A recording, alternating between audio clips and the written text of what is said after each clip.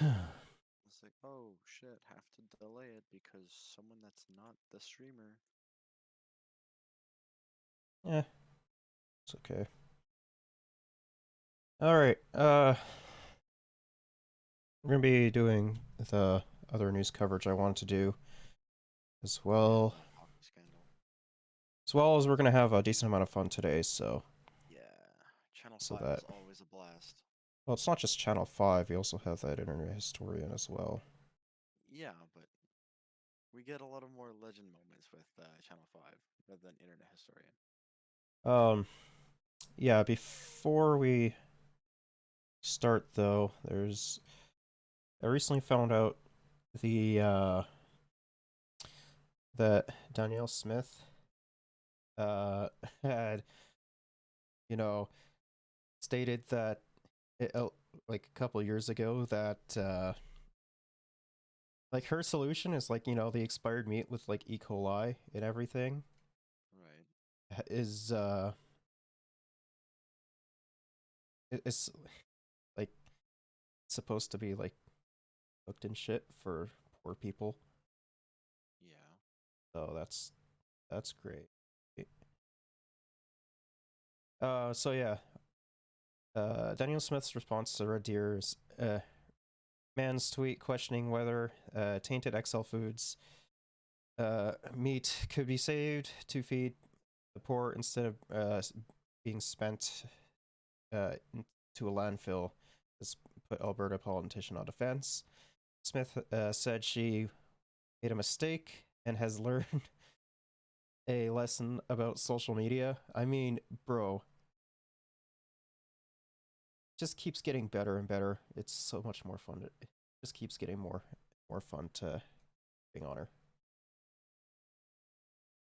That's that's great. Hundreds of tons of recalled beef were dumped in a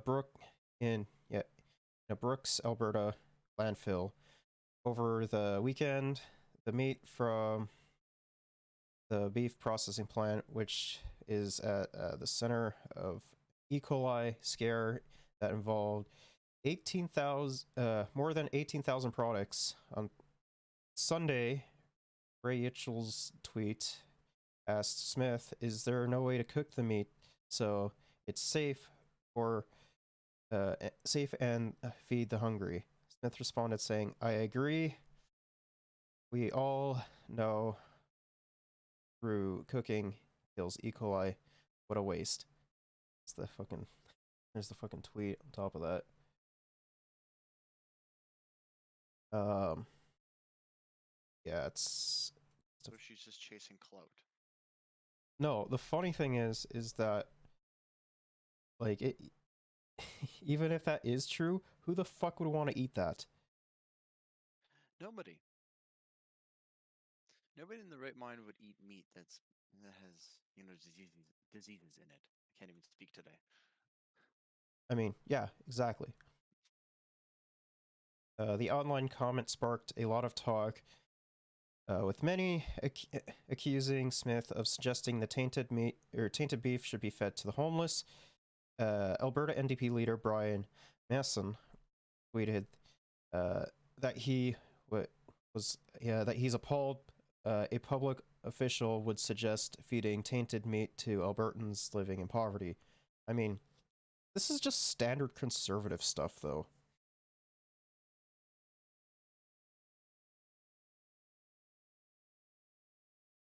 It's like, listen, if you wouldn't eat it, why would you feed it to somebody else? Yeah, the general rule of thumb is, if you don't want to eat if you don't want to eat something because it's like tainted or something like that, then don't expect others to. Exactly. It's like, oh, I have this poisoned potato. I would not eat this. Here, person living in a shittier position than I am, take this poisonous potato. It's like, why? He's not gonna eat it. Why would you? It's poisonous. Yeah. Smith told CBC News that isn't what she meant. Uh, that's what he said. Smith said, referring to Yishel's tweet, which I mean, come on, bro. That's super fucking lame. That's what he said. And like you literally just you literally just said I agree that cooking that we all know cooking kills E. coli. What a waste. Replying and then literally asking if there's no safe way to fucking cook it and eat it. Like, come on, bro.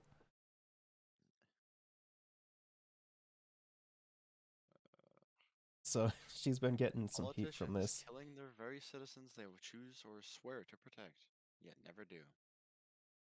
I mean, we've already discussed that fucking Danielle Smith is dog shit. Yeah, we did. My comments were focused on whether or not you could actually kill this bacteria by cooking it properly, and whether that was sufficient. But we have to defer to the Canadian Food Inspection Agency. Uh, they're the regulator. They made the decision that you couldn't safely do that, so they did not clarify or certify the beef. I mean, that's just common practices, though. Yeah, it's like, oh shit, it's expired. It's Well, got E. no, coli. Let's throw it out. well, no, it would be tainted, and like the thing Yeah, is that if it's fucking tainted, like it's automatically rejected. yep. Like you can't pass that shit. Like we have high food standards in Canada for a reason. Exactly. Because if it doesn't meet regulation, it's automatically rejected.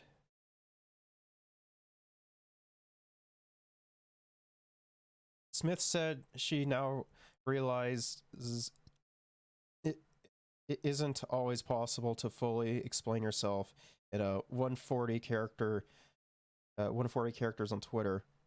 Like, what? She didn't even use 140 characters, though. She didn't. Listen, I have big walls of text And for like, my stuff and like whenever I reply to stuff. the funny thing is that's not even a problem. You can like add There's like twitlongers. yeah, well, not just twitlongers, but like a lot of other people do this as well.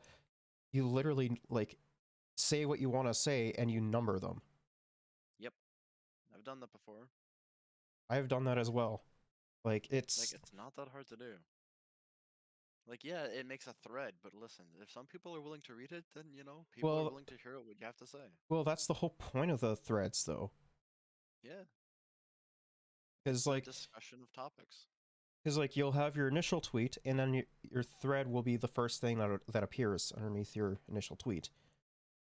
Yep. She said I mean, is I have seen it. Oh, go ahead. she said as a disappointment, the meat cannot be salvaged, and would purchase recall meat if it were approved for sale. Which no, it's not going to be. Why would it? Looks Listen, like they didn't even ship it to stores. Why would they approve it for sale? Like, get it through your thick skull. bro, she's conservative. She's really dumb. Looks Is she like denser than Knuckles? probably. Damn. Looks like the CFIA is making a different decision, and that's how it goes.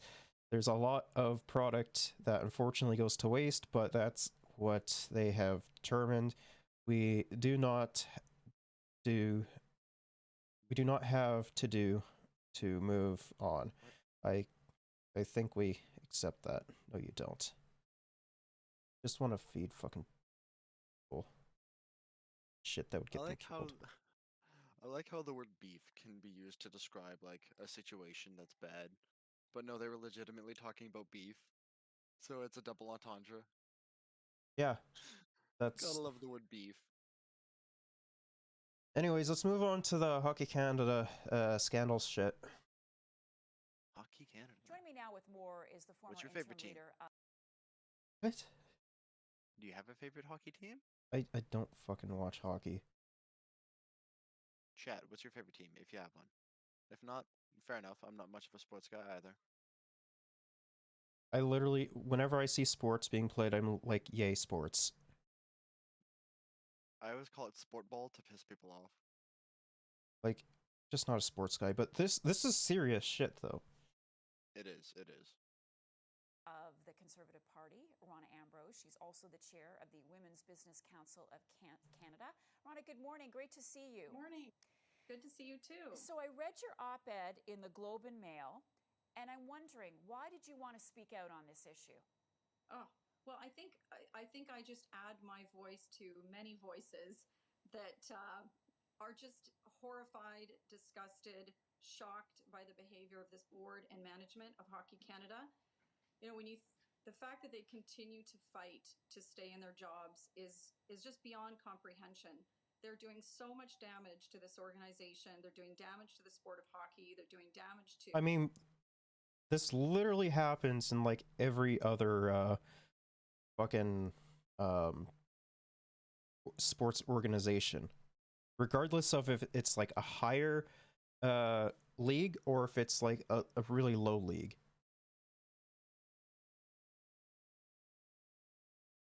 Like it doesn't matter what league they're part of. It happens across the fucking board.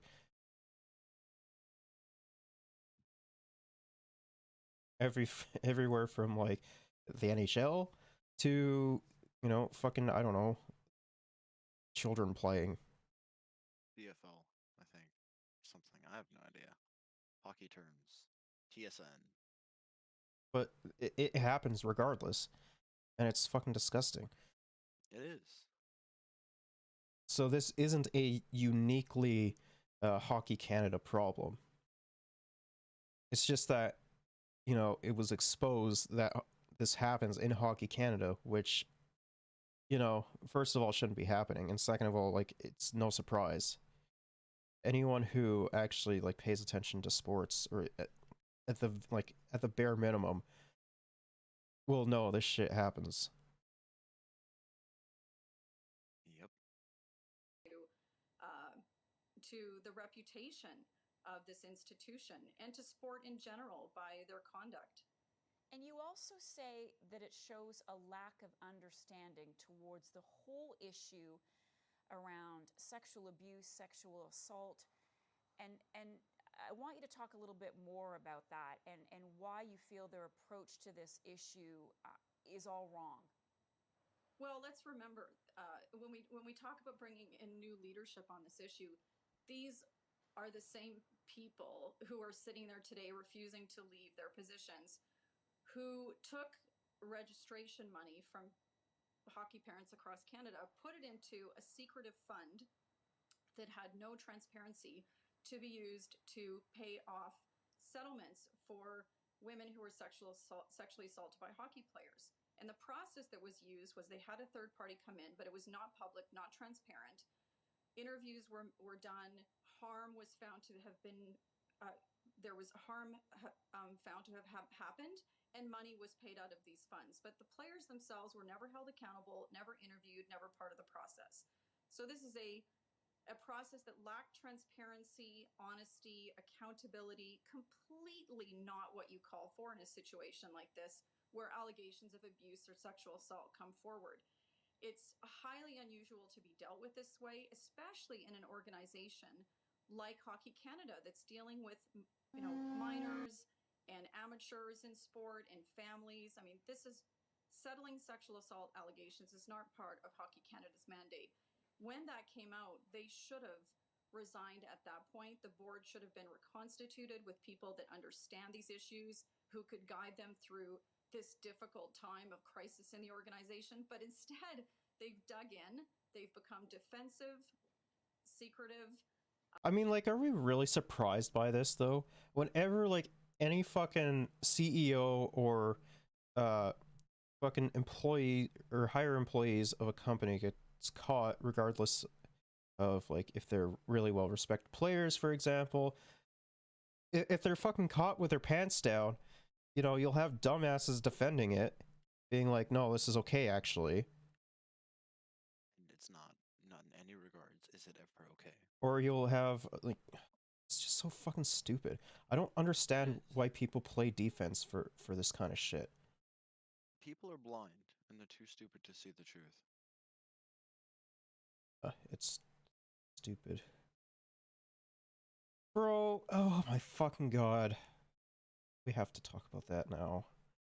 God damn it. Something new just pop up. Yeah, we'll get into that. It's actually shocking. So I don't know who else needs to weigh in. The Prime Minister has weighed in. Yep. They've lost most of their sponsorship and they continue to be defensive. But this is the same group that set up this secretive fund, and they continue to defend their actions. And at the end of the day, their job is to also protect the reputation of this organization. And so the right thing to do would be for them to step down and be replaced by people that can handle these issues. They're very complex issues. Handle the transformation that needs to happen in the organization. Rhonda, what do you make of what's been happening in Ottawa? Did you agree? Because we seem to see solidarity with all parties now. We've got the Prime Minister yesterday, as you pointed out, saying it should be essentially dismantled, that maybe there should be a new organization created. What do you think of what's happening? I mean, you don't necessarily have to get rid of the fucking current organization. You just need to, actually do something about it. Exactly. Change it. And instead of like sweeping shit under the rug. I don't understand. Because even if you start a new organization, the same shit is going to happen. Exactly. Like, It's like if you build a house with faulty wiring and the house burns down. Yet you don't change the wiring the next time you build the house and the same thing happens. It burns down. It's like you've learned nothing. fuck. Oh my god. Just change it. With the questions that are being put towards or that are being asked in that committee, what do you make of it? Well, I think Hockey Canada's leadership has done a terrible job representing any type of transformation that they think that they can they can affect. It's really time for them to go. I don't think you have to dismantle the organization, but that's where we're at because these people will not let go of the privilege and power of these positions. And they have to. If they want to do what's right by the organization and the sport, they have got to let go, but they refuse to. So now we're thinking about creating an entire new organization. I don't think we have to do that. I think we need to bring in the right people to create confidence in the institution. Again, institutions can be reformed, but you have to have the right people leading them. And these are not the right people. The same What a fucking people lib that take. are sitting around that table are the people that thought it was okay to create a secretive fund that no one knew about from hockey registrations to pay off women who were sexually assaulted by hockey players. That's not the way you handle these type of issues. So they did wrong right from the beginning. Now that we know that, and now that they understand, I hope they understand they handled that completely inappropriately. They should have resigned then, but they just continue to defend their actions. So my hope is that now with all of this pressure, they will find the board will appoint a new chair that has expertise, can help bring in a new board, and then the board can replace the management with the right type of people to guide the organization through an action plan or whatever it is that needs to happen to create the kind of transformation and accountability and transparency around these kinds of issues. Okay. But still, it's still pretty fucked up regardless. Yep. Oh, bro, we have to watch that. Along with talk of great plays, there's also talk about Hockey Canada's future at local rinks right now. I think a new name, a whole new regime, everything, right? I think they should just get rid of the whole thing altogether, really. It's definitely going to end up having to be a mentality and a change, and I think that comes with more than just one person. He's talking about interim Hockey Canada board chair Andrea Skinner. She resigned this weekend after controversial testimony. Our board, frankly, does not share the view that senior leadership should be replaced on the Skinner was basis of speaking at a weak parliamentary constituencies. committee meeting over Hockey Canada's handling of sexual assault allegations and funds used to settle them. To scapegoat hockey as a centerpiece for toxic culture is, in my opinion, counterproductive. A view not shared by many. That's just another example of the old guard thinking that they own our game and they control everything that happens in our sport. Former NHLer Akeem Aliou says Skinner's resignation barely begins to deal with the changes needed. And until we can get new blood, I mean, it doesn't. It really doesn't. Right. You have to tackle the actual problem. Like, if you don't tackle the root cause of the problem, it's not going to solve anything. It will just happen again. Exactly. You must treat the cause, not the symptoms. If you have a cold, you don't just treat the fact that you have a sore throat, or you don't just put a mask on because you're sneezing. You solve the other problem. Bro, tell Like, that to use the some soap, tell that put a to the mask on. hogs. Tell that to the hogs. Like, literally. some innovative thinking and just a new perspective of where the game should go, and just to get with the times of what's going on in 2022, we're not going to be able to see any tangible change. This is now the second board chair they've lost in 2 months, and the executive leadership team remains intact. There are renewed calls for President and CEO Scott Smith, who took over in July, but has been a leader in the organization in different capacities for decades, to testify again before the House of Commons committee, as sponsors have fled and local hockey organizations examine. I mean, even though sponsors have fled, that doesn't mean shit. They're still going to be coming back. Because they just want to negotiate, like, a smaller fucking, like, amount that they have to contribute. Yep. Like, it's nothing new. The next steps. We have to acknowledge, though, that there has been an undercurrent that has existed in the dark corners of our sport. The entire country is just now finally talking about the unspoken. Susie, Hockey Canada was supposed to elect a new board next month, but that's changed. Yes, that has now been delayed until December 17th, and that's to allow the review of a report by the retired Supreme Court Justice Thomas Cromwell. He's looking into the governance structure of Hockey Canada, and that will allow them to potentially implement any changes he might recommend. Meanwhile, pressure is mounting on the organization as the premiers of New Brunswick and Nova Scotia say they want to see significant changes before they host the next World Junior Tournament. Ian? Thanks, Susie. All right, there is a very real and deep-seated cultural problem within hockey. I walked away from a sport that was going to pay me well into adulthood because of how disgusting it made me feel. Anyone who's trying to say that this is not a hockey culture, well, you're partly right, because it's not just hockey culture, it's sports culture. I'm actively looking to the minor hockey program to be a leader in a culture change. Concern and anger over the recent sexual assault allegations against junior hockey players and their subsequent handling by Hockey Canada. Today, Nike became the latest in a long line of corporate sponsors to cut ties with the organization. While Hockey Canada is dealing with a crisis, there are wider questions. Is hockey culture toxic, and what does that mean? Short answer, yes. It is. Yes, of course. Because, I mean, if they're allowing players and coaches and shit and other shit to get away with this, then yes, it is toxic. And the fact that it's been going on for so long is also, I mean, there's a very good chance that it possibly even started at its conception. Right.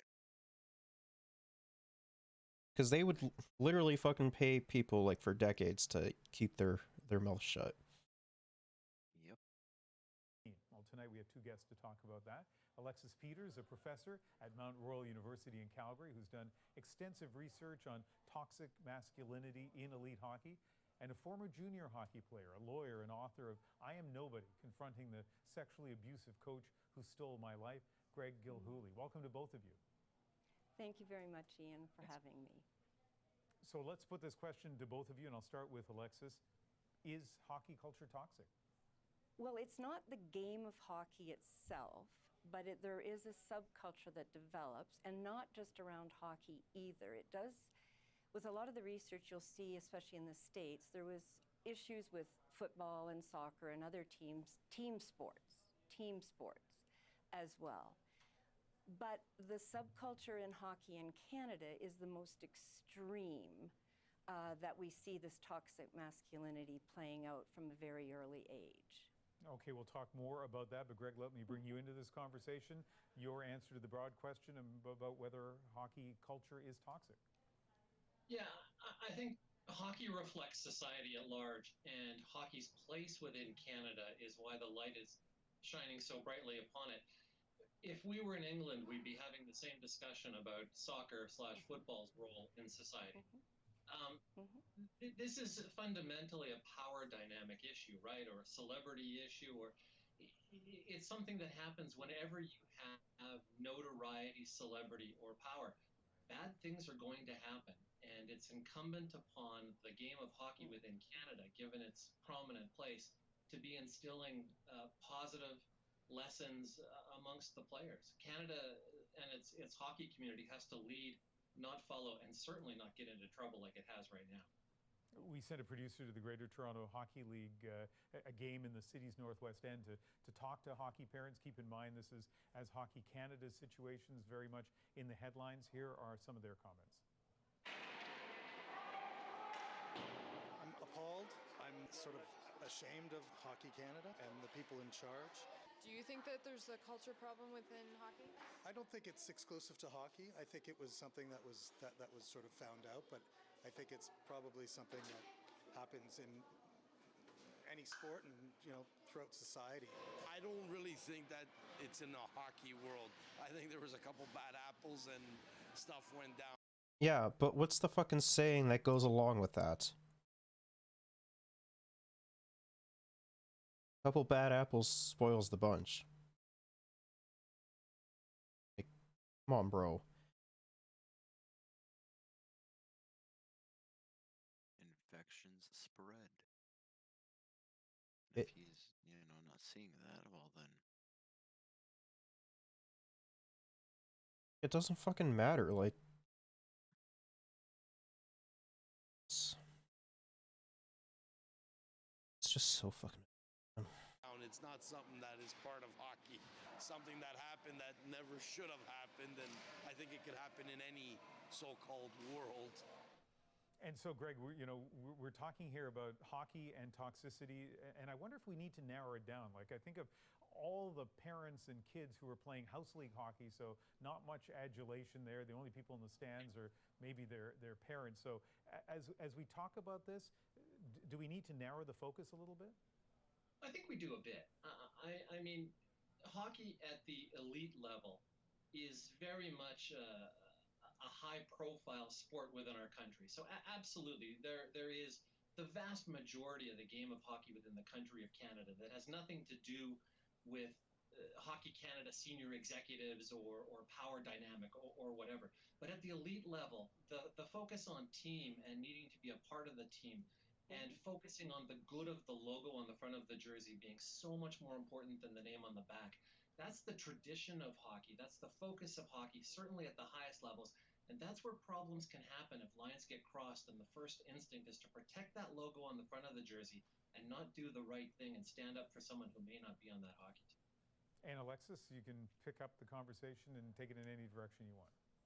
Well, thank you, Ian. And to some degree, a lot of what Greg is saying I would agree with.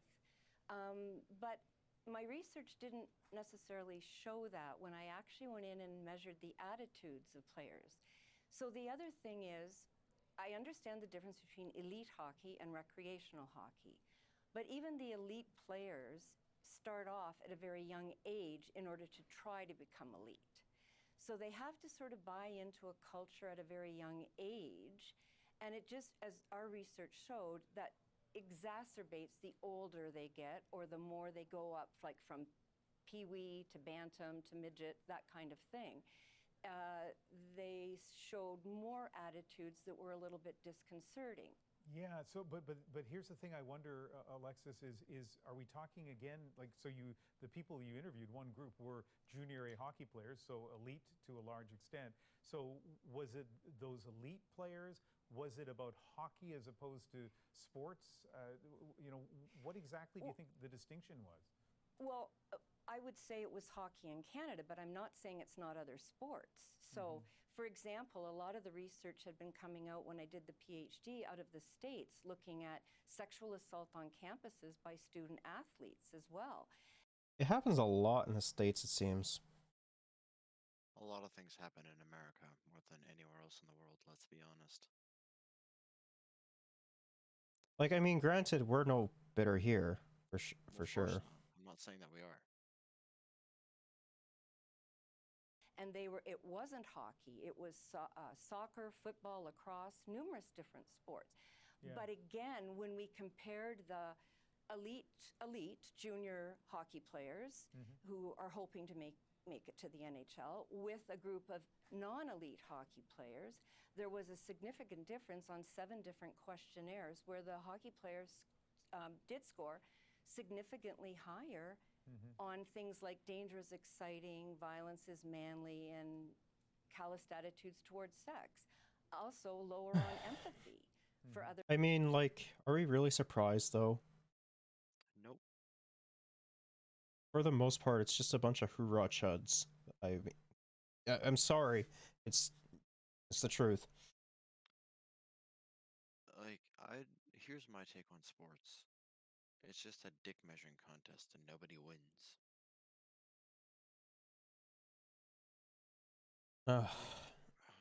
Like, why do so many people care? I mean, I get it. It's a way to keep active and fit. You know what? Good for you.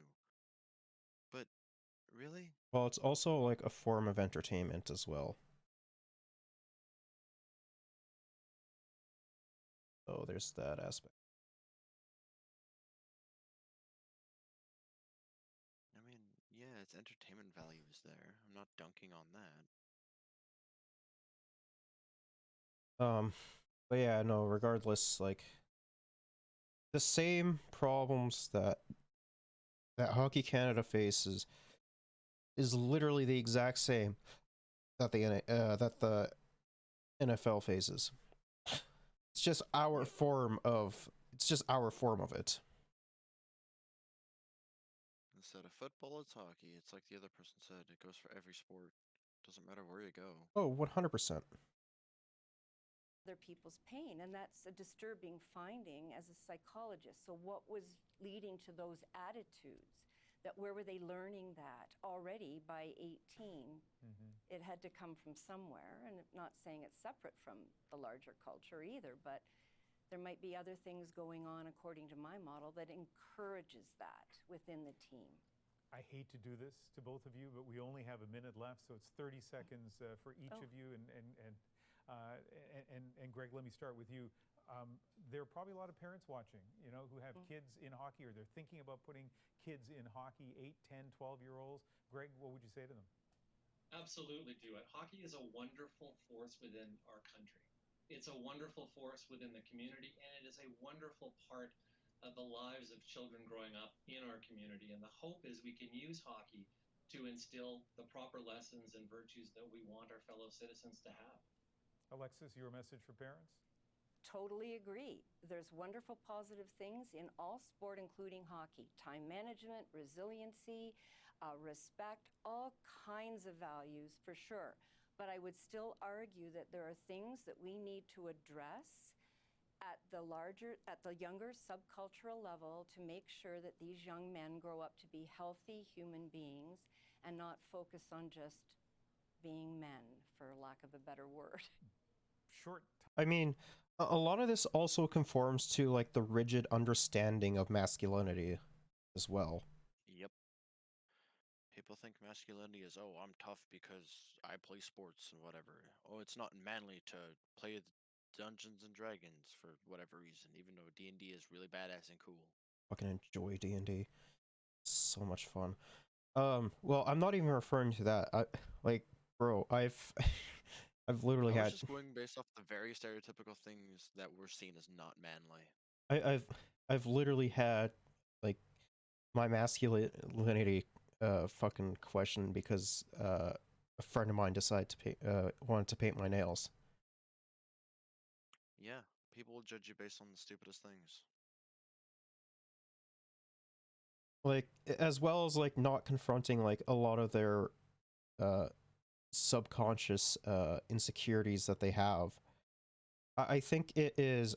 I actually believe personally it is more masculine to acknowledge that, or acknowledge those subconscious insecurities and address them, and be open and talk about them.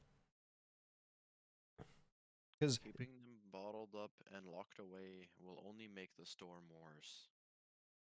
like you're always You're told, bound to explode. yeah, you're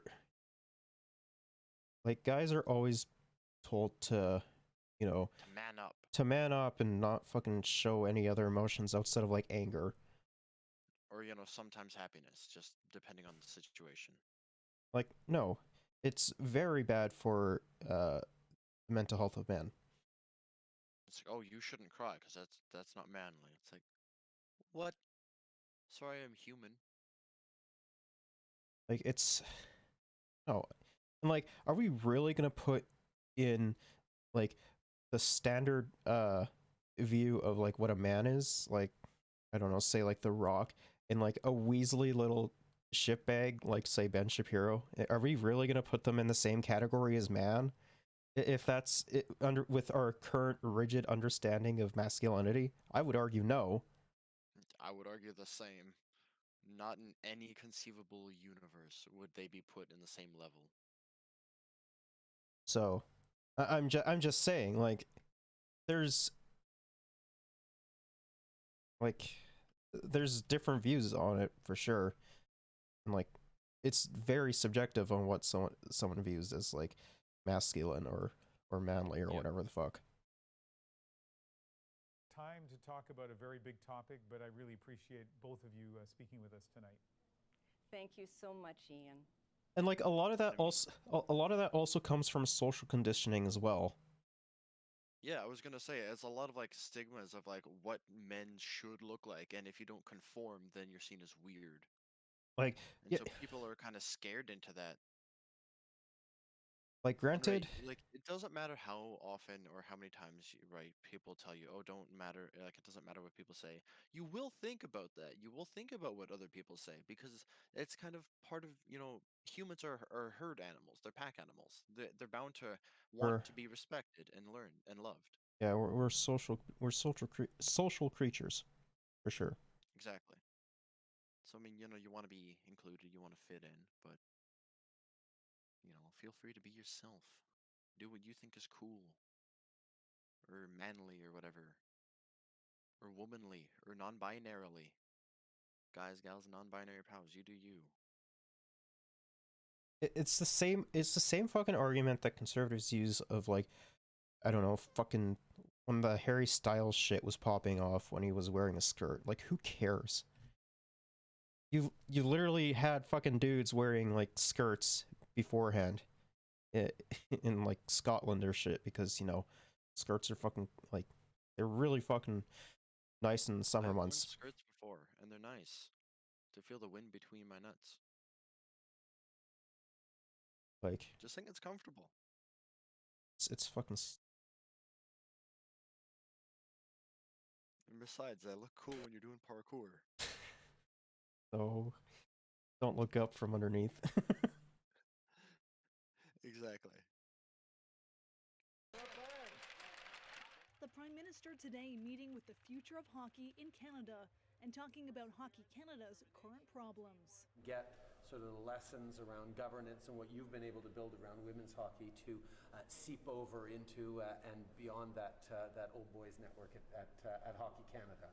CBC News has exclusive new details from a preliminary report commissioned by Hockey Canada.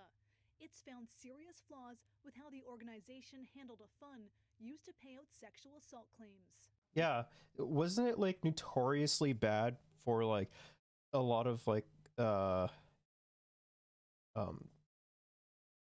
lot of the revenue actually went into, say, paying off these sexual assault claims, if I remember correctly? Yes. A lot of revenue went into paying off these claims. So like yeah, it's just fucking stupid. Disgusting. We didn't want to litigate this. Hockey Canada's now ousted CEO faced outrage from hockey parents over using a reserve fund to settle a $3.5 million lawsuit. that alleged 8 hockey players, including members of the 2018 World Also, wasn't like there a massive problem with like gang rape in Hockey Canada as well? Yes. Because I remember reading that somewhere. There's a real big problem with that. Yeah, it's fucking wild.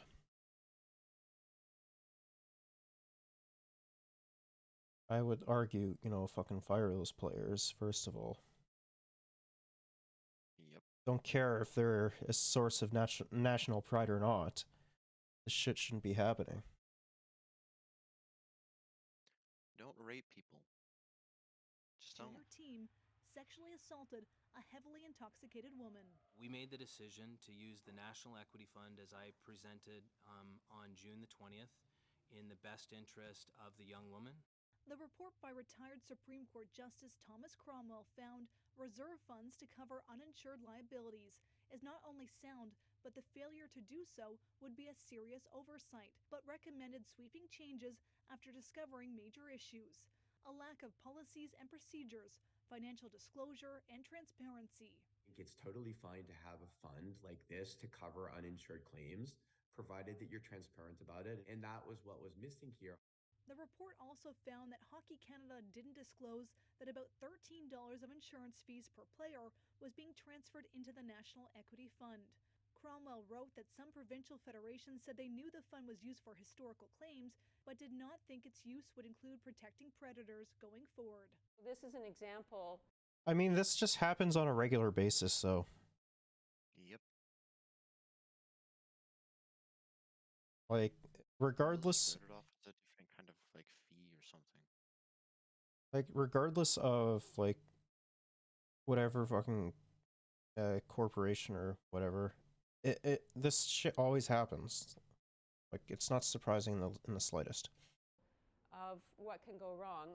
Liz Watson helps companies find board members and teaches them about good governance. In this case, there really were no rules, and it was a way to ensure that athletes were protected and without regard for the overall sense of values that the organization should stand for. So, Ashley, what else stood out to you from this report? Well, Adrian, that Hockey Canada broke disclosure rules. It's supposed to notify its provincial federations that any time it uses the fund to pay out more than $500,000 for a settlement or claim. But Cromwell found that 6 times since 1999 that it did not. And as for that report, What the fuck? 6 times? Bro. That's not okay. No. Since 1999? Jeez. Expecting will be made public, but it's not clear when.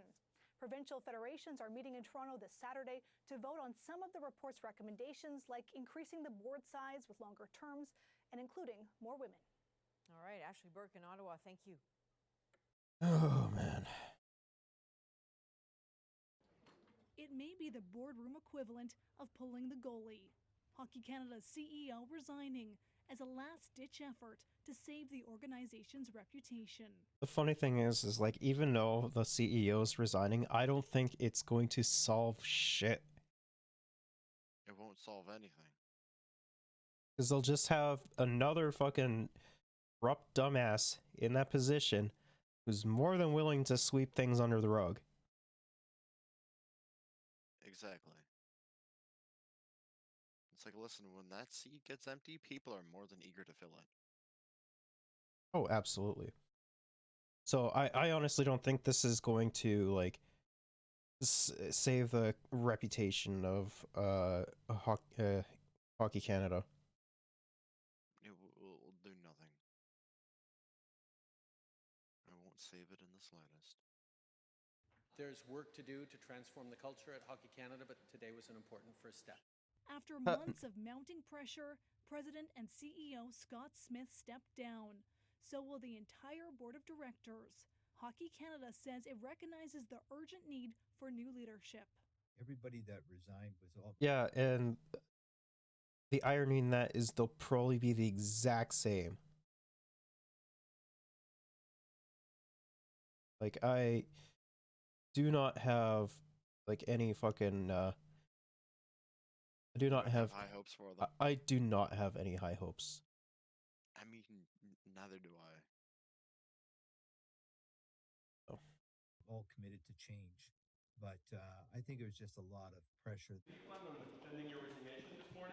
A parliamentary committee has been investigating Hockey Canada's handling of group sexual assault allegations, and a fund made up in part of players' registration fees to settle cases. Will the lights stay on the rink? I don't know. But the organization took its hardest hit after the board's interim chair defended leadership and described Hockey Canada as the victim. Or to scapegoat hockey. Wait, how the fuck is Hockey Canada the victim in this instance? Well, let's The hear her only out and see what kind of bullshit she's spewing. The only victims in this circumstance are those that were sexually assaulted. I don't give a shit about how the fuck Hockey Canada looks at like after this or during this. They're fine. The only people that are like that would be considered the victims here are those that were sexually assaulted. Like, what? Why the fuck are you trying to spin it and be like, oh no, Hockey Canada's the victims here? No, they're not. They knew the shit was going on. Oh, 100%. Like, you guys knew the shit was going on. You refused to do anything about it.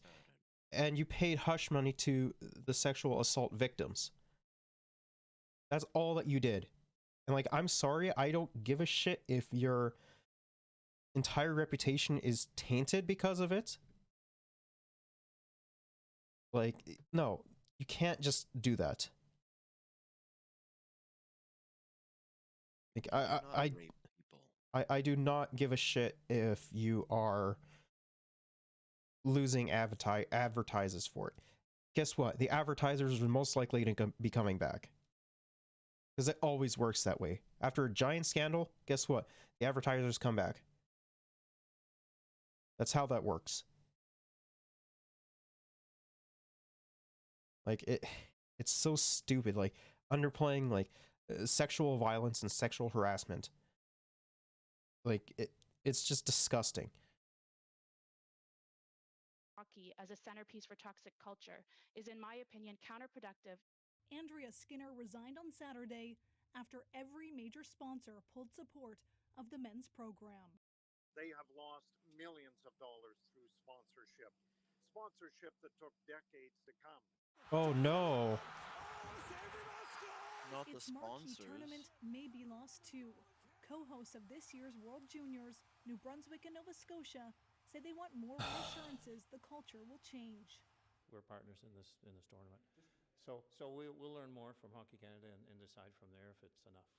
A concern shared by the federal sports minister, who also wants meaningful action. To implement culture change and fight sexual violence in the organization. But some in the hockey world don't see the resignations as the solution. I don't think it specifically fixes the problem. I think that it might provide some outside and a new perspective from people coming in from the board. It depends on who puts their names forward. Okay, so Ashley, walk us through what we know about when this new leadership team will be in place. Well, Adrian, Hockey Canada was already going to have an election for its board of directors this fall. That's now been moved to mid-December, and every member of the board has promised that they won't run for re-election. So that means that all 9 positions will be open. And we've heard that during the last election, more than 200 names were put forward. So it'll be interesting to see how many raise their hands this time in light of all of this public controversy. No kidding. Ashley Burke in Ottawa, thank you. Okay, let's talk a little bit more about it. Ex-Supreme Court Justice says Hockey Canada's handling of fund used to pay sexual assault claims was flawed. And a report commissioned by Hockey Canada says that a controversial reserve fund it used for settle a multi-million-dollar lawsuit alleging a 2018 group sexual assault involving World Junior players was necessary because there were serious problems with how that fund was being administrated, as CBC News has learned. CBC News has viewed the verified parts of a 100-page plus parliamentary report written by retired Supreme Court Justice Thomas Cromwell that recommends sweeping changes.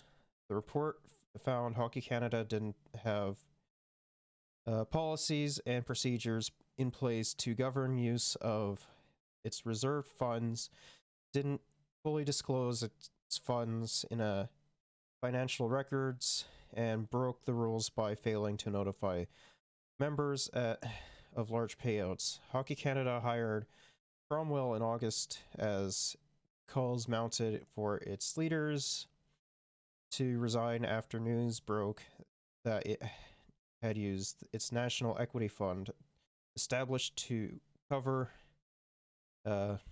uninsured or underinsured claims, to settle sexual misconduct claims. What kind of like forehead? It's not even a forehead. That's like a 10 head that guy has. Jeez, you could land that plane. You know, you could land a plane on that thing. It's probably an aircraft carrier or something. This is Thomas Cromwell. He needs to do something about that. His head just looks very tall. He is an oval. The hockey organization has been under intense public scrutiny since May after a woman filed a $3.5 million lawsuit alleging 8 hockey players, some of them members of the 2018 World Junior Hockey Team, sexually assaulted her. Her parents were outraged to learn that Hockey Canada used the National Equity Fund, made up in part by their registration fees, to pay for the settlement in the case and others. It was later disclosed in parliamentary testimony that another $7.6 million has been withdrawn from the fund since 1989 for the alleged sexual abuse settlements. Protecting predators. Cromwell reviewed Hockey Canada's governance structure and found that while some provincial federations knew that National Equity Fund responded to historical claims, those members said that they did not think use would include protecting predators going forward. Hockey Canada is required to report to its members when new settlements, claims, or judgments may cost more than $500,000, but Cromwell found the hockey organization has at times failed to notify members. Cromwell identified 6 cases since 1999 involving settlements exceeding $500,000 that should have been disclosed. That did not happen, the report says. A review of members' meetings summaries over the period indicates that members did not receive formal notice of these matters, Cromwell's report said. However, Hockey Canada has advised that all of these discussions would occur in camera and they did not keep minutes on those in. Whoa, hold on. Come on, you can read. I know, give me a sec. There's just a weird sentence structure here. However, Hockey Canada has advised that all of these discussions would occur in camera and that they did not keep minutes of those in camera portions of the meeting. There.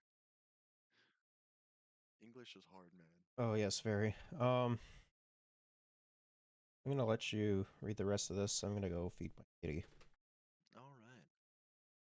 Hockey Canada has announced its entire board of directors and CEO Scott Smith has left the organization, confronts widespread criticism over how it's handled an alleged group sexual assault involving members of the 2018 men's national junior team. Cromwell concluded that having the National Equity Fund to address uninsured and underinsured liabilities is not only sound, the failure to do so would be a serious oversight. It is appropriate to use National Equity Fund funds to address potential uninsured. Well, that's. No, it's not the same. Never mind. I thought we had read this before. Yeah, no, it's been addressed to potential uninsured and underinsured liabilities for Hockey Canada and/or any participant for whose benefit the reserve is maintained, the report said. Cromwell still made a series of recommendations. more than half of players' fees go to National Equity Fund. Cromwell reported that Hockey Canada's website and information given directly to parents didn't reveal how much money from players' annual registration fee is being set aside to fund uninsured claims. Cromwell found that out of the $20.80 insurance fee players were expected to pay annually, more than half, or $13.65, goes to the National Equity Fund. He said participants need to know that. And they do, because you need to know where your money's going. But still, half of that? Jeez. Hockey Canada has not directly advised participants about the $13.65 deposited into the National Equity Fund every year to pay premiums, deductibles, and to cover uninsured losses, Cromwell wrote. But still, if your insurance fee is $20.80, half of that is going to paying people off,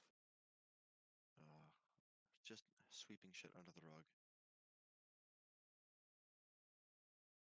It's sickening. It really is.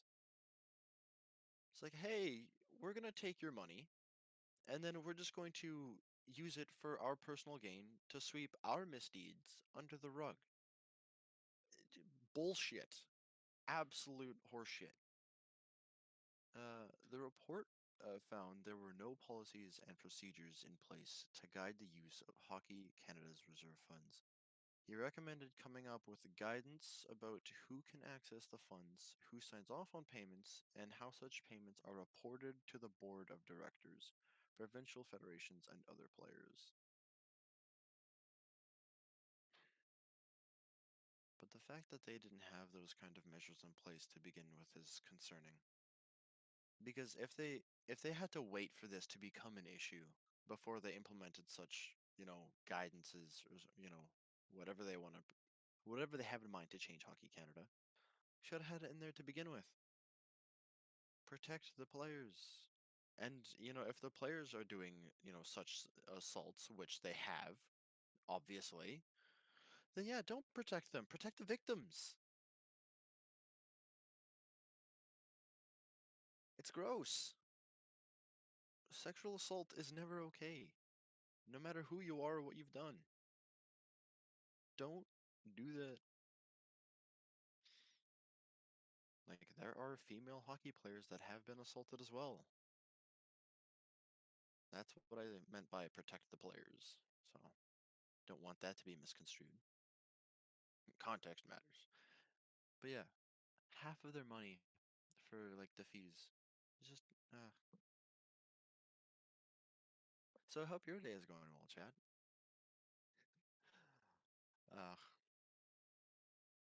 My hand is slowly getting better, and we should be able to start a way out again, because I found a way to game. So we're going to see where Vincent and, I'm going to be honest, I forgot the other guy's name, Leo? We're going to see where they take us next. I know we had a sick game of horseshoes last time, so we're jamming out on the piano, on the banjo. Escape prison. Man, it was a good time. First chapter.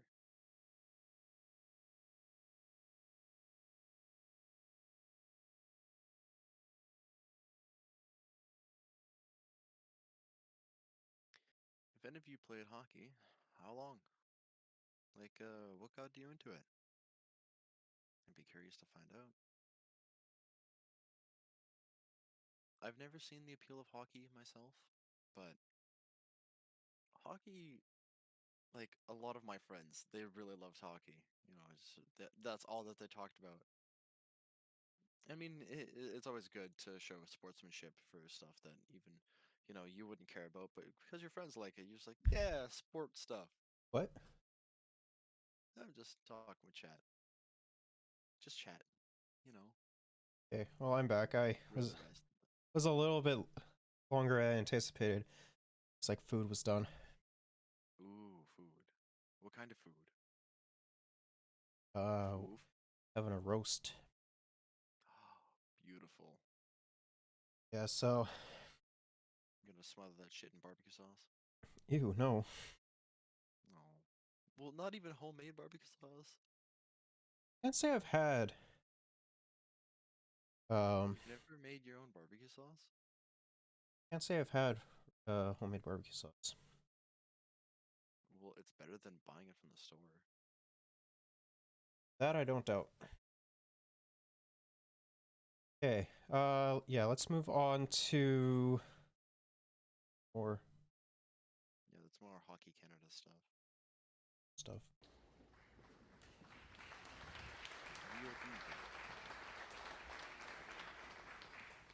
Merci beaucoup. On va commencer la période de questions pour 20 minutes. CP? Hi, Morgan Lowry, Canadian Press. In the wake of the resignation of Hockey Canada's CEO and Board of Directors today, I was wondering if you could say what, in your opinion, does Hockey Canada need to do to regain your trust and that of Canadians? Well, I think seeing the entire board and the CEO step down is an important step forward, but there's a culture to change. There is an awful lot of work to ensure that the structures and systems that Hockey Canada has in place protects employees, protects Canadians, protects our kids as they play hockey. There's work to do to transform the culture at Hockey Canada, but today was an important first step. Je pense que c'est une bonne première étape aujourd'hui, mais nous savons qu'il y a un changement de culture qui doit se faire à Hockey Canada. Il va y avoir beaucoup de travail à faire par l'organisation dans les semaines et les mois à venir pour regagner la confiance des Canadiens, surtout des parents canadiens. Prochaine question. Bonjour, Jacques Bissonnet, Radio-Canada. Bonjour, M. Trudeau. À propos de Hockey Canada, justement, les têtes tombent. Est-ce qu'on peut dire qu'il était temps? Ça a pris du temps. Oui, ça a pris du temps, ça a pris trop de temps, mais je pense que c'est une réflexion qu'il y a une culture à l'intérieur de cette organisation qui ne comprenait pas à quel point c'était grave. Évidemment, c'est une bonne première étape que les hauts placés se retirent, mais ça prend du travail pour transformer la culture, mais aussi regagner la confiance des Canadiens, surtout des parents canadiens. Maintenant, une question sur l'Ukraine. Vous avez sévèrement dénoncé les Russes actuellement. Il y a le président Zelensky qui s'adresse à la communauté internationale pour demander plus d'aide. Est-ce que d'aide financière, d'aide militaire, j'imagine aussi. Est-ce que le Canada peut en faire plus? On en fait beaucoup, mais est-ce qu'on peut en faire plus? Oui, on peut en faire plus et on va en faire plus. C'est ce que j'ai dit à Volodymyr Zelensky hier quand je lui ai parlé. C'est ce qu'on a répété ce matin dans l'appel qu'on a eu avec lui des dirigeants du G7. On s'est tous mis d'accord qu'effectivement, il faut continuer de le faire. On reconnaît à quel point le courage et la force des Ukrainiens arrivent à repousser l'envahisseur russe pour défendre leur territoire, mais aussi pour... I love how fucking Trudeau's pressing this. How is he addressing it? Sorry, I'm not cultured enough to understand the French language.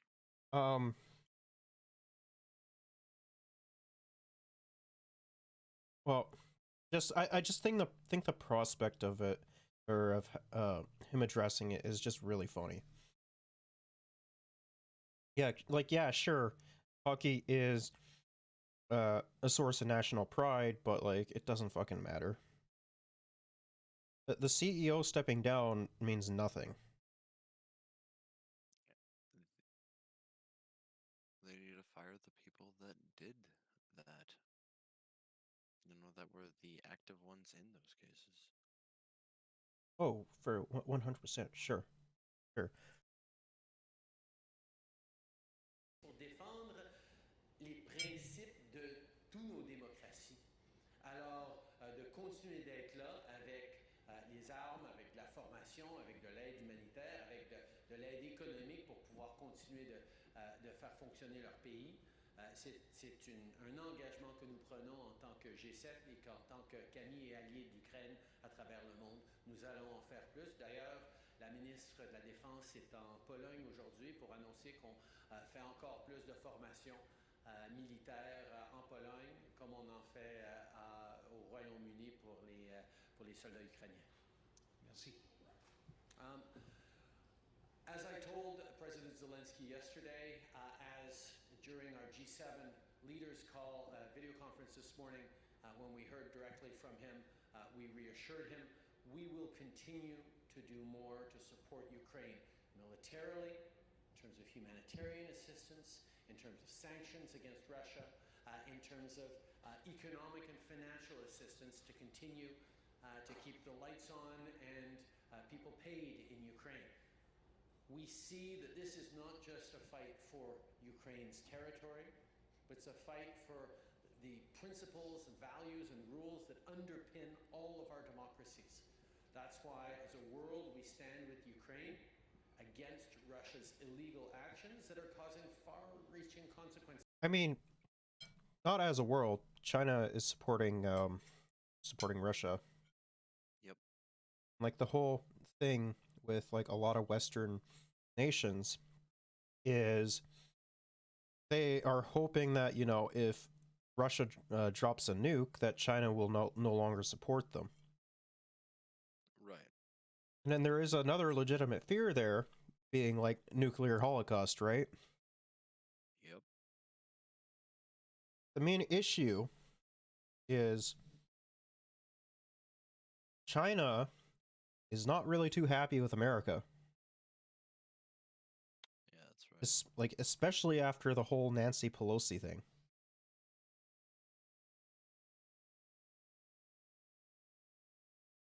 Like, it's like America is intentionally trying to piss off China. Well, America has done a lot to piss off a lot of people.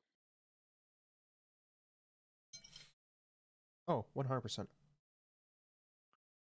So to say it would be deserved, yeah, that applies. But like, to be honest with you, I don't think that China will cease to support Russia in the Russia-Ukraine incident.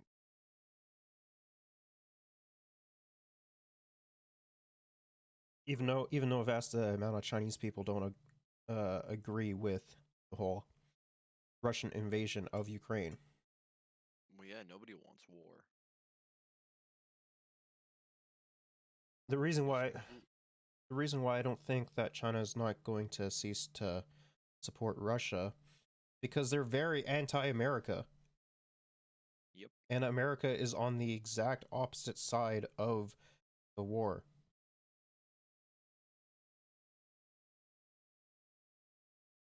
This is beyond just Ukraine. In a global food crisis, in a global energy crisis, contributing to inflation, contributing to the challenges families are facing. Despite that, you know, Canada has actually done fairly good in comparison to other developed nations when it came to inflation. Yes, they did. But when it comes to, like, it's still a massive fucking problem here, don't get me wrong. Yeah, of course it's a problem. But on the other hand, like, you know, the energy crisis and the fucking increase on groceries is not going to solve itself. Nope. That shit takes time. It also takes work, effort. Well, what would actually solve that is, for one, if they were to nationalize the entire, like, energy sector and have a fucking higher corporate tax on corporations, as well as, you know, making them or just in general a higher unionization rate and, you know, better labor laws. Canada definitely needs to improve its labor laws. I mean, shoot, just before. Well, a lot of the later with the Bayonetta voice actress. A lot of the labor laws in Canada are written by provinces.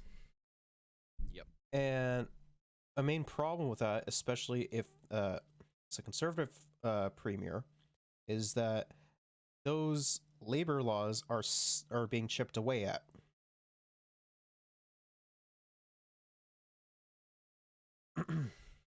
So that's a really big issue. Facing all around the globe, including here in Canada.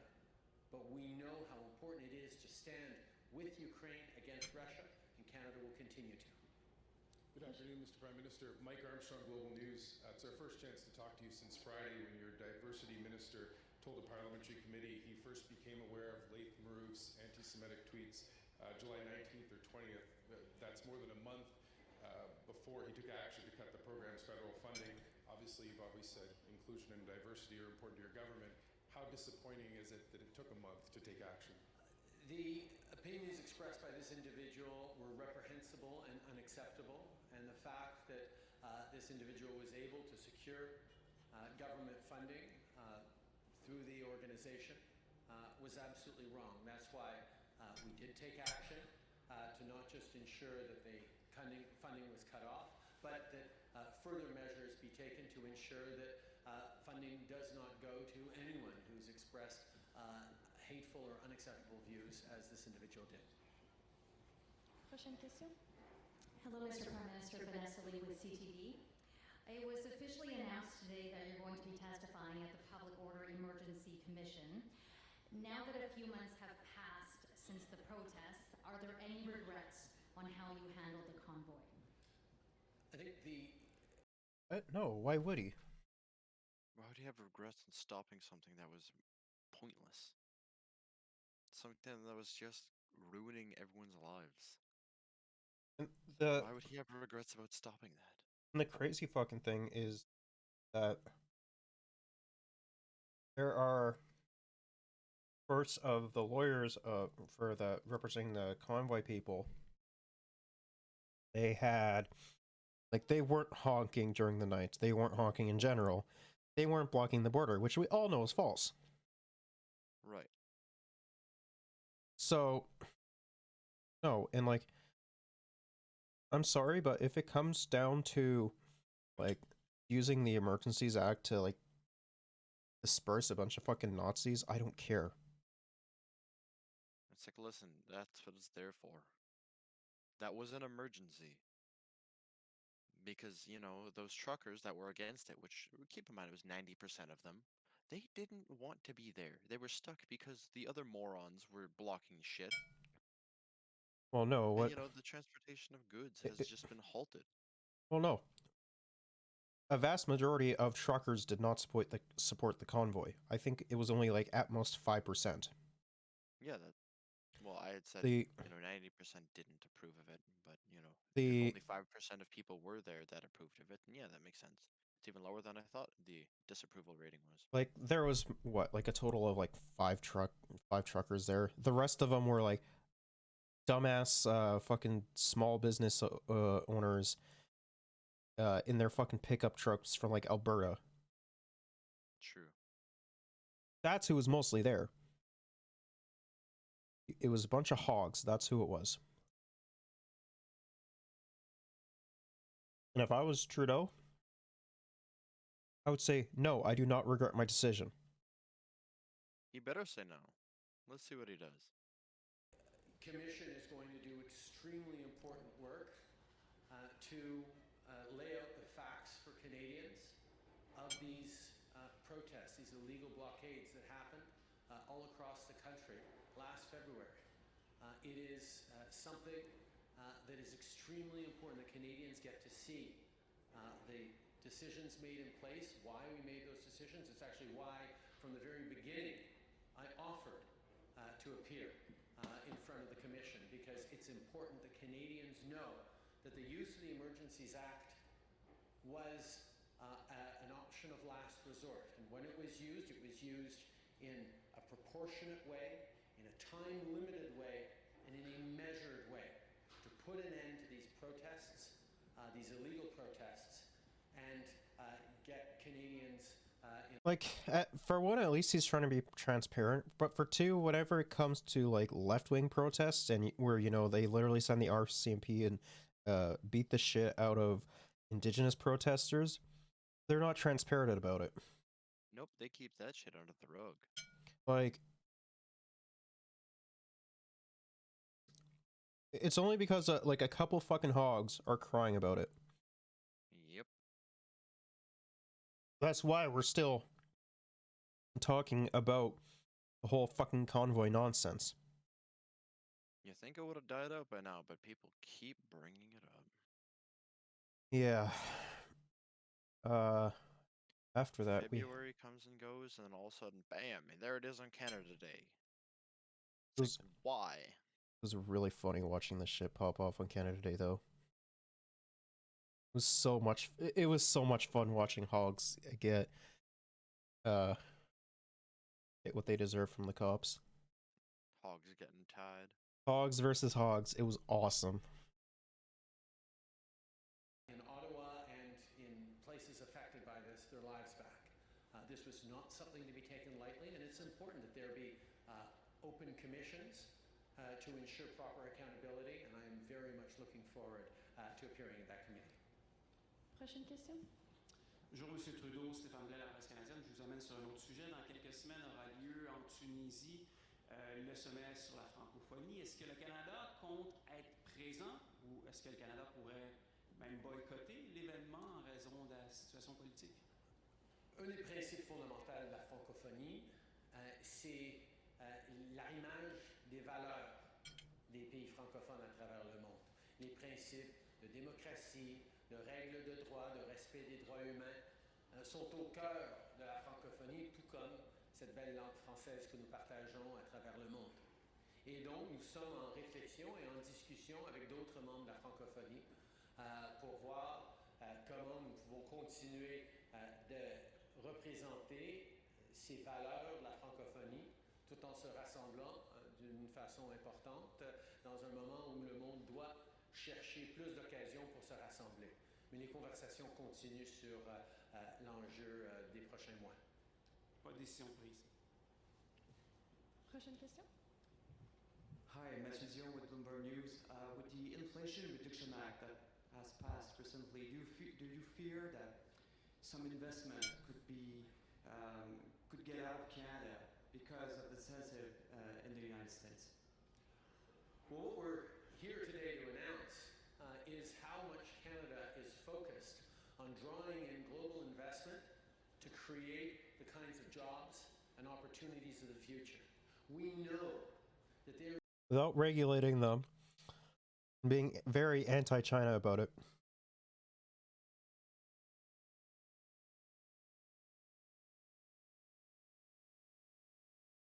That's what they're doing. There is an increasing need for critical minerals and for energy around the world over the coming decades, particularly trying to get off the reliance on countries like Russia and China that do not share our values. Wait, what? But the thing is you'll have to cooperate with China, though, because for one, they're going to be the new global superpower. It's estimated by 2030 they're going to be the new global superpower. Exactly. As well as, on top of that, if you want to transition off of fossil fuels, you're going to need things like cobalt. And guess what? China controls, I think it's like 7 to 10 mines in the DRC, or the Congo, for those who don't know. They control 7 to 10 mines in Congo, which is huge. And they're cobalt mines. So it doesn't matter, like, you're going to have to cooperate with China regardless. There are some things that your hand is forced to do. Unless we decide that we're going to be, doing fucking proxy wars with China, which would be idiotic. I mean, the whole wars thing is just ridiculous. Like, sorry, we gave, the West gave up the fucking cobalt or the cobalt mines in, what, I think like 2000 or something like that, or 2007 or something. They surrendered the cobalt mines to China. So, and China knew the, fucking necessity of cobalt on how useful it was for renewable energy. So, the thing is that regardless if you like China or not, you're still going to have to cooperate with them if you want to transition off of fossils. That do not share our high not share our high labor standards. China's labor standards are literally better than ours, They are. and Where did their fucking energy standards when it comes to, say, fossil fuels is significantly better than ours. It's like half of America's. Yep. Because, like, if I recall correctly, I think half of China's energy comes from green energy. Yeah, and we even did a broadcast on China's energy thing. How, you know, they had to revert back to using charcoal, like coal stuff. It was just a temporary thing. Yeah, I know, but it is something to make mention of. So, you know, that goes to show that they want to stay green. And it shows that, no, Canada, your And there's a standards desire for, by you know, consumers being around the world, and efficient and indeed green, or, you know, world-leading labor companies laws, like are Rio better than Tinto China's. to want to be on the side of the good guys in terms of protecting the planet, in terms of supporting workers, in terms of creating a better future. Except that, like, we've been very anti-worker. Because whenever fucking workers go on strike or want to unionize, the fucking cops are sent on them. Or they're fired. So, You know what? Fire your workforce. That won't solve your problem. so we're not very fucking pro-worker. We're not. Like, China is significantly more pro-worker than we are. And, like, we even fail, like, comparatively to Europe. Europe has a higher unionization rate, as well as significantly better benefits than we do. It's just that whenever we do, like, the bare fucking minimum for workers, it's seen as a giant fucking win because of America and how much brain rot they export here. Like, for us, it's the countries that literally exist are is America, us, Britain, sometimes, China, sometimes, and then, like, the countries we help bomb or help America bomb. That's it. Yep. Like, we don't look to other nations and see how better a lot of their systems are and how better they treat their workers. China has great infrastructure, great labor laws, great transport. Like, just take a look at their infrastructure and their stuff. Appreciate the beauty that is the technology that they have. And, you know, Like, we can't even get fucking high-speed rail here. Like, we are just above America when it comes to fucking development. We're literally lagging behind in fucking almost every aspect comparatively to the rest of the developed nation, or even like the G7, yep. excluding America.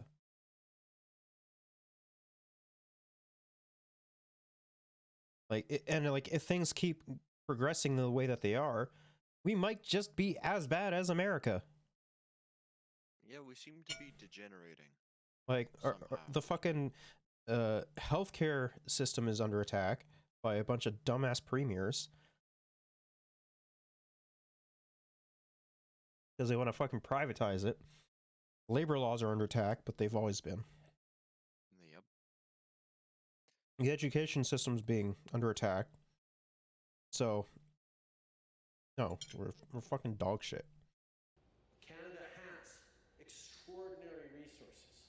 Canada has demonstrated leadership in fighting climate change and environmental. No, we have not. See previous statement. That's all I'll say. And like, when it comes to the fucking resources we have, we should be nationalizing them. Exactly. Letting everyone that lives in this country, you know, get or benefit from the profits of the fucking from like the logging industry or the oil industry for example. Exactly. There's no reason Everybody why should we do that, shouldn't. not just one person. There's no reason why we shouldn't. Other developed nations have already done this. It's not hard. And it's shown to work. Tremendously well. It's like, oh shit, why are so many people so happy over in this country? It's like, because they don't have to bust their balls for nothing. Yeah. Sustainability. So drawing on investments like this one here today is exactly the kind of future that we've been building on for years and that we will continue to do. Obviously, with the Inflation Reduction Act in the United States, we're going to take further steps to make sure we continue to be competitive as a country that the world wants to come and invest in. There's more to do always. But what we're celebrating here today with Rio Tinto's $700 million investment here in Sarède, or what we celebrated with the significant investments in electric vehicles with Stellantis, or the supply chain investments we've been making at GM and at Umicore and others, is showing that Canada is there to be a solution not just for economic growth and prosperity for Canadians, but the kinds of products and solutions the world is going to need as we move towards a net zero economy. Canada will be the premium. Why fucking net zero? Why not net negative? Net negative is significantly better than net zero. Net zero does not solve the problem. You want to take out more than you put in. Like, it's fucking stupid, man. Supplier of critical minerals and energy in a net zero world, and this announcement made here today is exactly another step along the path. But are you also saying to giants like Rio Tinto that will be willing to pay 1/3 of your projects if you're looking into securing critical minerals? Every step of the way, Canada has demonstrated an ability to invest in Canadians, to invest in good jobs. Wait, what? No, we haven't. We have not invested in Canadians at all. We've invested in big corporations. If we were to invest into Canadians, we would have like a UBI system. We would nationalize our extraction industries. We would invest into public infrastructure. We would further invest into healthcare. We would not be in the same position that we are today if we actually gave a shit about Canadians. Trudeau, you're speaking out of your ass here, bud. God, I fucking hate them. Jobs to invest in our future. We know that partnering on investments like Rio Tinto's investment that's going to cut the emissions in half and secure good jobs here for generations, at the same time as we develop supply chains that the world needs from a reliable partner like Canada, the money the federal government is investing here in Sarède is going to be returned not just to the community here, but to the Canadian economy many times over in the coming years, coming decades. That's what the job of preparing for the future is all about, and that's why we're so pleased to be here today. Next question. If you wanted to prepare for the future, use this. You would have thought about developing today. Well, not just that. You would have, like, you'd be advocating for, you know, becoming like fucking, I don't know, Sweden. It's like, hey, look at what these guys are doing. They're doing great. So we're just going to copy their homework, word for word. We're not even going to change it up because they have they got straight A's. Why would we change it? Besides, why wouldn't you want to live like that? I give Sweden like, I give Sweden like a C, maybe a B at the highest. Well, you know what? I was just using positive stuffs. I don't know specifics. I'm not a legit teacher. I think that some of the systems that they have in place are very beneficial towards the Swedish people, but they can be drastically expanded upon, as well as they export a lot of their their exploitation to the global south. I see. Like, Scandinavian countries are still capitalist in nature. Yeah. Hi there. I wanted to go back to the situation in Ukraine. President Zelensky has asked for an air shield specifically to block Russian missiles. Do you feel that that's something that could escalate the situation, or is it an option that's on the table? Vladimir Putin has decided that since he's struggling on the battlefield, he's going to have to start bombing civilians. He's taking out Ukrainian infrastructure ahead of what is going to be a difficult winter for Ukrainians, as it will be for many of us, because of Putin's actions. Putin has decided that attacking civilians and civilian infrastructure is the right choice for him to make. He's wrong about that, as he has been wrong about so many things since the beginning of this war. And we will continue to stand with Ukraine and stand for the kind of values that Putin is attacking as he attacks Ukraine. That's why we will continue to be there to supply military aid, humanitarian aid, financial aid. We'll continue stepping up on sanctions. We'll continue with training. We'll continue standing with Ukraine, because it's not just about Ukraine.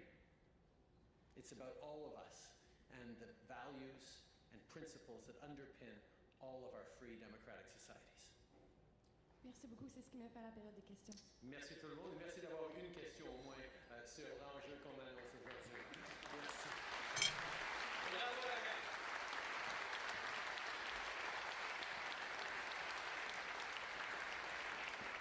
Okay, while we've been talking about the Emergencies Act, let's discuss it more. As Taiwan.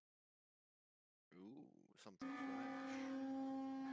For a few seconds at a time throughout testimony, the inquiry listened to the horns that people in downtown Ottawa listened to for days, sometimes Not honking, by the way. non-stop. It was just day to day living within my own home, living in fear. No taxi, no Uber, no paratransport, no grocery delivery, which I depended on. Victoria Delarond has a visual impairment. She says the convoy diminished her independence and left her with long-term hearing loss, vertigo, and other problems long after the trucks finally left. I was able before to listen to media, for example, at a normal level of, say, 4. Now I have to turn it to 6. I just didn't feel that there was any support available for us. Ottawa City councillors and business leaders repeatedly spoke about businesses frozen and residents asking for help, facing a lack of response, a lack of support, and a lack of information from police and the city. The Ottawa Truck, yeah, that's fucking awesome. They'll use anything and everything to scream. I just find that funny. A truck, yeah, brother. Yee-hoo. Toot toot. God love my freedom. Oh, man.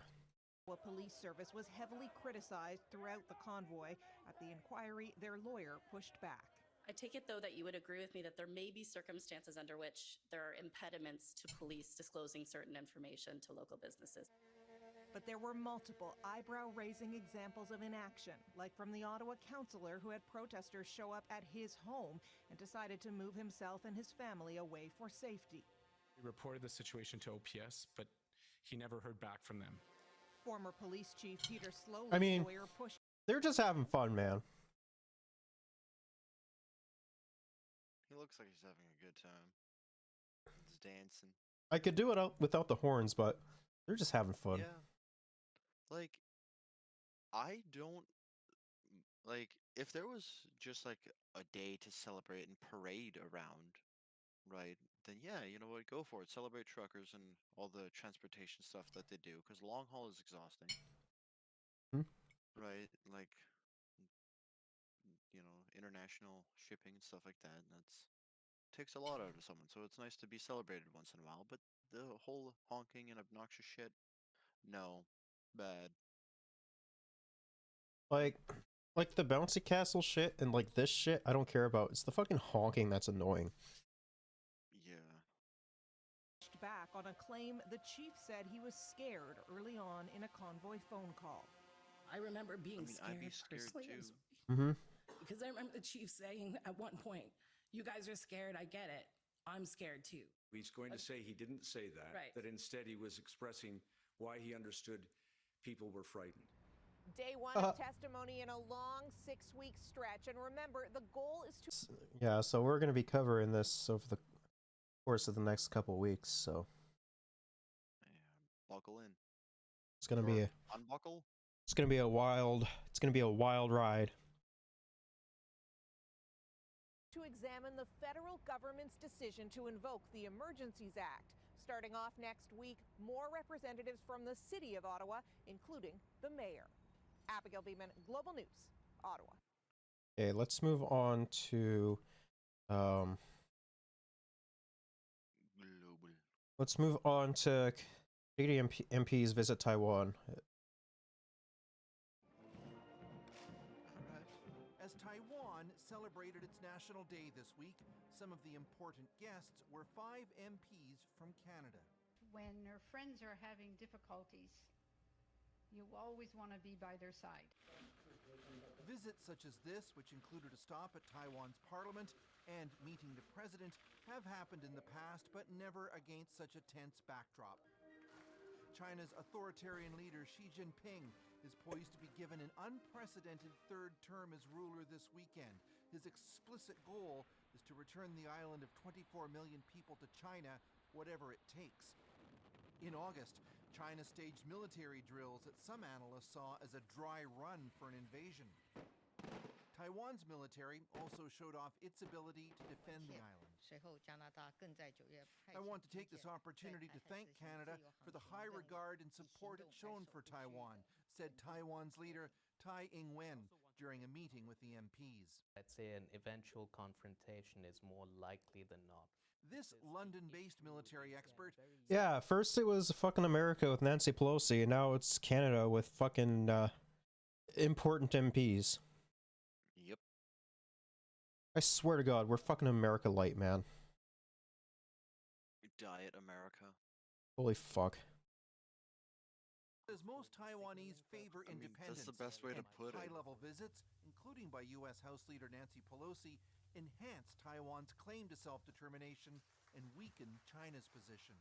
Assuming Beijing isn't going to give up on its goal of reunification means that at some point it won't. If I remember correctly, I think China has like literally declared like multiple times that Taiwan is just a what's the best way I could put it? Like it's like the Quebec of fucking China. I mean, yeah, that is the best way to put it. Like it's still within like China's like jurisdiction. Yeah, within its country borders or something. It's like, fuck, we all remember what happened with when Mao's Communist Party won the battle for mainland. Oh yeah. Probably will resort to violence. Officially, Canada only recognizes commercial ties with Taiwan, not diplomatic ones. And as their visit ended Friday, MPs stuck to that line. I have stayed very focused on what the point of our visit is. It's to enrich our knowledge and our friendship, and we will continue to focus on that. The one thing I don't understand is why they don't want to do so with China. Like, I don't understand that. Because let's face it, America is a dying nation. China is growing. It makes makes a lot more geopolitical sense at this moment to slowly make a shift towards favoring China over America. Exactly. And like, yeah, sure, China does awful shit, but so does America. everyone's had shit to deal with. Everyone's done awful shit. If Like, you haven't done awful shit at least once in your life, are you even human? the only reason why I don't think we will align with them is because, you know, we're a fascist growing country, as well as China is portrayed as communist, which I don't think they are, personally. China's embassy in Ottawa was predictably unhappy. In a statement, it said the visit grossly interferes in China's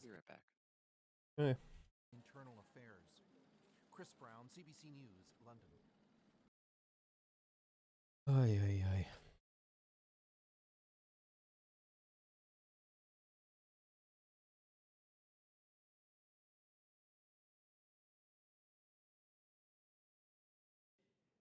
I'd like to introduce Premier Scott Moe. Scott, could you please come and have a seat here, please?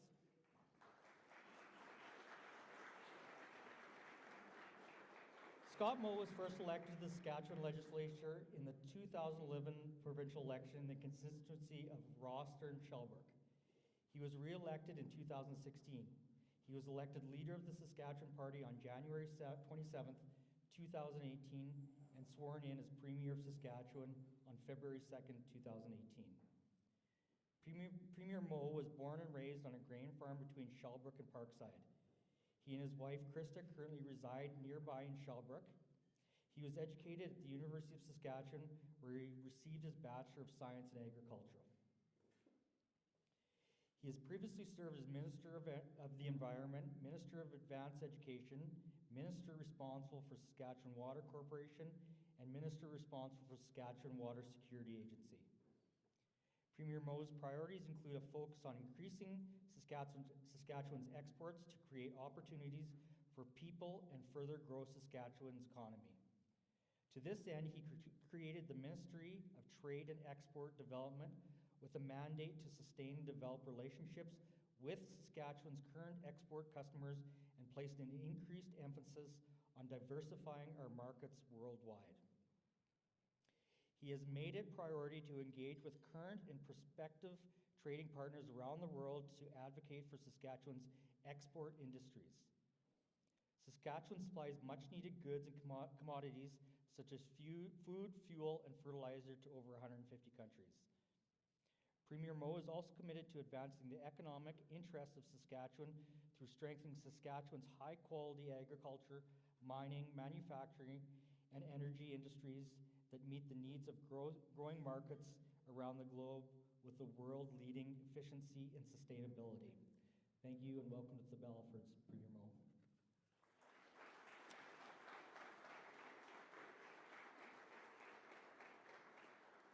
I'd like next to introduce Mr. Tim McMillan. Tim?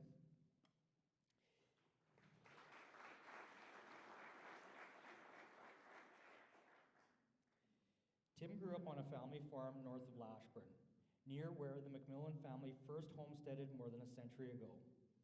After receiving a degree in economics from the University of Victoria, Tim returned to the farm to raise cattle and start an oil field services company. This experience in the energy and agricultural industries, coupled with his background in economics, propelled his desire to seek a seat within the Saskatchewan legislature. In 2007, Tim was elected as a Saskatchewan Party MLA in the riding of Lloydminster. Tim held several strategic cabinet portfolios in the government of Saskatchewan, including Minister of Energy and Resources and Minister responsible for trade. In 2014, he left politics and was appointed President and CEO of the Canadian Association of Petroleum Producers. That's a little bit sus. In 2014 and served in that role for nearly 8 years. Today, Tim is consulting and living in Calgary with his wife, Allie, and high school-aged daughters, Riley and Grace. Thank you, Tim.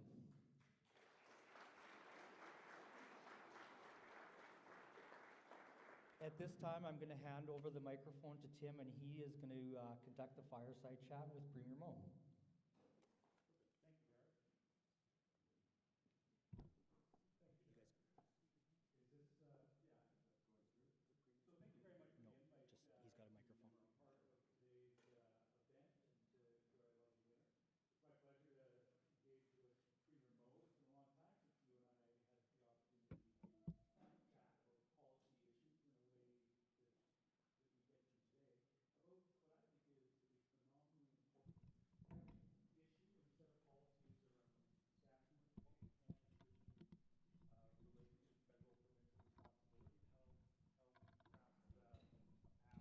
what the fuck is this audio? It's awful. You brought a white paper out earlier today, Premier, and it talked about not just where we're at, but it went back and looked at the history of how Saskatchewan had to fight for the responsibility for our resources, that they were granted in the 1930s, and at several points since then, Saskatchewan has had to continue to defend those responsibilities.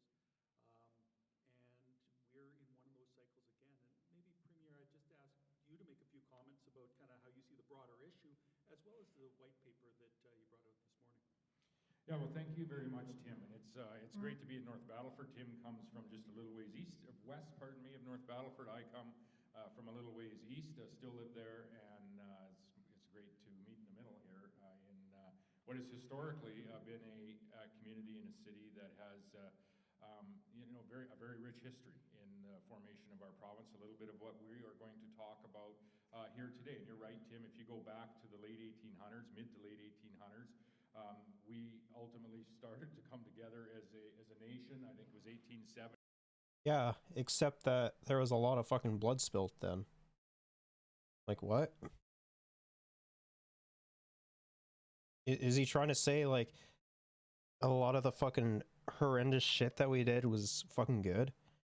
When Manitoba joined Confederation, Alberta and Saskatchewan, then in 1905. However, neither of those three provinces didn't actually have control over their natural resources at that point in time. And the white paper that we put out here just a couple of minutes ago really will go take a walk through time in our province and through the nation of Canada as well, as we led up to those dates. 1905, when Saskatchewan and Alberta joined. 1930, when we actually brought in the Natural Resource Transfer Act, and there was much discussion by many Liberal premiers as it be through that period of time on how we were sending our resources to Eastern Canada. And it ultimately culminated in the agreement that we had in 1930 that brought Manitoba, Alberta, and Saskatchewan into be a full partner for that period of time when it comes to sharing of our natural resource wealth with Canada, but also preserving the opportunity to keep some of that wealth and develop some of those projects here in our province. Step forward through to about 1982 when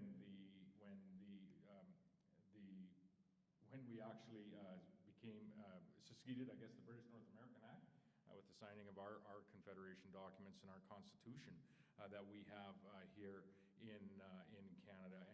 And much of what we talk about historically brings us up to where we are today in this nation, where we are very much having a similar conversation. And this isn't a conversation that's entirely focused on the province of Saskatchewan or another province and the differences that they have with the federal government. It very much is a conversation about what we are able to achieve as a province. We are on the cusp of some very great things here in the province. I would say we are on the cusp of some of... Like what? Fucking privatizing healthcare and giving more fucking money to the corporations that, fuck over the rest of your province? The greatest opportunities that have ever been presented to this province and ultimately to the communities that are here. Right here in North Battleford, when you look at the agricultural crop that we took off today, but you look at the grain hub that is forming right here in North Battleford to the north with 6 facilities there, facilities being built out to the east of this city. When you look at what's happening in the energy industry to the north and to the west of this city, it's monumental, and it's not happening like it is here anywhere else in the world. 2 months ago, we had put forward our methane reductions results, not the plan, but the results thus far for the energy industry in Saskatchewan. We have a 60% reduction in methane emissions in the energy industry in Saskatchewan. It's largely due to the investments that are happening right in this area of the province, and those investments are not happening anywhere else in the world to the level that they're achieving the results that we have here. And this place, just in and around North Battleford, Lloydminster area, is now producing some of the most sustainable heavy oil that you can find anywhere on Earth.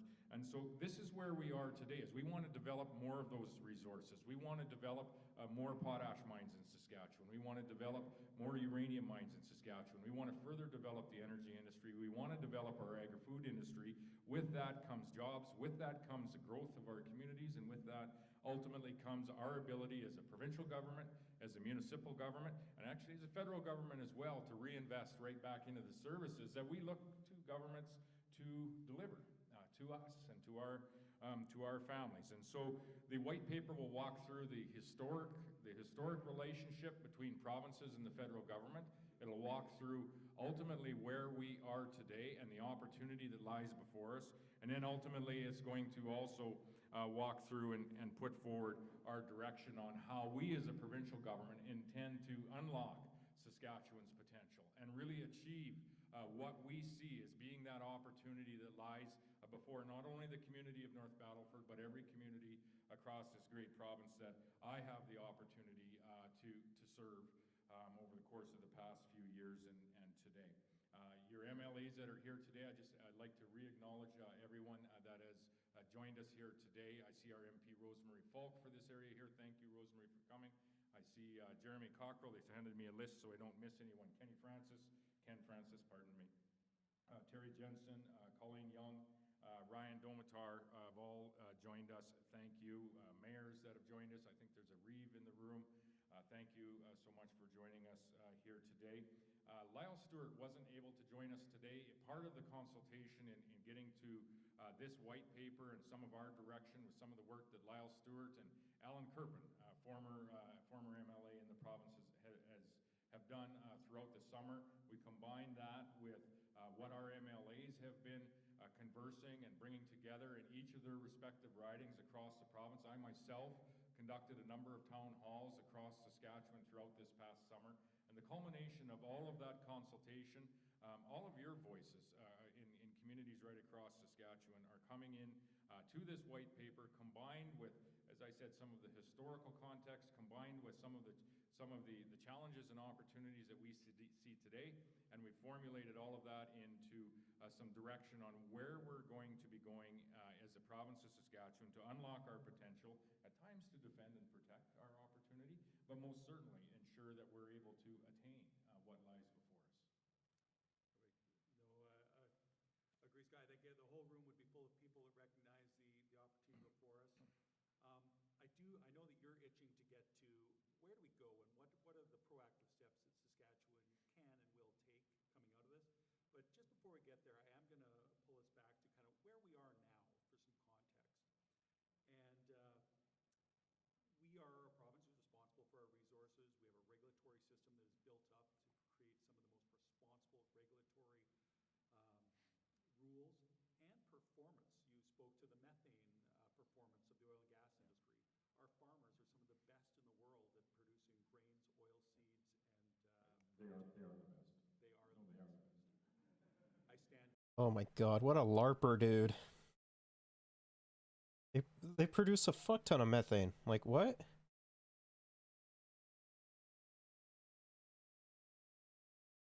Wait, like, he's just trying to deregulate shit even more. Corrected. And our mining, same thing. We are innovating, finding new and better ways to mine.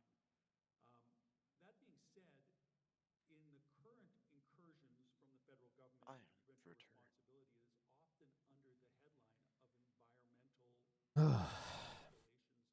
So what are we talking about? specific areas that Saskatchewan Premier Scott Moe is talking about policies he's or like the quote unquote like destructive policies that Trudeau is putting in place, and like the fucking policies that he's gonna put in place to make sure he doesn't have to abide by the fucking policies of the federal government. Essentially, like, and he's like fucking grifting as well, being like, oh yeah, our farmers are fucking really good when it comes to not fucking producing as much methane. are concerning. Yeah, the cows are farting 1% less or something. Yeah, and there is a number of areas, and really what we will see here, and I grabbed that piece because I do want to list off, there's really 9 policies that are entirely... All right, let's jump into it. Let's see what those policies are that are very destructive to the fucking Saskatchewan economy. Fairly problematic for, and are locking in Saskatchewan's opportunities. We have, as you've seen, there's been about $15 billion of committed investment across the province. That's in the mining industry, it's in the energy industry, it's in the agri-food processing industry, the value-added agricultural industry, the fertilizer industry as well is announcing investment. And the exciting thing about having $15 billion announced over the course of the last 10 to 12 months in this province is there's more. There's more investment that's looking at this place. There's more investment, much more investments that's looking at very much this region of the province on how we can, add to what is happening in, yes, the energy industry, the agriculture industry, to ensure that we can provide that sustainable product to the world. Our agriculture, and this is and this is on me to some degree. It won't be on me anymore. We have missed, in many cases, telling our story to not only our customers around the world, and I think we've gotten there, but telling our story to other Canadians and other fellow North Americans. As I said with the methane story, which is centered right in this area, some of the most sustainable heavy oil that is being shipped around the world is coming from this area of the world within 100, 150 miles of North Battleford. You add to that in Saskatchewan, the enhanced oil recovery that's happening down in the Weyburn area. There we have the only North American net zero oil company that's operating. What? How is that like a good thing? I have no idea. God damn. That zero is still fucking awful, my guy. Right here in the province of Saskatchewan, and we're providing that to really provide continental energy security in North America, and also where we can, providing that energy to the world. Agriculture, we produce our agri-food products at a lower carbon content than anywhere else on Earth. We most certainly can be thankful for the innovation and what Saskatchewan farmers have done in pioneering zero-till technology, pioneering GPS technology that is preventing overlap, allowing us to get into precision farming. We're at the very cutting edge, and in many cases leading the world on producing food more sustainably, and we have a lower content per ton of agri-food products that's being produced. When it comes to potash, and Saskatchewan very much is a global potash player, we produce our potash with a 50% lower carbon content than our competitors in other areas of the world. I highly doubt that. They produce 50% lower carbon than their competitors. Yeah, no way. I really highly doubt that. Certainly, this needs to be recognized as we look ahead and look into the future, and we're going to talk a little bit about how we're ultimately going to do that. We think there's going to be more investment in the sustainably produced energy industry here in Saskatchewan. We know there is. We know there's more investment available in the potash industry, in the uranium industry, in the agri-food sector to advance everything that we're doing. And those are our sources of wealth. Those export-based industries are where we get wealth from outside that is injected into our communities. What the challenge is there are 9 federal policies that when you look out and extrapolate what those federal policies will cost us between now and 2035, it amounts to about $121 billion, about $9.6 billion a year to the economy of the province of Saskatchewan is what these 9 policies will cost us. That's about $6,500 per year per person in the province. And we would say that there is a much better way for us to address sustainably produced products and ultimately use a carrot as opposed to a stick, to incentivize as opposed. Oh, okay, so you're gonna fucking beat them with a carrot instead of the stick. All right, got it, gotcha. Yeah, that's gonna be really good for Saskatchewan. Is it Saskatchewanians? Saskatchewans? I don't know. It's gonna be really good for the people of Saskatchewan. Totally. beaten over to the head with a carrot or disincentivize. beaten The over 9 the head with a policies stick. just Either way, direct. you're still getting beaten. And then, you know, fucking allow the corporations to essentially get away with whatever the fuck they want. And then, like, you know, and then essentially just give them free fucking money from taxpayers. Yep. Record are the federal carbon tax, the oil and gas methane mandate, the oil and gas emissions cap mandate, the fertilizer use mandate that's been talked about, the clean fuel regulations, the zero emissions vehicle mandate, the federal output-based pricing system, the agricultural methane mandate, and the landfill methane mandate. And that $9.6 billion is off of what we produce today. And I just talked about the cusp of how we're on the cusp of attracting all of this additional investment. We're actually going to have the opportunity to produce much more tomorrow and the next day and in the days ahead. And so that $9.6 billion, that $6,500 per person per year, is actually much larger than that if it's stymieing any of this investment that is coming into some of the most sustainably produced products available that are produced right here in Saskatchewan. And so for us, what we have done and what the title of the document that we have here today is Drawing the Line in Defending Saskatchewan's Autonomy. It's really about defending Saskatchewan's opportunity. It's defending our jobs and pioneering. Bro, what the fuck opportunities and jobs does Saskatchewan have? Like, literally the only people that fucking live there are like farmers. Yeah. Like, what? I don't know. Like, farmers are all that live in Saskatchewan, really. Like, most of this won't even affect any of them. It will just affect the fucking corporations more than anything.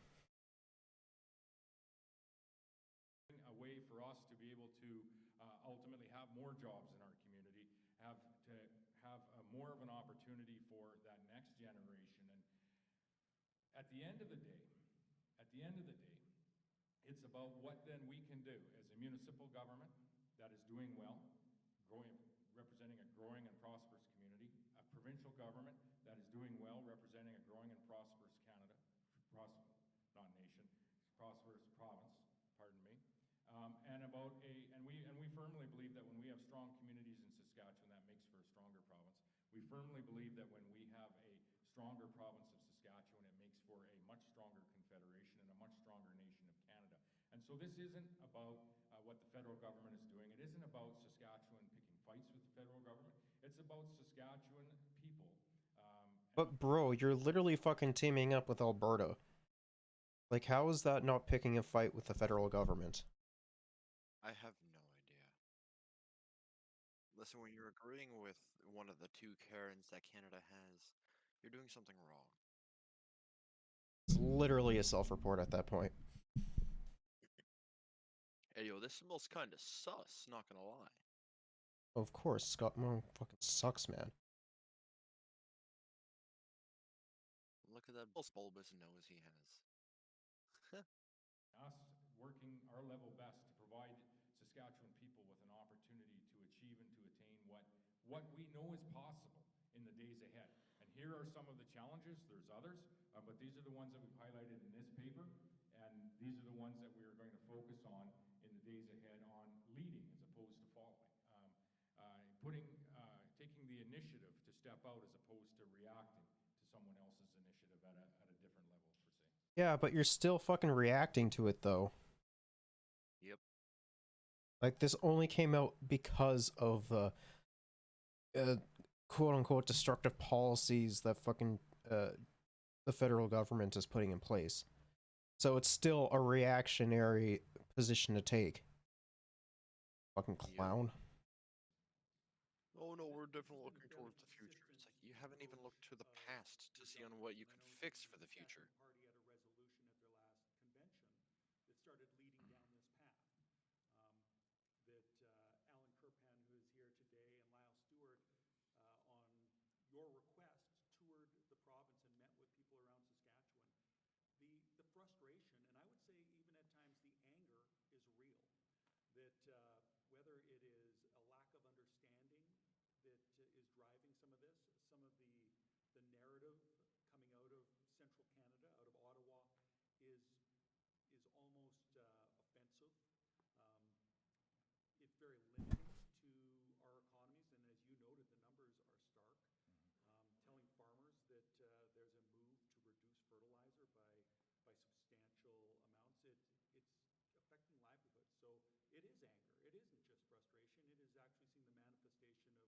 I think it's not just farmers that are frustrated with a lot of shit that they have to put up with.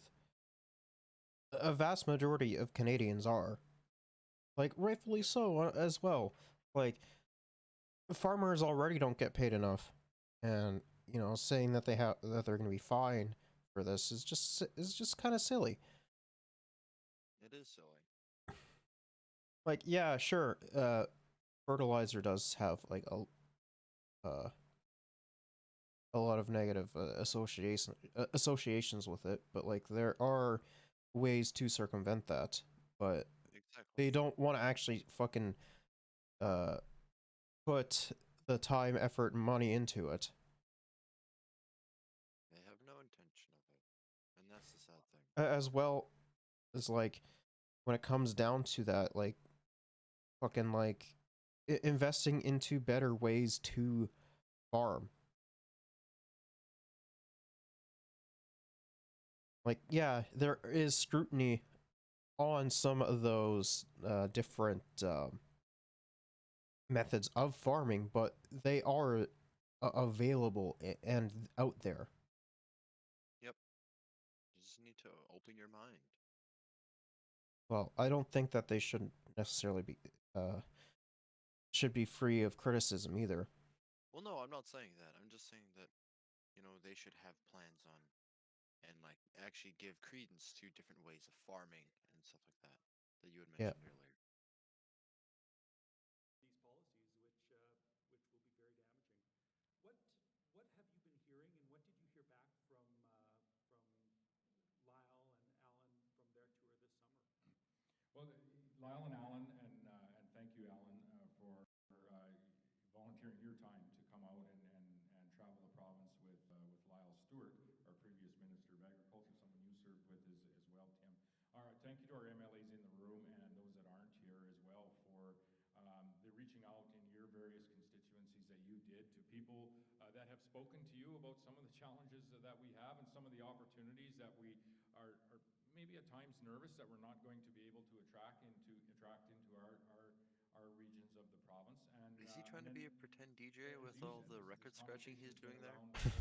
Probably. It's very much been a conversation of the federal government will do something and then we will react. We'll take him to court. We'll take him to the Supreme Court. A bunch of provinces will pile in. Yeah, except that would fail. We discussed this yesterday when we were shitting on fucking what was her name? Danielle Smith? Yeah. Karen number 2. We literally made fun of her for that. And like it doesn't matter. You're not going to reach the 10 requirements to actually do so. Like it's just silly. Like the whole like it's just like the American way of fucking taking shit. Or I guess it would be the Republican way of like taking shit to the courts, like, and then it fucking blows up in their face because of how silly they're being. Yep. Like, it's the exact same shit, except, you know, we're slightly nicer about it in tone. Like, literally nothing changes. And we're very reactionary in what we have been doing. And you're gonna continue to be. I think the theme of what we heard throughout this summer. What, are they proud that they're reactionaries? At the federal policy. Honestly, with how current day conservatism is, probably yes. Hey ho, I'm a reactionary. Check this shit out. It's like, why did you have to wait for something to happen before you did anything about it? Because that's how you could have prevented it beforehand. Because that's how conservatives operate. Yeah. Yeah. But what are we doing as a province to really determine our own destiny? What are we doing as a province to ensure that we're not missing on the opportunities that lie before us in our respective region? And there are tremendous opportunities that are being presented to region after region across the province. And so that would, I think, was to be the overarching theme. We heard, you know, various, and there's some quotes in the document, and I would encourage everyone to have a look at the white paper that we put out here today. And across the province, I would encourage everyone. There are a number of quotes in there, but we also heard statements that we, for example, you need to be more like Quebec. You need to be like Quebec when it comes to immigration policy, taking more control and prioritizing the numbers of immigrants and who those immigrants are. And for example, Yeah, historically, you know, being very fucking racist towards Muslims as well. Don't forget that. Don't forget Quebec does that. Quebec does hate a lot of people. Ugh. Fucking hate it, man. Oh, let's It's hate just, these people. it's just silly. It's all that it is. I feel like I'm just, you know, I feel like it's Groundhog's Day with how much I'm having to repeat myself. Don't hate people because they're different. Please. I mean, that's just how fucking dumbass conservatives operate. I know. You have to keep fucking reinforcing the obvious to them because they're too stupid and brain dead to actually understand, you know, what you're saying the first time. in various parts of the economy in our province. Quebec has had some additional control for a number of years. Our immigration minister, Jeremy Harrison, who hails from just north of here in the community of Meadow Lake, has already put forward a document to the federal government saying that we do want to increase Saskatchewan's influence on where our immigrants are coming from. First of all, we want more in numbers. 2, we want more influence on the approval process. And 3, we will work ultimately with other provinces and wherever these folks are coming from to ensure that they have access. The only provinces that they're actually most likely willing to work with is Alberta and Manitoba. That's it. Yep. The 2 provinces that it's sandwiched between. You know, the whole fucking The 2 provinces run by Karens. you know, the whole fucking what the fuck was the prairie separatist movement called again? I don't remember. I don't know. It's the only, essentially it's the only fucking it's the provinces that actually, you know, want to fucking separate from that, despite how disastrous that would be for Alberta, Saskatchewan, and Manitoba. Well, yeah. As well as it not being a very popular thing that a lot of those people from those provinces want. Oh, it was Wexit. That's what it was. Wexit? Yeah. Ah, yes. Bootleg Brexit. Let's go. It's just stupid. Because, like, the hope for like a Wexit is that, like, America would come and take control of them. Which, fuck that noise. Yeah, gross. Access to training and whatever it might be to be, you know, to be participating members of our community and ultimately our economy and our society. As we, you know, find our way through the list of concerns on, you know, how can you be more proactive versus reactive? I spoke earlier about, you know, all of our industries and just how well they're doing from a sustainable production perspective, agriculture, potash, and the energy industry. And what we really need... Bro, why the fuck do conservatives just keep retreading the same ground? You said this not even 10 minutes ago. Well, they're using our old thing of repeating it and trying to get it into the thick skulls. But, you know, us being smart and intelligent people, we see right through his lies. To do is look at how can we provide the companies that are operating here, all companies, the opportunity to actually monetize some of the investments that they've made. Those investments haven't been made in other... They already do, and you do them already. You just want to increase the amount of fucking capital that they're getting from taxpayers. In the form of, like, tax breaks and shit. It should not be up to Saskatchewan, the people of Saskatchewan, in order to fucking help these companies stay afloat. Listen, the people of Saskatchewan didn't pay for that company to show up, so they won't be paying for it to stay. Yeah, but Saskatchewan also has the problem, or has the Manitoba and Alberta problem, though. That, generally speaking, a lot of a lot of the people, especially in more conservative areas, some of the most boot-looking motherfuckers on the planet, or in the country, I should say. She was, shallow chesting the boot so hard you could see it. True. Hope the boot tasted good. Made in Saskatchewan.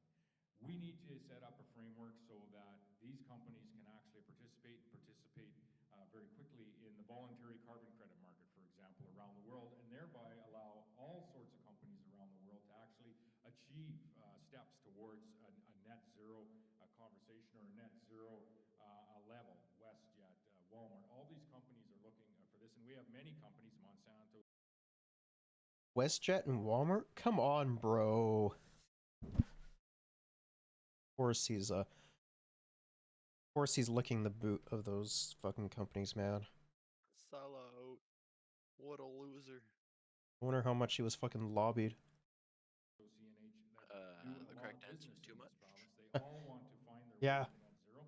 We actually have the avenue to do that, so we're working quite closely and have been for some time on how can we set up this voluntary carbon credit market, actually allow companies that are making those investments to sell those credits to other companies, allowing them to find their way. Okay, that's super sus. Yeah. Being first of all, like, no fucking company's gonna do that. Like, and second of all, like, being able to sell their fucking credits for that is super sus, because that's the exact same shit that fucking Elon Musk and Tesla does. It's just a way to, not actually take action and kick the can down the road. That is super fucking sus. Net zero, Like, and really this is put a some problem. structure to some of the Let's just conversation keep the that, problem going many for others longer. are having, but maybe aren't putting the actual structure That's to what I actually attain the results that we need to, and incentivize. I mean, at the end of the day, if you can incentivize these investments, monetize some of those investments, grain companies, canola crush facilities, energy companies are going to look very differently at the investments ultimately that they are making.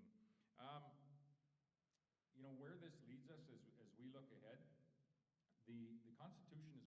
The main question is what the fuck are you gonna do for the communities that, don't actually have access to these giant multi-conglomerates, as well as, those who are in areas that are struggling financially. Like, the companies don't give a shit. Companies are there just to make money. They don't care about the people or the consumers. What you should be striving to do in this instance is subsidizing and making a fucking Saskatchewan-owned labor force that contributes stuff to, I don't know, say, like, manufacturing solar panels or some shit. Exactly. Because it will give people in more rural areas, jobs that they need, like, that they desperately need, and they can also help contribute to, like, the global economy. And then those motherfuckers will be, like, the most pro, like, fucking green energy people on the planet, because it's their job. Yeah, it's like, guess what? I'm creating something that won't kill us in 20 years. Well, no, like, That shit. like, have you ever seen, like, the way that Albertans that do, like, oil mining defend the oil industry? No, I haven't heard of the way that they defend their industry. Okay, well, they essentially, like, Mostly because I don't tend to listen to idiots. well, if you actually pay attention to that, like, you will have the exact same arguments for, like, if you're to develop, or if you're to, like, manufacture microchips or solar panels or wind turbines or whatever the fuck you want to, like, subsidize and have, like, a public and have it publicly owned. Right. Those people will be the most like, they will, like, defend that shit to the very end because it is their livelihood, and you know it's something, and it's like it's work, right? Yeah. So they will defend it till the end. Well, yeah. Plus, like creating something like solar panels, that shit's cool. Like, I do agree that there needs to be more development within more rural areas in Canada, Yes. and like investing into those rural areas and giving them jobs, and not making them have to leave like the place where they call home is an inherently good thing. Yeah, and like the reason people don't want to leave their like home, right, is because memories are made there and shit like that. It's got sentimental value that's irreplaceable. But unfortunately, a vast majority of people have to leave the areas that they live in order to go to school to try and get a better education and try and get a decent paying job. Yep. Um, Because just because they live where they do, sucks to be them. They have to suffer now. That's not how it should be. like we need to be taking care of more rural areas as well. Can't just forget about our brothers and sisters. Yeah, we can't forget about our brothers and sisters that live out in the country. Listen, they're there because they wanted to be quiet, and I respect that. Like, and like, the main argument is like, oh, they're all fucking racist. I'm like, no, that's not true at all. You haven't. First of all, this is extremely friggin' prejudice, and second of all, this is extremely untrue. There are a good chunk of good people out in those areas. Yeah, they're just trying to do an honest job, make an honest living. I think the way that the Conservative Party runs has broken their brains a little bit, because like in a lot of these instances it's like, okay, well, the fucking Liberals don't give a shit about me, the NDP doesn't, the fucking Conservatives don't. I'll just vote for the fucking party that lies and says that they do. Because oftentimes a lot of those communities are forgotten about and tend to be underdeveloped. Underdeveloped and not cared enough. Like, ugh. Like, it's sad. It is. And like, it just, there's no words to describe how sad it is. Like, I could just say it's sad constantly, but it wouldn't change the underlying reality of it all. Well, not to mention that, generally speaking, a lot of these people tend to rely on like one major employer, and like if they go out of business, they're shit out of luck. So the fucking company that's out there, essentially gets to do whatever the fuck they want because they're the only source of employment in some of these areas, so they don't really have a choice. Yep. It's very clear. Their hand there is are areas forced of shared yet again. jurisdiction of the federal government, environment being one of those. There are areas of sole jurisdiction of the federal government. Transportation, pipeline conversations are one of those. And there are areas of very Fuck much the pipeline. sole jurisdiction. Keep crying about a pipeline that does not exist. Keep crying about it.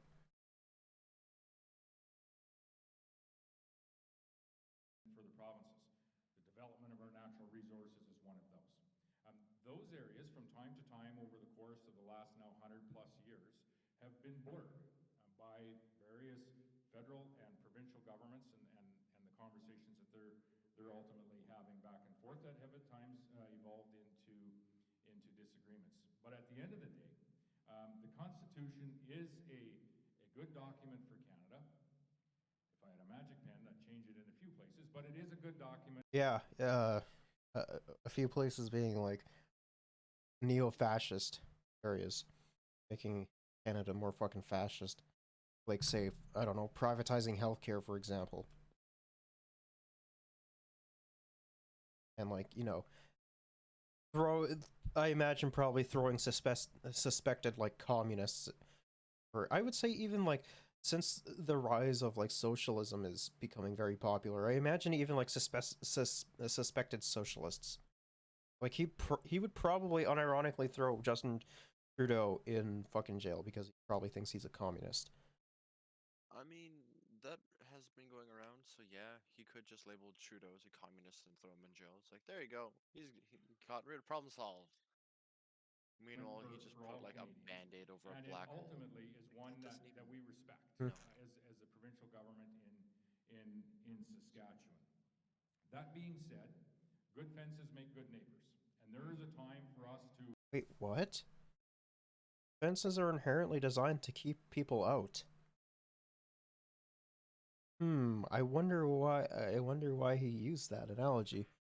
No. Fences, no, fuck fences. Reaffirm what is and what isn't in the Constitution from our perspective, and if someone is to move into a different laneway or a different realm under the Constitution, we can also set up ultimately what that process might be for rectification of that. So we will, and you will quite likely see, I'm almost certain, going to see some legislation come this fall to really reassert Saskatchewan's place and how this province operates under the Constitution, all the while respecting the Constitution, which is I love when conservatives say that they're going to do like all this horrible shit, but within respect of the fucking Constitution. Oh fuck, I love when conservatives say that, because they don't give a shit about the Constitution. Let's be real. I'm going to create so many crimes, but in respect to the Constitution, so look, I'm the good guy, right? No, absolutely not. You are not the good guy in any scenario. Yep. Stop. The document by which this nation was found, the document ultimately that we are a signatory of in 1982. But we will be putting it into the House legislation this fall. I got pee. Really reaffirm where the provincial jurisdiction is as per the Constitution of Canada. And as I said, we firmly believe that this will enable and help Saskatchewan. It will help us unlock what we view as Saskatchewan's potential. And if we believe that a strong Saskatchewan makes for a strong Canada, this will be a positive piece of legislation for the people of this province.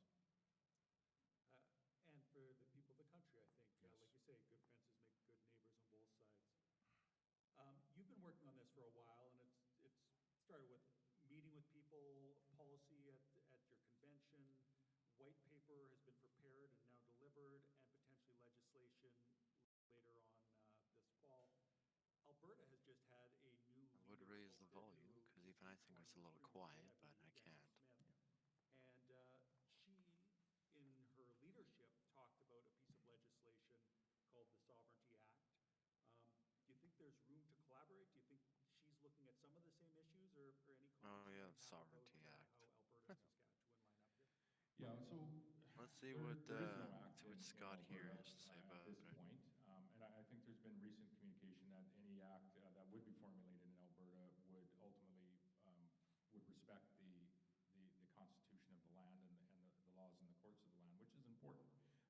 For sure, I think there is an opportunity. Sure, always with respect into the Constitution. I would suspect as we move can't forget this about fall, that. we'll be looking closely at some of the work that we are doing here in Saskatchewan, and we will work closely with Alberta, but there will be other provinces that will be looking at this as well. As I said, if we firmly believe that good fences do make good neighbors, there's no reason at all that other provinces also won't be looking at, can we reaffirm our provincial constitutional authority as well to ensure that we also are not missing out on opportunities that might lie before us. And I mentioned 9 policies that are of concern to us. You guys count how many times they use the word Constitution? That didn't include the Bill C-69, which was the pipelines bill that it's got a Constitution counter. Impact Assessment Act, pardon me, that has actually been ruled unconstitutional at the Court of Appeal in Alberta. I didn't include the Tanker Act. I didn't include ultimately the Clean Electricity Standard that is being talked about and mused about now, which would add to those costs directly. The Clean Electricity Standard has now gone forward to discussing that not only would coal be phased out by 2030, but all fossil fuel would be phased out by 2035. Well, if you think of the North Battleford Power Station or the Queen Elizabeth Power Station in Saskatoon, that makes us in this community, and me just living that way, I believe, a little ways, quite cold in the winter if we're not going to allow our natural gas facilities to operate past 2035. The impacts are direct in many cases, but they're indirect as well in many cases. When the now deemed unconstitutional Impact Assessment Act, which was deemed unconstitutional in Alberta, is a challenge for the energy industry. And you'll hear about pipelines, and you'll hear me talk about Oh, my days pipelines. twice. Let's go. Some of those pipelines don't actually have Saskatchewan oil in them, so they directly aren't of impact. He's just regurgitating the But same thing. indirectly, they Constitution take and oil away pipelines. from other areas of Alberta and free up some capacity in pipelines that we do have access to. They also, when oil, and Tim, you have spent the last decade on this discussion, they also, when you have constricted capacity to get your oil out through pipeline, it will end up on the rails. It'll end up on the rails heading down to the Gulf Coast and to the West Coast. And that has a tremendous impact on the capacity that we have on the rails for potash and agricultural products. And we've had many challenges with both of those products over the course of the last few years. We have a larger discussion than just pipelines that needs to happen in this nation. What pipeline? It is about how are we ultimately going to get all of the products that we're going to produce, and we're going to produce more of them, and they're going to be higher value here in Saskatchewan. How are we going to get this increased number of products to a saltwater port, ultimately so that we can deliver to the world in the years ahead? This is a challenge. This is, I would say, as I just want to say one thing. Right. It's funny how he says like a lot of this shit is being challenged in like the Alberta courts and everything, and then whenever it's when it moves to like a more larger or higher court, it's scrutinized like heavily, and then like they have nothing to back it up with, and then it dies in the courts. It's just silly to me. Yeah, he didn't miss much. Just more constitution and pipeline. Well, yeah, I noticed. I was watching on my phone. that will be constricting our Well, no, I do that whenever I have to pee. I keep stream going on my phone, see what's going on. Opportunity to grow in the years ahead. So we have an immediate challenge right here, but I think down the way we need to open up a much larger discussion about how are we moving products back and forth across this nation of Canada, around our continent of North America, and ultimately providing those products to a port facility. Why don't we just use trains for that? Because they're stupid. Like, let's use trains, my guy. Exactly. That would make things hella fun. Where they can be provided to the world. And on that, when it comes to energy and food security, can I digress for a moment? When it comes to energy and food security, it's important for us to really refocus that conversation on not only Canadian energy security, and food security is connected to that, but North American energy and food security. If we're not going to have a very serious conversation, long-term conversation about how we're going to ensure that we're energy secure on... Okay, but like when, solutions are actually provided to solve that problem, you shoot it down immediately because it fucking hurts corporations. Yep. Like it's idea that'll solve, it's so fucking stupid. You're given an opportunity to address the problems, but you shoot them down and say like, no, it's unconstitutional, which is so fucking stupid. On this continent, who else in the world do you think is going to have it for us? And if you want to draw a parallel on what happens when you go down the path of talking about strictly and solely emissions in the environment, without allowing the energy security piece to come into that conversation, you need to look no further than Europe today, specifically Germany. I mean, he's actually not wrong on this. He's actually not wrong on this. Well, yeah, but you know, people Just try and use this one piece of like real evidence and then try and make that his entire argument. well, no, I do actually agree with him in this instance. Like whenever we talk about like the transition, we don't talk about we just talk about like the environment and like the green energy. We don't talk about like any of the other ramifications or what other countries have done as well. Which I completely agree with what he's saying here. Is a tremendous challenge that unfortunately is on full display for the world to see, that when you adopt policies like these 9 policies that have been put in, are being... Granted, I think he's pushing these fucking idiotic policies a little bit too hard, but... I mean, the process of being put in but, you know.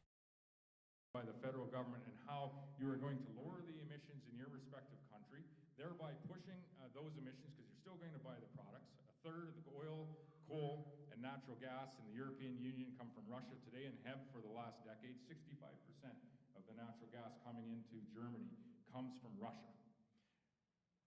Yeah, but the main thing that he misses, though, is that Germany also does have a decent amount of nuclear power as well, but due to the disasters in Chernobyl in Japan, a lot of the stigmatization around, you know, the whole fucking thing from the conservatives that are in fucking Germany, they have actually been regressing in that aspect. So yeah, of course they're going to be relying more on fossil fuels because it hurts the fossil fuel industry. Yep. That is what Because it's just propaganda that the fossil fuel industry has fucking pushed. Yep. It's like, hey, look, we're so much better than these other guys. Despite the We don't fact, have any evidence to back it up, but trust us. despite the fact that fossil fuels on average kill a lot more people than nuclear do, or nuclear does. Happens when you solely consider these policy initiatives without allowing the conversation around, are we energy secure in our nation or on our continent in our case? And we should not in any way be backing away from what we are producing here, how we are producing it. We should be yelling from the rooftops that it's some of the most sustainable product available in the world. We should be incentivizing the companies that are investing and doing business here to do even better tomorrow, and they will, and they are doing that, and they are making those. Yeah, and then you're gonna fuck over the workers while you're at it too. Oh, the corporations are doing great, but the workers, they're dropping like flies. Oh, they're not fucking Profits are going up, though. They're not dropping like flies. It's just becoming more expensive for fucking people to survive. Yeah. And when I said dropping like flies, I meant like quiet quitting, you know, stuff like that. Not what that that's not what that term means. I know. I'm very well aware. Investments, and we need to incentivize even more, but we most certainly should not be trying to push our emissions offshore, outside the nation of Canada, offshore our continent. We should be taking care of ourselves in North America, and ultimately then... Wait, what? He's actually right about that. We shouldn't be pushing that stuff offshore. He's absolutely right about that. The fuck?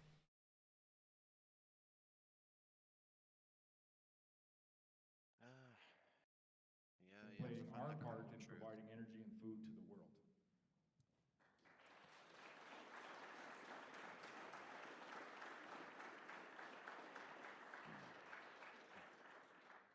So to answer your question, yes, we'll work with Alberta and likely other provinces. Why would you actually like have like a very good fucking take and then follow up with like, yeah, no, we're gonna fight with Alberta. That's so fucking awful, my god. Come on, man. Words seem to escape me for the look on his face.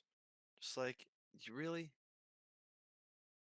I think that the frustration that I spoke of earlier certainly is felt in this room, and you certainly can reflect that very well.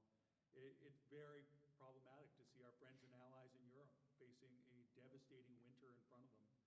Having the German Chancellor come to Canada and ask our Prime Minister to enable LNG facilities to be built on our East Coast. So he asked for LNG, didn't get it, we got hydrogen.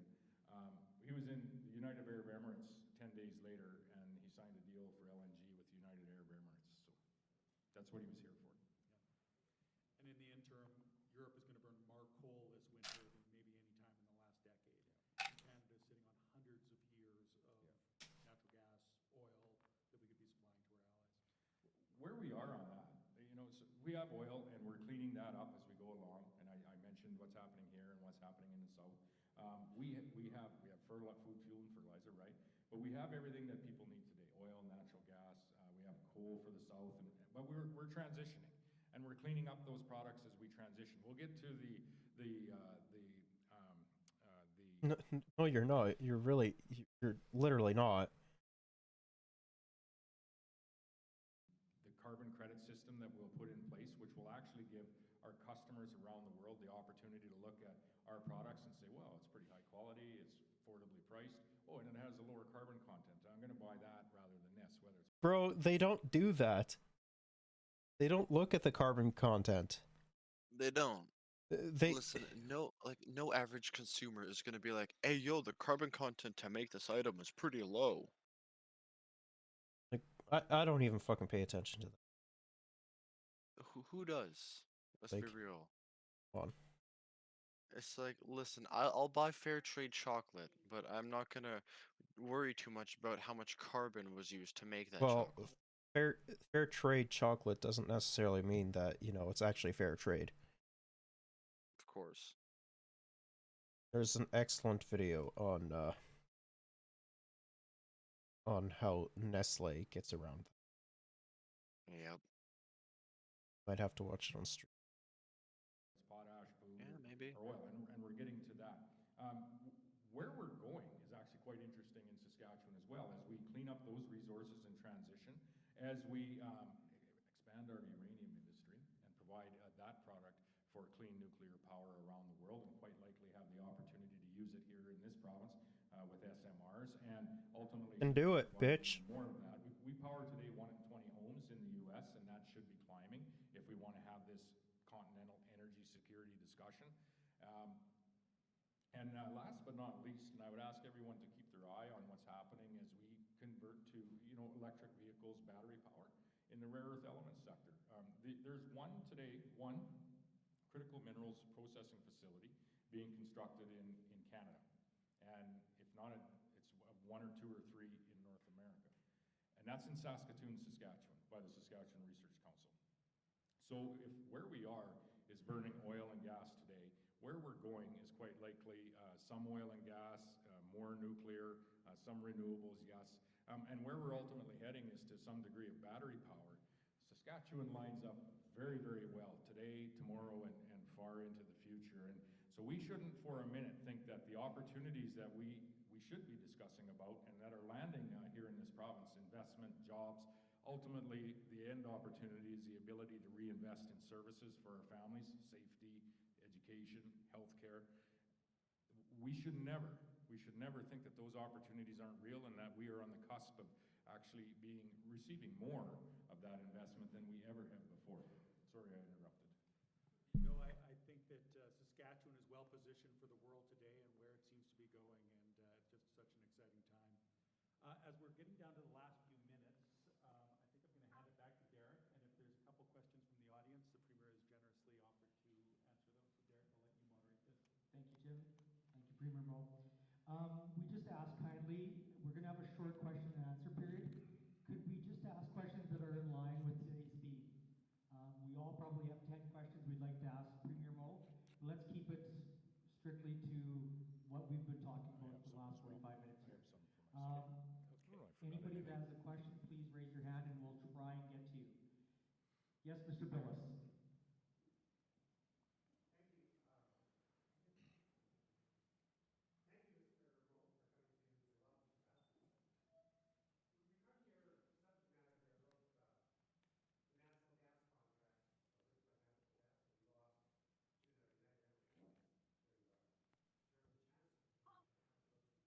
can hardly hear him.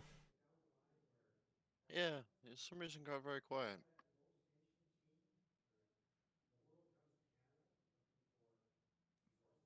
Did it just get muted for some reason? No. I think there's more of an opportunity actually for it to even go more granular to that is as we continue to attract investment into our provinces. It's those companies ultimately then that are going to provide the natural gas, in this case, natural gas to a country like Germany. And so, as we grow as a province and become a hub, and Alberta very much so is there in the energy industry, us less so in the energy industry, but very much there when it comes to agricultural commodities and potash and uranium as well. We're a globally respected power when it comes to those products, not only because we have them, but because of how we ethically and sustainably produce them. Ethically and sustainably. Don't make me laugh. Those words don't go together. Well, they do, just not under current Saskatchewan leadership. Yeah. And that's something we can be very proud of in this province. We also produce close to 500 million barrels of oil as well, which is no small amount.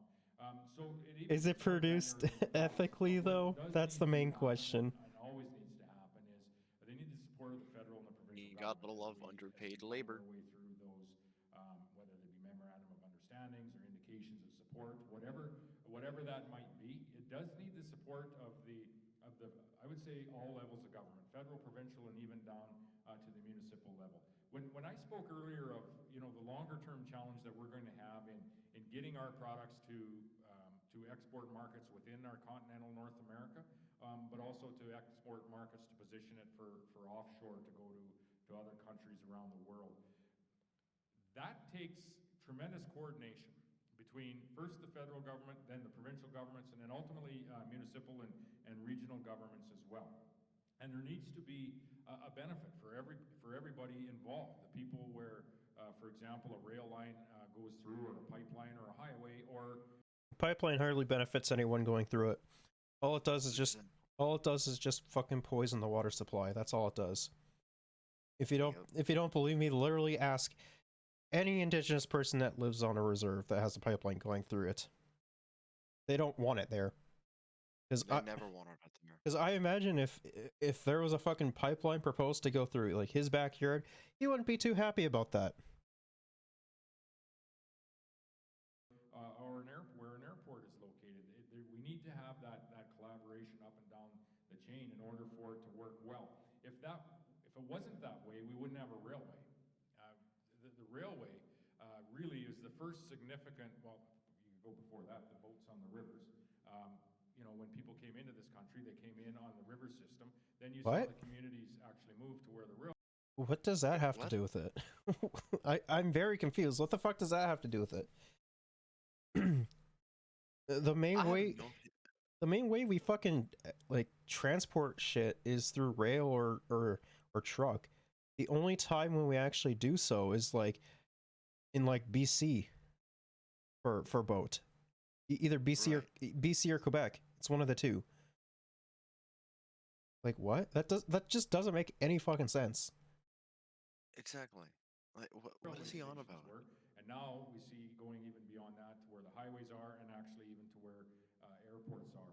All of that has to happen with coordination up and down the chain. So federal, provincial, municipal, regional leaders, First Nations leaders, and then ultimately to have companies that are willing to invest into that environment, doing business in that environment, hiring and allowing for careers to be in those communities, and they're the ones ultimately that will conduct the business. We don't sell oil as a province.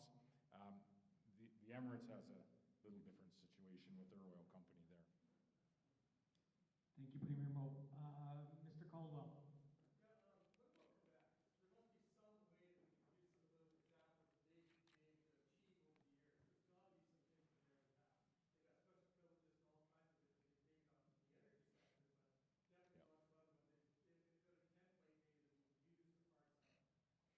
Yeah, most certainly, and we heard that. Alan and Lyle heard that often this summer, is why can't you act more like Quebec? And I would say the first piece with acting more like Quebec, is to take the initiative, to step out and just start doing things like up to and including unilaterally changing the Constitution, which they just did here this past year, which the Prime Minister and the federal government has said is okay. They're going to allow them to do that. So I think that actually does open up some opportunities for provinces like Saskatchewan to have a real look at, are there some items similar to what Quebec has done, up to and including unilaterally changing the Constitution.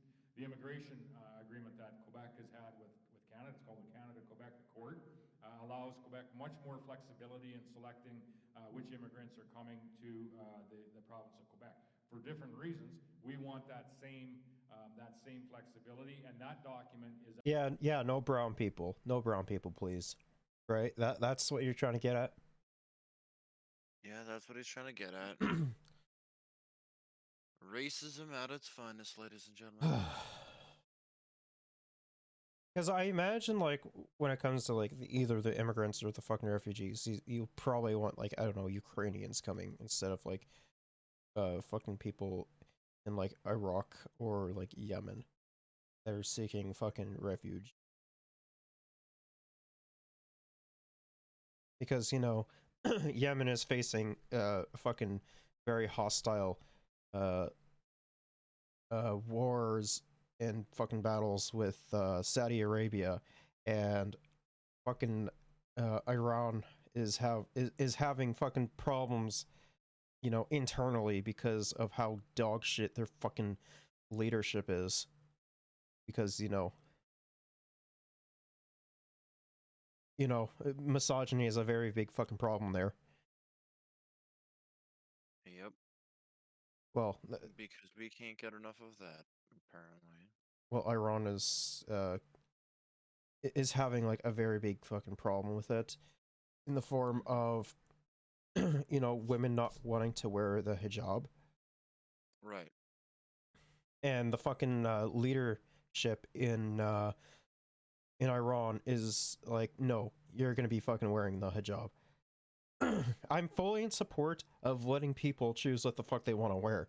If they want to wear, if they want to wear a hijab in somewhere where that's very, like, against it, I think they should be allowed to wear it. And it also goes vice versa. If they don't want to wear it in somewhere where, it's traditionally, like, worn or whatever, I don't think that they should. I support both sides of that for that. Yeah, if you want to wear it, cool. If not, cool too. Break traditions. You're not forced to wear it. That's the solution. You get a choice in the matter. And, like, I don't think people should be racially profiled because of it either. I mean, I just think it looks cool. Praise be to Allah. Is actually sitting on the federal minister's desk, and it's the topic of discussion at the federal, provincial, territorial ministers' meetings, the last one and throughout this year. And so there is some space, and I wouldn't preclude that there will be additional space where if we have to reaffirm our province's right to develop our natural resources, including agricultural land through the use of fertilizer, including our oil and gas industry, including our mining industries, including our ability to generate economically clean power here in the province. We won't preclude taking What the fuck do you mean by economically clean power? What the fuck? The fuck is that supposed to mean, my guy? I'm not sure what economically clean is supposed to mean. Is he trying to say he wants everyone to be net zero? Because even then, he's not doing enough. Well, net zero doesn't fucking solve the problem. It's a band-aid solution. Of course it is. But, like, what does economically clean mean? What, you're gonna put every dollar bill through the washing machine? Oh, I imagine it's probably probably, like, for fucking rewarding corporations who, actually do shit with or, like, say that they're gonna invest into, like, green energy or become, like, net zero or some shit like that. I imagine that's what he's trying to fucking say. Something like that, yeah. Even beyond what you're going to see us take this fall. Thank you, Premier Mo. Shannon Reichert.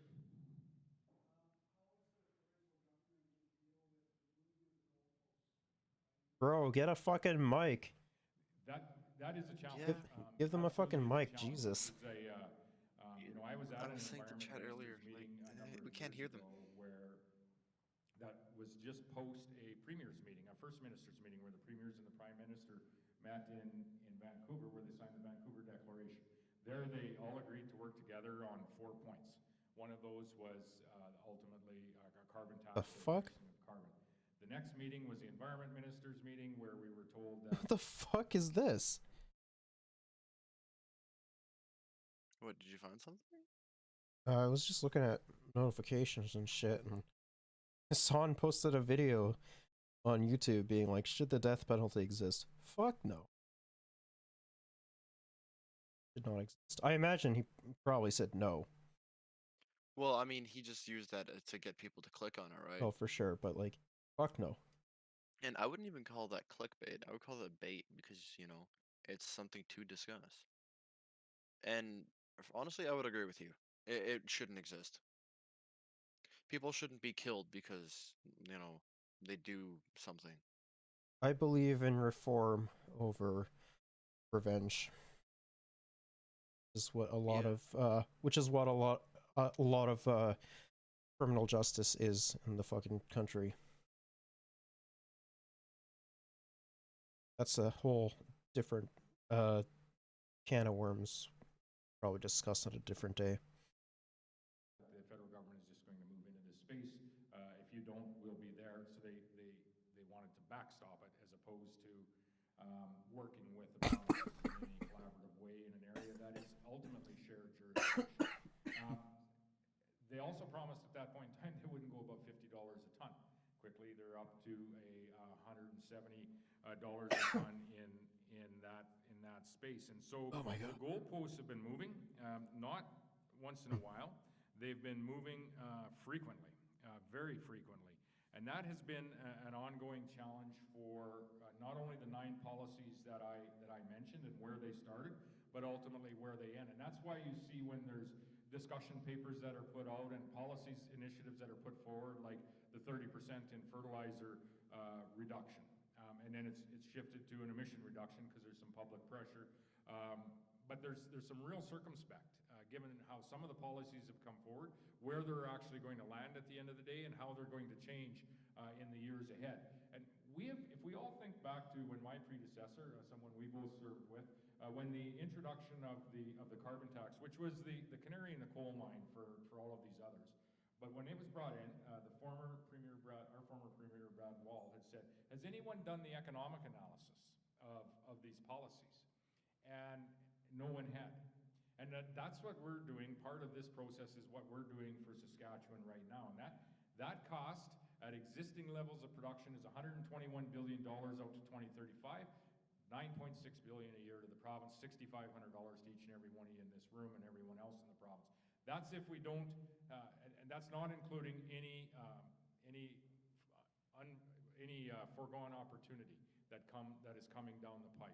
We have the opportunity, I think, we already are producing some of the most sustainable food and fuel and fertilizer in the world. And what I would like to do is to be an example around the world on why you should invest here, why you should expand on the technology and innovation that we have operating in these industries, and then we can ultimately provide that product to Canada, to North America first, and then ultimately to the rest of the world. It's the cleanest in the world. It's competitively priced, as I said. It's some of the highest quality product in the world, and most certainly what we're going to do is start taking the initiative to put things. You know, with dog shit premiers like Doug Ford, Danielle Smith, and Heather Stephenson, he doesn't look as bad with those dog shit premiers, but he's still pretty fucking awful. Let's be real. Yep. It's like, Doug. Do you remember how Doug Ford said he was going to be doing something with the license plates and everything, and how like it, as predicted, it fucking blew up in his face? Or no? Yeah. I mean, I don't remember too much about the whole license plate thing, but I know it was Basically, it was just a big like, deal because they made it a big deal. well, basically, it was like supposed to like save a lot of fucking money on fucking gas and shit, but it ended up having the exact opposite effect and blew up in his fucking face. Just was really fucking funny for him. It blew up in his face, but not for the reasons he wanted it to. Like, I knew for a fact it was gonna be a fucking disaster. Things in place, put parameters in place like the carbon content of our products so that our customers can ultimately see that. What we need to do, I think, as a provincial government as well, is tell a better, a more concise story to our fellow Canadians, and I would say even to our fellow folks across North America. The energy security discussion is not one that should be discounted in any way right now. In particular, while we watch what is happening in the European Union this winter, in particular when you consider that for the last decade plus, they have been buying the largest portion of their products from Russia, and in particular when you think what Russia has been doing with the profits from those sales. Scott, can I just add a quick comment on that? I think Germany is a great example of a nation that may not have been open to Saskatchewan's message up until about a year and a half ago. And the realities have proven that they are now ready to hear that message. And I'm afraid that parts of Canada may see costs at a level that change their perspective. Okay, I want to get on to some more fucking fun politics stuff. Very fucking boring and just repeating the exact same shit over and over again. Let's move on to the Justin Trudeau and Pierre Poilievre shit, where Pierre Poilievre tags some shit with misogynist tags. If it were not for global news, we would not have learned that the Conservative leader has been purposefully using his videos to appeal to far-right misogynistic online movements. These are anti-women movements, and they have had devastating real-life consequences. Mr. Speaker, I call on the Conservative leader to stand in this House, take responsibility, and apologize. Bro, he will not take fucking any responsibility. I condemned this organization, and I corrected the problem as soon as it became What known. responsibility is he saying that he's gonna take? Let's hear it now. I can guarantee you he's gonna be like, I'll take responsibility for at least none of that. The only time when he actually did was literally when he came under fire for it. Outside of that, he did absolutely nothing about it. There is an article with from Global News that we will take a look after this. I condemn all forms of misogyny, including when the Prime Minister fired the very first female Indigenous Attorney General.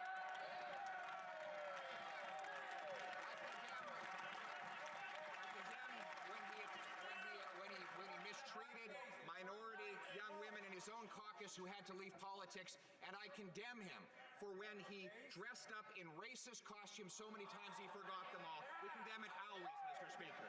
I love how they keep trying to push like the fucking blackface Trudeau shit and everything, when that literally failed when Andrew Scheer tried to do it.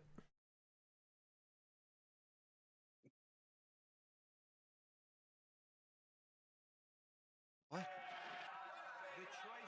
What?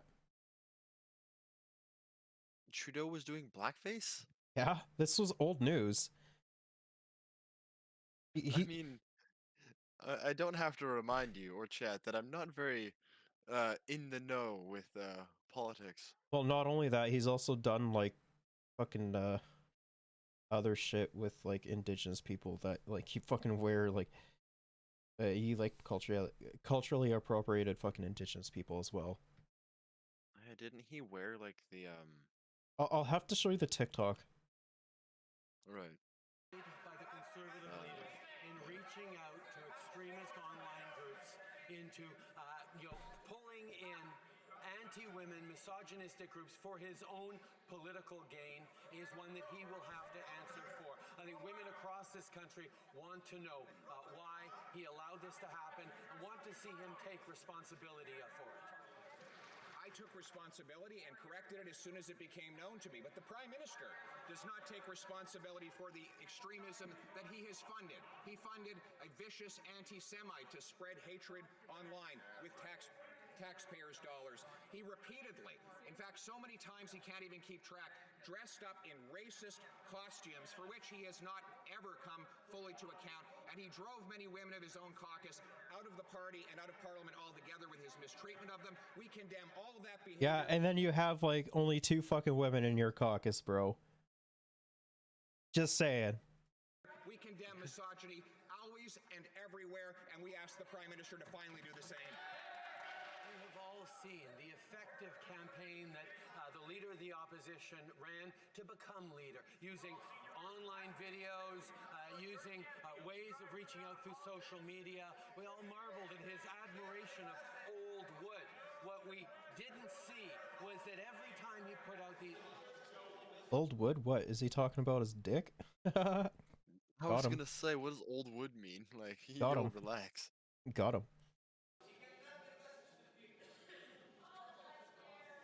But what we didn't see, Mr. Speaker, was his choice to include deliberate reaches out to far-right organizations, including hateful anti-women organizations, to try and advance his own political gains. He has played too close to the line with extremists for too long.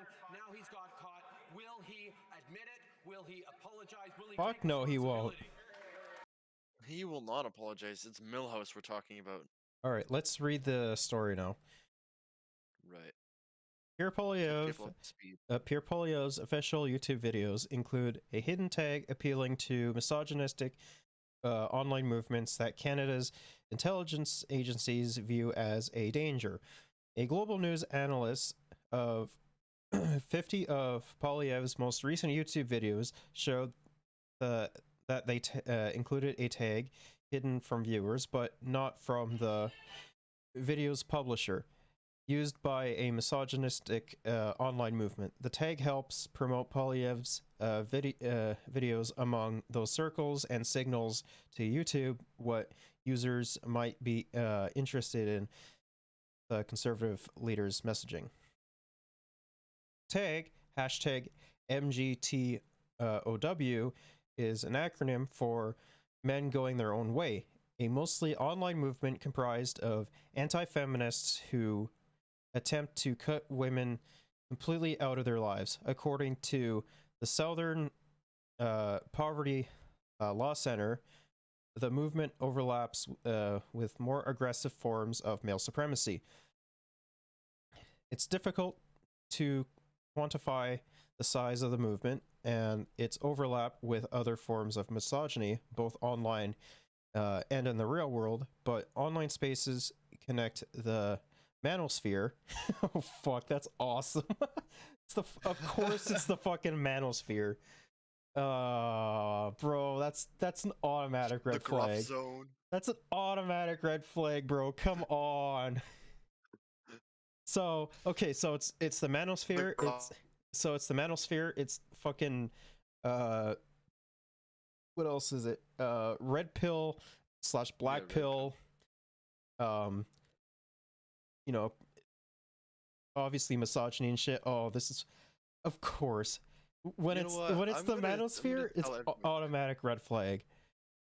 Manosphere, we're gonna call it the Mayo Dome. Connected with the manosphere having proliferated in recent years. Global News verified the tag was used on the video using publicly available software and checked it out against the video's source code. Within hours, Global News sending a detailed list of questions to Poilievre's office, the tag disappeared. Poilievre's office said the conservative leader was unaware the embedded tag existed, quote, and therefore was unaware they were used for uploads on his YouTube channel over the last year, end quote, for 4.5 years. Yeah, bullshit. If it's what? I totally didn't realize that it was there for 4.5 years. Really? It's intentional. It's like when I fucking tag my shit on stream. Exactly. Like It's there to gain traffic. It's to gain traffic and to gain engagement. That's all it's there for. Right. It's to get clicks. And like, it's very fucking easy to do so with a bunch of fucking dumbass right wingers. It's so easy to be a fucking right wing grifter. Well, the embedded tags were immediately removed once his office became aware of them. Obviously, Mr. Polyev condemns misogyny and all forms of online hate, wrote Sam Lilly, a spokesperson for Polyev, in a statement to Global. Polyev's office could not say who originally included the tag in the conservative leader's videos in 2018 or why. Sorry, you're going to say something before I cut you off there? Oh, I was just going to read it. Okay. It sucks to be you then, I guess. Yeah. Before being bullshit. Suck Like, it. no, that's not what I was referring to. I was referring to what the fuck Polyev was saying. Yeah, I know. Just had to poke a little bit of fun. Before being scrubbed, the hashtag MGTOW tags were used in every one of 50 videos reviewed by Global News, including a tribute to Queen Elizabeth II. Bro, what the Stephen fuck? Harper's endorsement during the recent conservative leadership contest, and videos featuring aliens or allies like Sen. Not Aliens? They might as well be aliens. Denise Batters and former leader Andrew Scheer. YouTube tags work in a similar way to hashtags on the social media platforms like Twitter and Facebook. Unlike hashtags, they are not visible to the user, but they help users to discover the videos through search and recommendations. Most of the tags on Polyev's videos are related to Canadian politics and include phrases like Stephen Harper, Justin Trudeau, and House of Commons. The videos also include the tag Rona Ambrose, or Ambrosia, however you pronounce that, the former conservative interim leader who retired from politics in 2017, corroborating Polyev's team explanation that they have been deploying the same tags in their videos for years. YouTube videos from Prime Minister Justin Trudeau include basic tags about Canadian politics, and NDP leader Jagmeet Singh doesn't appear to use tags in his videos. Polyev's videos use of hashtag MGTOW and another tag for Ben Shapiro. Bro, really? No, Nice. that's the that's violinist. that's already another fucking red flag. Come on, bro. What the fuck? The U.S. right-wing commentator appeared to be unique among federal leaders. Like, first of all, Ben is Really? like. First of all, Ben They is had like. to get the person with 2 brain cells. First of all, Ben is like. He's already a fucking loser. Listen, he got owned by like what, a 7-year-old? Yeah, he got owned by like a fucking 5-year-old, and it was the funniest shit. Like even when he's like debating someone of like equal fucking education and shit, and you know he's getting fucking owned in the marketplace of ideas, they literally have to fucking cut those people's mics off. Yep. And then they literally have him leave, and then he fucking does shit. Oh, bro, come on! Why the fuck would you do Ben Shabibo? What an L nerd. L plus ratio. Plus, he fell off. Cope. Several people close to Polyev leadership campaign have independently brought up his digital savvy as a key component to his decisive conservative leadership win on September 10th. The Carleton MP has more than 445,000 followers on Twitter, 573,000 on Facebook, and 250,000 on YouTube. Polyev routinely uses those platforms, along with interviews conducted by friendly internet-based figures, to go around the mainstream press. Those in Polyev's orbit believe it is an effective way to get his message across without submitting them to journalistic scrutiny. but he also uses those platforms to identify potential voters and volunteers.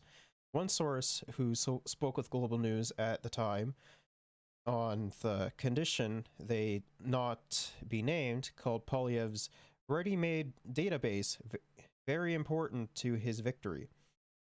The source added that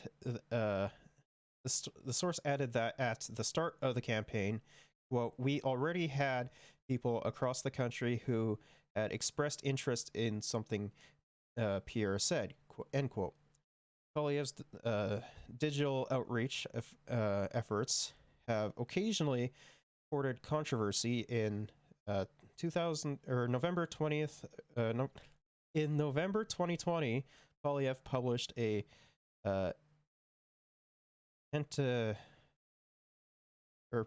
published a petition. Sorry, I don't fucking brain, man. English is hard. Petition suggesting global elites were pushing for a great reset to wrest more control over the citizens. That's a Nazi thing. That is. The Great Reset is a Nazi conspiracy. The petition was a reference to the Great Reset, a World Economic Forum document that envisioned how various governments and economies could emerge from the COVID-19 pandemic. The document became the target of numerous baseless conspiracy theories, but also the target of conservative attacks.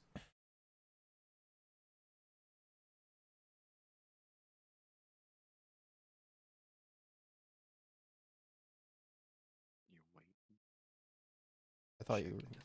I thought you were. Well, if you want, I thought I was gonna start where it says male supremacy and violent attacks.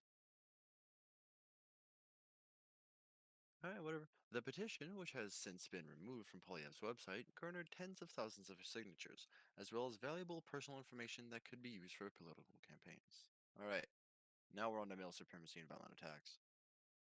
MGTOW adherents advocate for separating entirely from relations with women. The Southern Poverty Law Center has noted that there's a significant overlap between male supremacy and other more extreme movements. Was it at all? Remember? Oh, okay, no, even you're not sure. Like, it honestly sounds like a fucking Nazi thing. Checking. I mean, all I'm gonna say is, if those people don't want women in their life, all the better for me.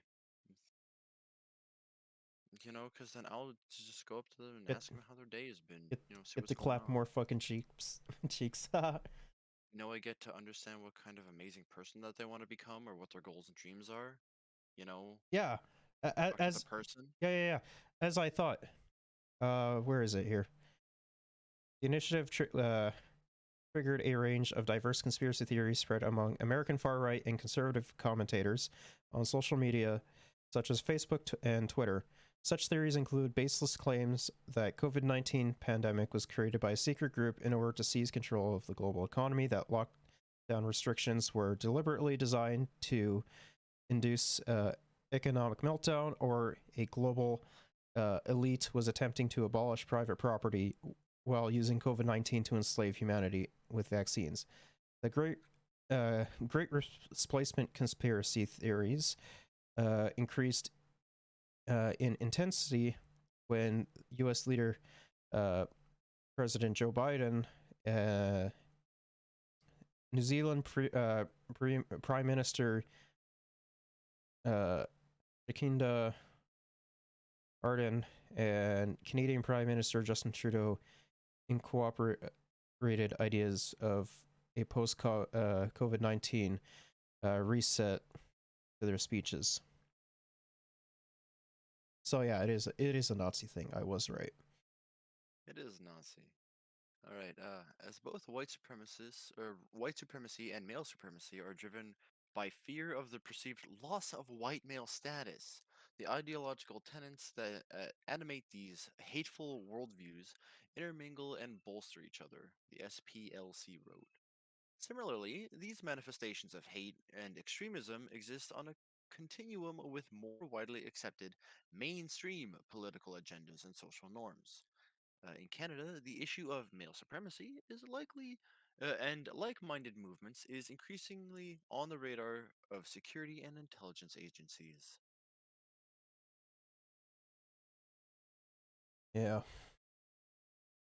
Extreme racist, misogynistic, and anti-authority views combined with professional grievances can result in an individual's willingness to indicate, enable to or yeah, enable or mobilize to violence.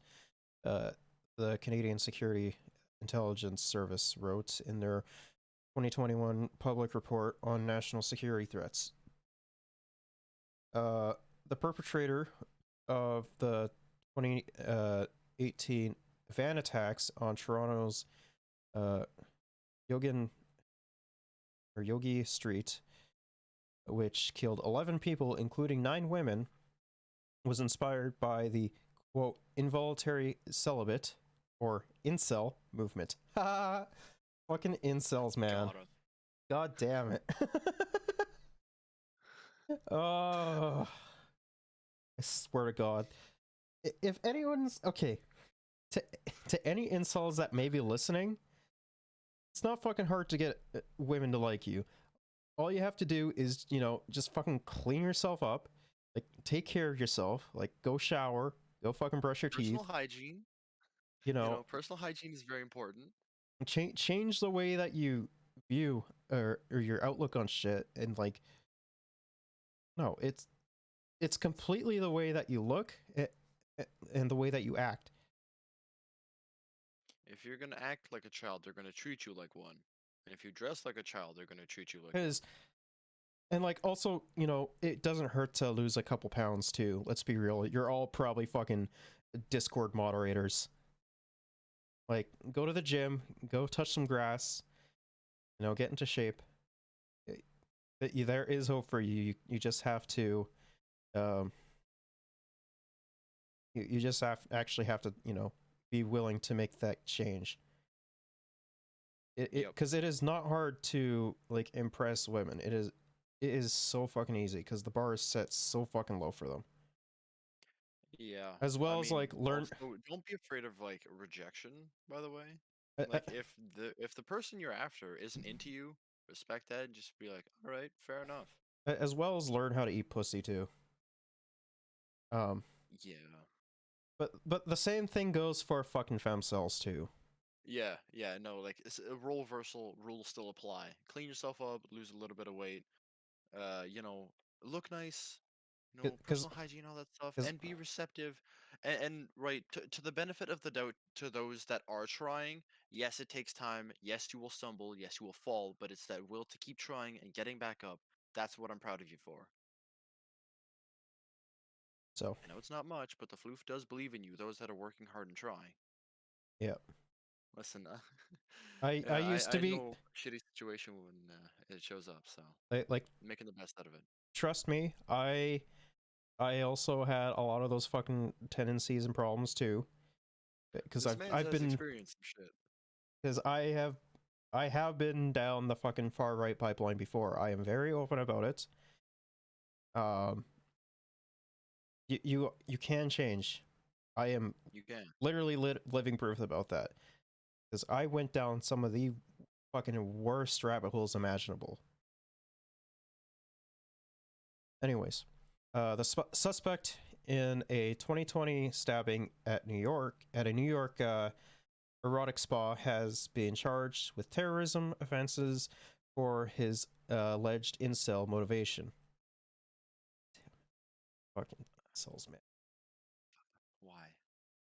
It's not clear who first included the hashtag MGTOW tag in Poilievre's YouTube videos, or why the tag has been embedded in the conservative leader's videos going back years. Poilievre's office did not immediately respond to Global's follow-up questions, but this isn't Poilievre's first interaction with with fringe movements in Canada. The Conservative leader has drawn criticism for his support of the convoy protesters that paralyzed downtown Ottawa and blockaded border crossings in February. Protests which led the Trudeau government to take the unprecedented step of invoking federal emergency legislation. Trudeau's decision to invoke the Emergencies Act will soon face scrutiny by an independent judicial commission, but Poilievre's embrace of the protest movement has also faced continued scrutiny. His chief rival in the Conservative leadership race, Jean Charest,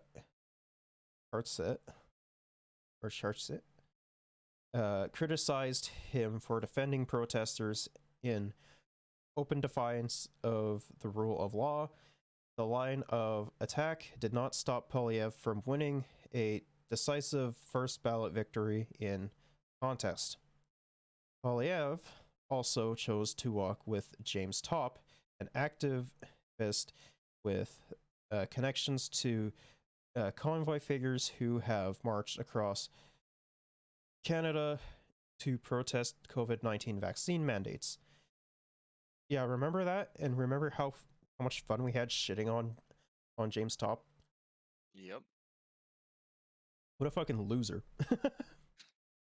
The Conservative leader also drew criticism for posing with for a photograph with Jeremy Mackenzie, the de facto leader from the far right group called Diagolon, who was recently arrested on a Canada-wide warrant for alleged weapons offenses. Canada's Integrated Terrorism Assessment Center labeled Mackenzie as one of the key anti-government figures during February's convoy protests, according to documents published by the left-wing press websites. At the time the photograph was taken, Poilievre said he didn't know who Mackenzie was. But last month, the Conservative leader forcefully denounced Mackenzie and his followers as odious dirtbags after Mackenzie joked about raping Poilievre's wife. Which, yeah, that was pretty fucked up, not gonna lie. Don't joke about that. Quote, this kind of garbage has no place in Canada, Poilievre said in a statement. No one should face this abuse. So yeah, at least to say I'm not really surprised by this. It's just, at this point, it's just standard conservative reactionary attitude.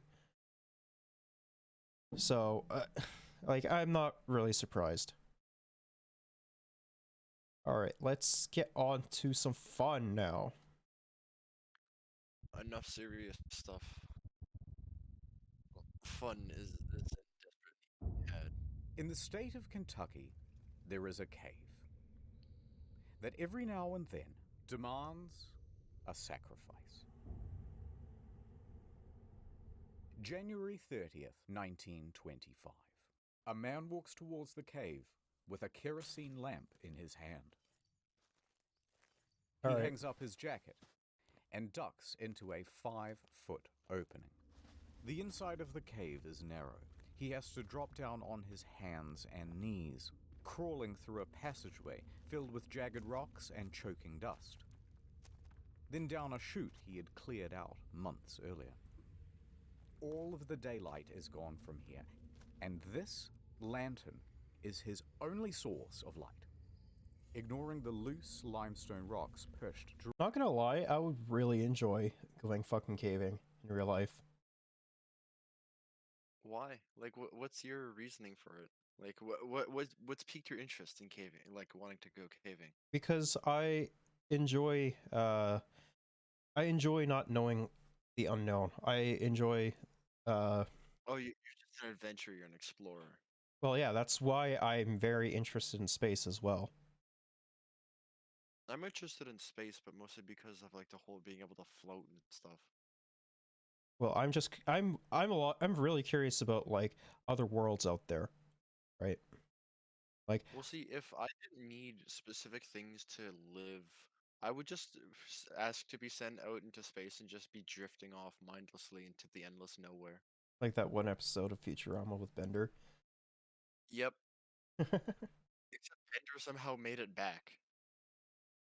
God, that show aged perfectly, man. Bender was God. Yeah. Directly above him, he is now 100 feet in, and here he reaches the turnaround room. Now, they call this the turnaround room because this is the juncture where even experienced cavers say, no thanks, and turn around. Because to continue on means going through this, the squeeze, a gap in the stone of only 9 inches. Bro, what? Here's a subway sub. Going through, he would look exactly like this. Bro, that's fucking nuts. I don't know if I'd be willing to do that. Well, I mean, you'd have to be willing to make some sort of like sacrifices, right? Like you should know your limits and whatnot. But like, Well, how? You'd have to like dislocate his shoulder or something. The thing with caving is that you're supposed to be bringing a decent amount of equipment with you, Yeah, fair enough. and like you wouldn't even be able to necessarily be able to get your equipment through here. Well, yeah, especially if you had like, food, other stuff. Well, like no, that. I'm referring to like things like say a or like a dive or a wetsuit, a flashlight, your fucking picks and hooks and ropes.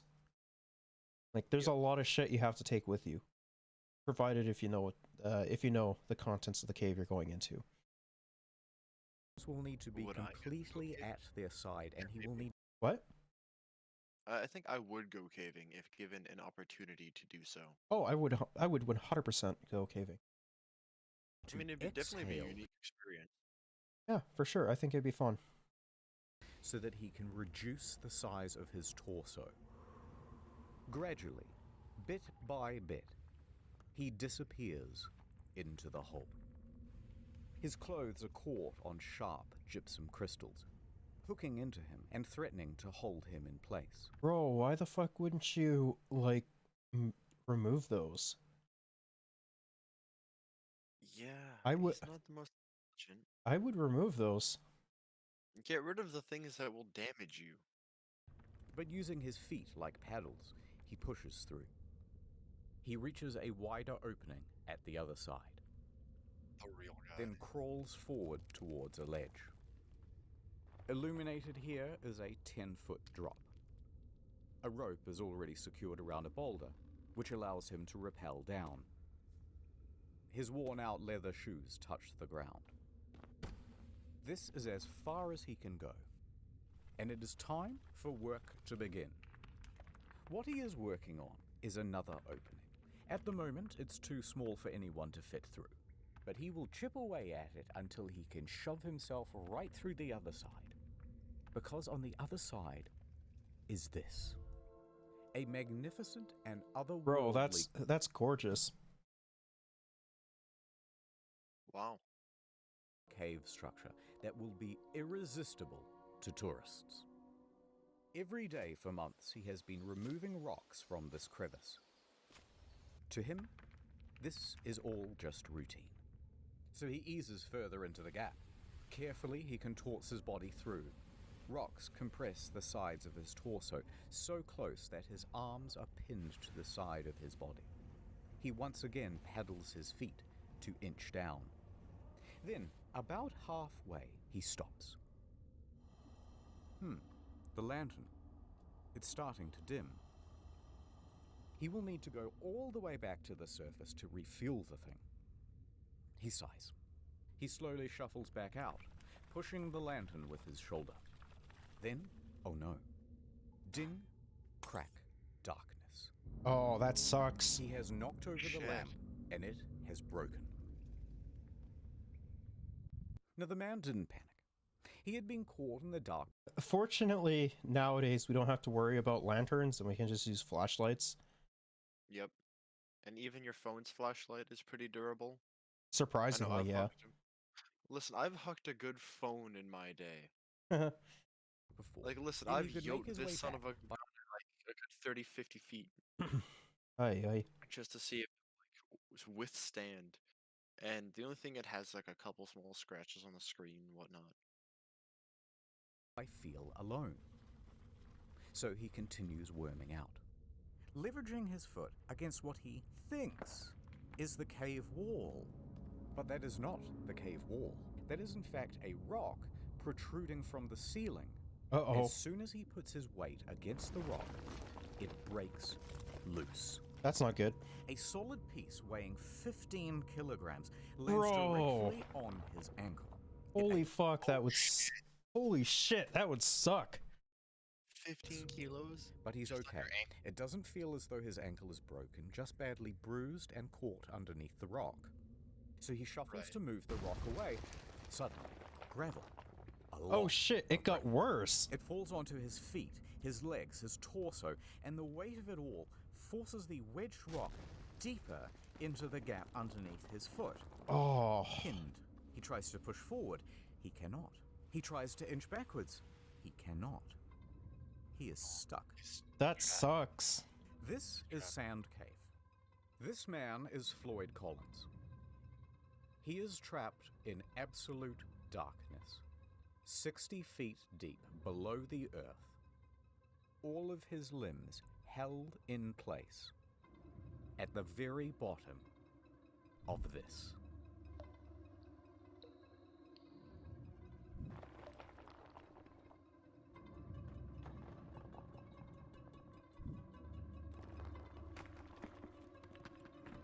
Bro, that's crazy. What kind of a cave was he digging? But before I tell you what happens next, ad time. Speaking of people Payla trapped in a cave, ads. World of Tanks. Ads. Collins is still in the dark, unable to move. His left arm was pinned underneath his torso, his right wedged by the rock ceiling above. Beneath him, sharp crystal shards dug into his skin. Ice thawed, traced across the ceiling, and dripped down directly onto his face, pooling underneath him. Bro, it's like Chinese water torture. Yep. Fuck. That would really suck. Be in that situation, not gonna lie. 60 feet deep underground. And like, you have no way of contacting anyone. You have no way of sending anyone your information. You have no way of like getting help. Well, this is also like what, the 1925? Yeah, you know, his lantern broke. He has no means of escape. He's trapped. This fucking sucks, man. Water was a consistent 54 degrees. Floyd tried to breathe calmly in the concentrated dark. When he did attempt to shuffle, more gravel and rocks would tumble from above and pile onto his feet, so nothing would work. He clawed at the cave walls till his fingertips were bloody, and he realized that there was only one option left. Call out for help. But wait. Who is Floyd, and why did he even go into a dangerous cave?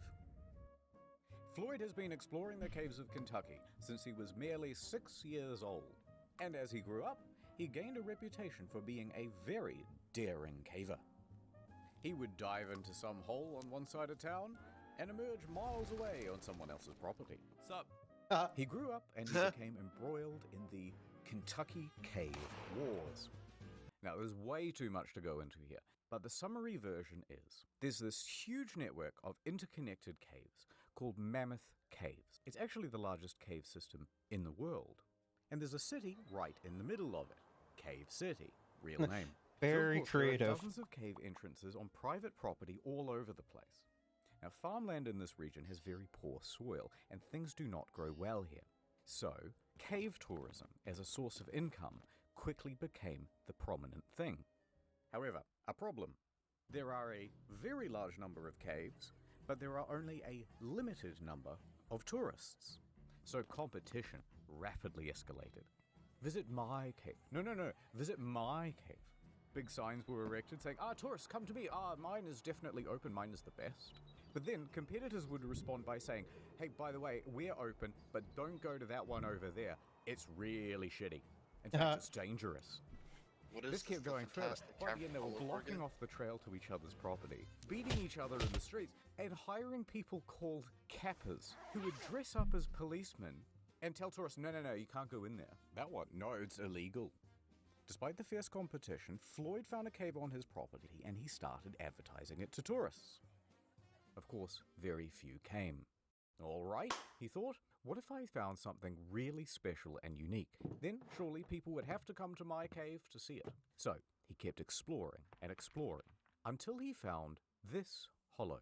It was filled with big gypsum crystals, and when you were in there, it felt like a completely alien world. But it was barely accessible. Like cave systems or caves like that, that's why I would like to go caving. Just to see something like that, Just that's considered otherworldly. Just to see stuff like that. I mean, yeah, seeing sights that you've never seen before is, well, a sight to behold. Yeah. Small tunnel is the only way in. He would need to dig for months to open it up to tourists, but he knew he could do it. Back to the competition. They knew the value of this cave. They knew the potential, they wanted it for themselves, and they wanted Collins gone. One time, 5 of them just wandered onto Floyd's property and demanded he hand over the lease. When he refused, they just started beating the shit out of him. What? This only stopped when Floyd's brother, Homer, marched out with a shotgun and chased them all off. But Let's Floyd go, was Homer. not deterred.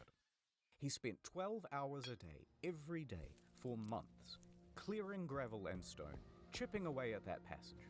He would open it up to tourists, make his cave an incredible attraction, and make his dreams come true. Hey! Is anyone there? So there's Floyd in the dark, yelling out for help. He's at the start of a very tiring loop. Sleep, wake, yell. Sleep, wake, yell. Hours passed.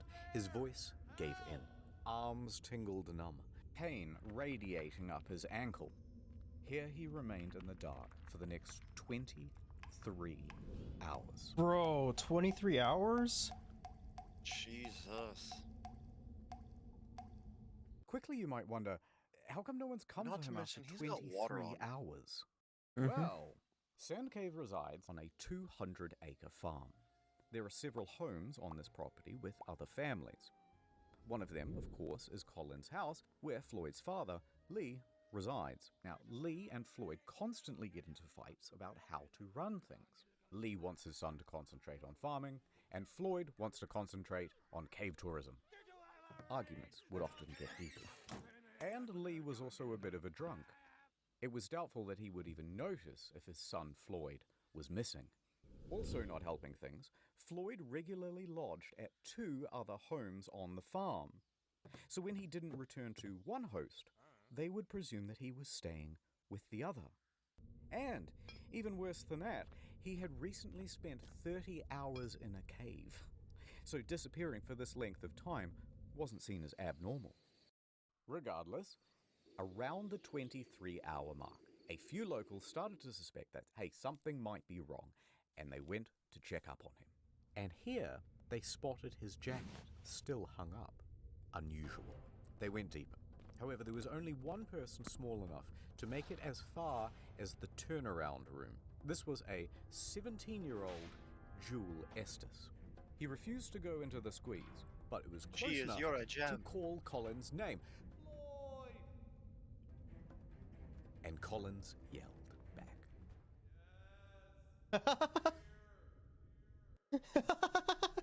Bring me a Estes cup of emerges soup. from the cave. Okay, we know he's trapped, and we know where he is. So, locals started to gather outside. Out of my way. say a bunch of men who would each show up and take turns heading into the cave in an attempt to reach Collins. But once they reached the turnaround room, Nope. Nope. Nope. they would fail to reach him, emerging from the cave. Come on, bro. I thought you were supposed to be cavers. Yeah, I thought, you're rough and tumble, kind of, getting all dirty and shit. Guess they weren't real cavers after all. And cursing. Out of my way, they would say as they were heading in the reverse direction. So a few more hours passed. Word would spread around town. Dozens of locals from Cave City started to gather outside.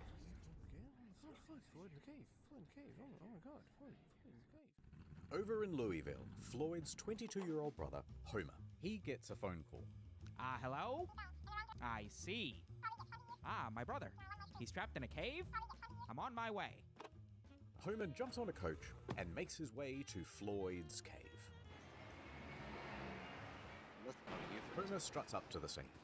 Dozens of men are standing around outside. He ignores them all and marches right into the cavern, still wearing his city clothes. He makes his way in, down the chute, through the narrowing passages, down on his hands and knees towards the turnaround room. And when he arrives, he does not hesitate.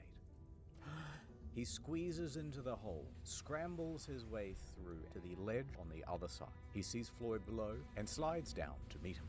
Floyd! Sup? Right, probably wasn't that casual. Sup? Oh, thank God you're here.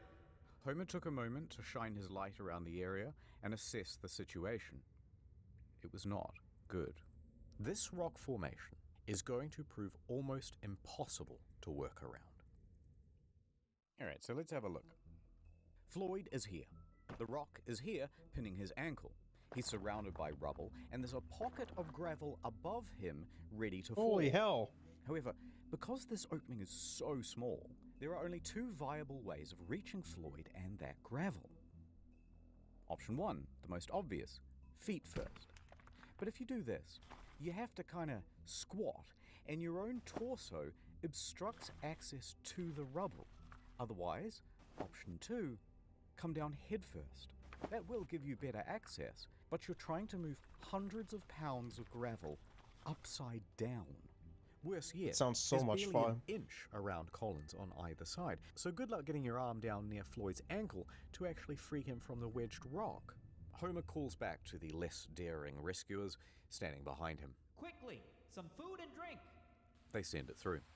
He hand feeds his brother a pint of coffee and a total of 9 Bro, sausage did they only have fucking, like, coffee? That's not hydrating at to all. drink? What the fuck? Listen, Is that coffee may be good, but listen, it doesn't hydrate you. They, You need electrolytes for that shit. they don't have... I guess they didn't have access to fucking water in the fucking 1920s. It's just... it's just... The only thing they had... Access to water. The only thing that they had access to was fucking coffee. What, you think coffee, there's natural coffee springs, Hell- like there are hot springs? Hell yeah, brother. Why else he'd fucking just drink coffee? Sandwiches. Feeling better? Much better. Then, Homer went to task. Probably had the He shit began fluid or removing how rocks and greasy the gravel, sausage tiny was. scoop at a time, with the help of an old syrup can. That's Hell so yeah, you got a little syrup small. can. That is so small. It's not about the size, it's how you use it, okay? Bro, that would take forever to get him out of there.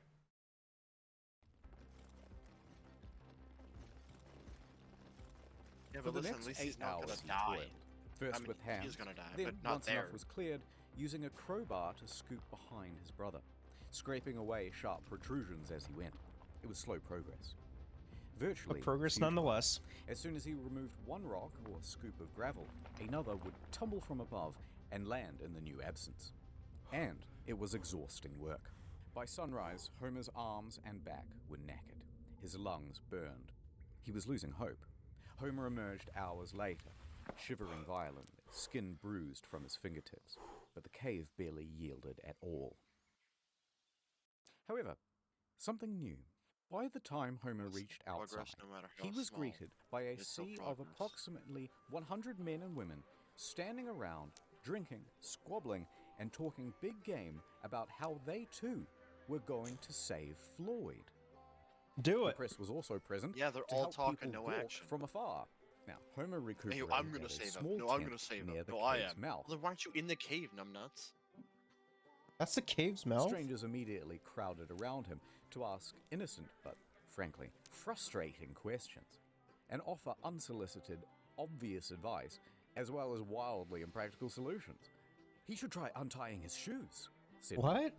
one. No, we should send him down with a contortionist who's got a mallet and a chisel. We should jerk him off, right, guys? All right, I made that third guy up, but you get the idea. And they started to argue with each What? other. He's not part of the real history? Oh man. Yes, it will help. It'll help get Floyd out if they jerk him off. It's natural. You're right, It's nature's it'll make 'em lubricant. lighter. It's nature's lubricant. About their plans. Hey, how about using dynamite? One click formed, What? insisting that it was a great idea. And another What? saying, no, the explosion will kill him, and the weight of the new rocks will surely crush him. They fought for a while until they started arguing about gas torches, which will cook him or asphyxiate him, or the gas will poison him. But by far the most common suggestion, of course, was amputation. Never mind that the foot itself was unreachable, and never mind what the blood loss and shock would do to Floyd's weakened body, and never mind Yeah, even more that this was like what, the fucking 1920s. If they amputated him, he'd be dead. Yeah, there was no survival there. And like, and Kentucky at that. I'm surprised. Like 6 sausage sandwiches and a pint of coffee. Floyd was strongly reluctant to the idea. Whatever you do, don't cut my foot off. All of the squabble would not have gotten on Homer's nerves, except that not one of them would just brave the damn cave and continue shoveling away the gravel. The formula was always the same. Brave heroes go in with food and supplies, then reach the turnaround room and immediately lose their nerve, then dump the food just outside the hole, and then return back outside and go, oh, absolutely. No, he says, thanks for the food. Thank you so much. Yum, yum. No one would go through that squeeze. They're always painting themselves as Doesn't that's the anyone would hole? try. Bro, that's such a small hole to fit in. Would I still brave it? Sure. Would I actually fit through the hole? Probably not. I am a large fellow. That's, No, I'm not fat. I'm just big boned. that's fucking crazy. That hole is small. It is. How does anyone get in there? I all don't of know. them But you know would what? fail. I'm a damn old try. And the fact that one person fit in there meant that at least another could. February 2nd, 9 a.m. So far, Homer has He's been been in the there for only 71 person hours? to have reached Holy shit. Floyd. And that would continue to be true until here we are at the Louisville Courier. There's a spirited young newshawk named William Miller. He's talking to his boss, and he's trying to convince him that it's a great idea for him to cover the story of the man trapped in the cave. Listen up, boss. I'm hearing talk of a man in a cave. He's stuck down there, and I want to get down there too. Get to the nitty-gritty, you hear? This is an opportunity for some good PR, Miller. I'm in. But I want us to sponsor that rescue. Picture this. Man saved from cave by Louisville Courier, the finest newspaper in the state. That'll drum up plenty of business. 24-carat idea, boss. I'll make it happen. I'll get down there toot sweet. So off Miller goes to Floyd's cave. Back over at the cave, Homer is sitting outside trying to recuperate as Miller wanders up. He glares at the man in his city clothes and answers every question with either a grunt or a one-word answer. Yeah. Sure. Finally, he gestures to Sand Cave. Listen, you want more information? The hole's right behind me. Why don't you go take a look yourself? Now, Miller is only 21, but he is a slender and determined man. He takes on the challenge. So he removes his suit, drapes himself in coveralls, and grabs a lamp. Miller slowly enters the cave. He finds himself stepping in puddles and having to correct his balance against the ever-softening walls. These were accumulating problems. Fuck, the walls are getting softer too. That's not good. Nope. To the Gawkers outside who had lit campfires all around the entrance. That caused snowmelt, and the stable environment of the cave is starting to shift. That's but not Miller good. makes it further than most. And all that's left is that final squeeze, and he's there. He stops. He takes a moment and decides to call out to Floyd. Floyd! Hearing there is someone on the other side, he feels ashamed not to try, so he closes his eyes and moves forward. His slender figure begins inching through. The crystal gypsum cuts into his elbows and tugs at his clothes. He gets snagged. He's spluttering through the pools of muddy water. He stops, collects himself, and pushes on. He can barely inhale. If he gets stuck in here, he can only hope that someone else can come in from behind and pull him out by the legs. But eventually, he makes it through. Fantastic. He's now standing on the edge of a 10-foot pit, and he clumsily bumbles his way down. He sat right next to Floyd, ready to interview him. But Floyd didn't really answer any of his questions. In fact, he was incoherent. At the moment, he is sitting in a pool of water that is 12 degrees, slowly sapping his body temperature. Didn't they? Why would they like place something underneath him? Maybe because, you know, there's barely an inch just for him to move. And I he's know, but crushed. like I'm talking about like they were able to like Scoop up, out some of it, yeah. scoop out like up to his torso before. Why wouldn't they just have him like lean up a little bit and then like put a tarp underneath there to prevent like him from dying of hypothermia? People are stupid. To be fair, it is the 1920s, Also, so did they have a tarp back in the 1920s? yeah, of course they would. Why wouldn't they?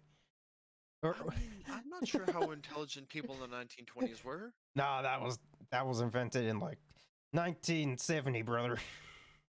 Yeah, the He tarp. is just to dying keep wa- from exposure. The cold is diminishing Floyd's mental faculties, and he can barely make sentences. So Miller took a few mental notes, and he left. He worked his way back through the squeeze, past the turnaround room, and out into the daylight. He is covered in mud and scratches and numb head to toe. And when Homer saw, his hope reignited. Someone else had made it to Floyd. You and me.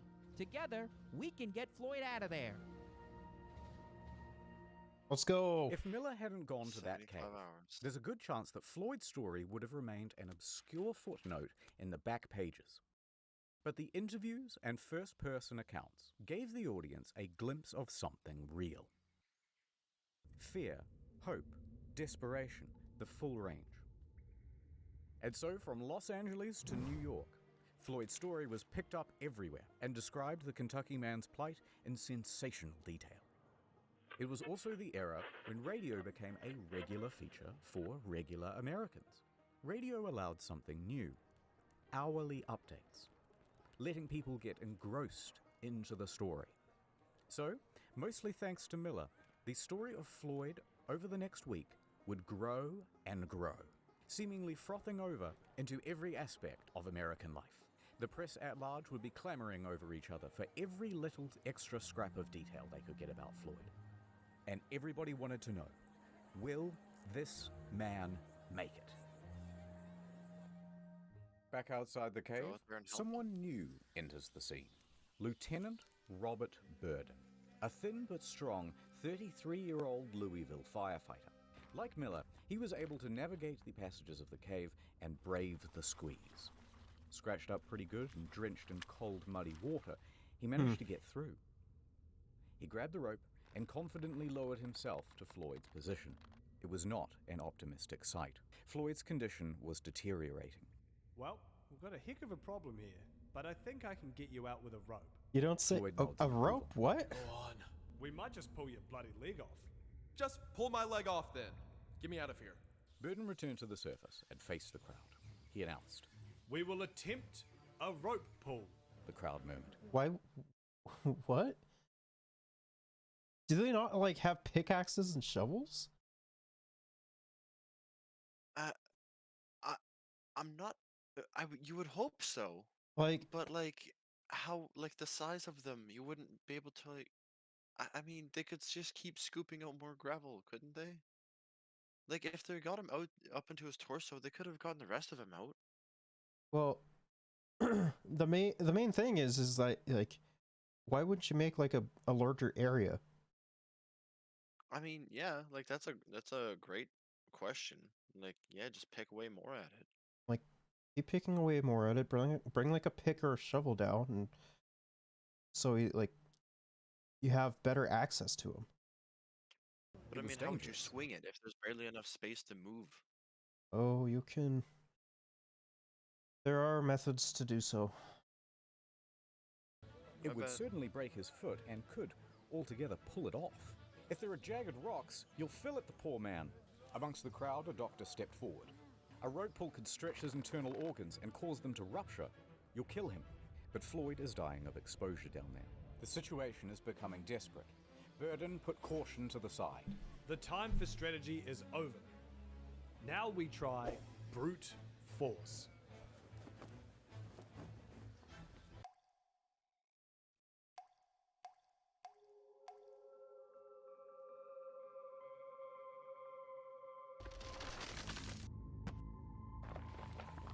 What? Did he die? Or are they just saying that filled with water? Is he hallucinating? He might be.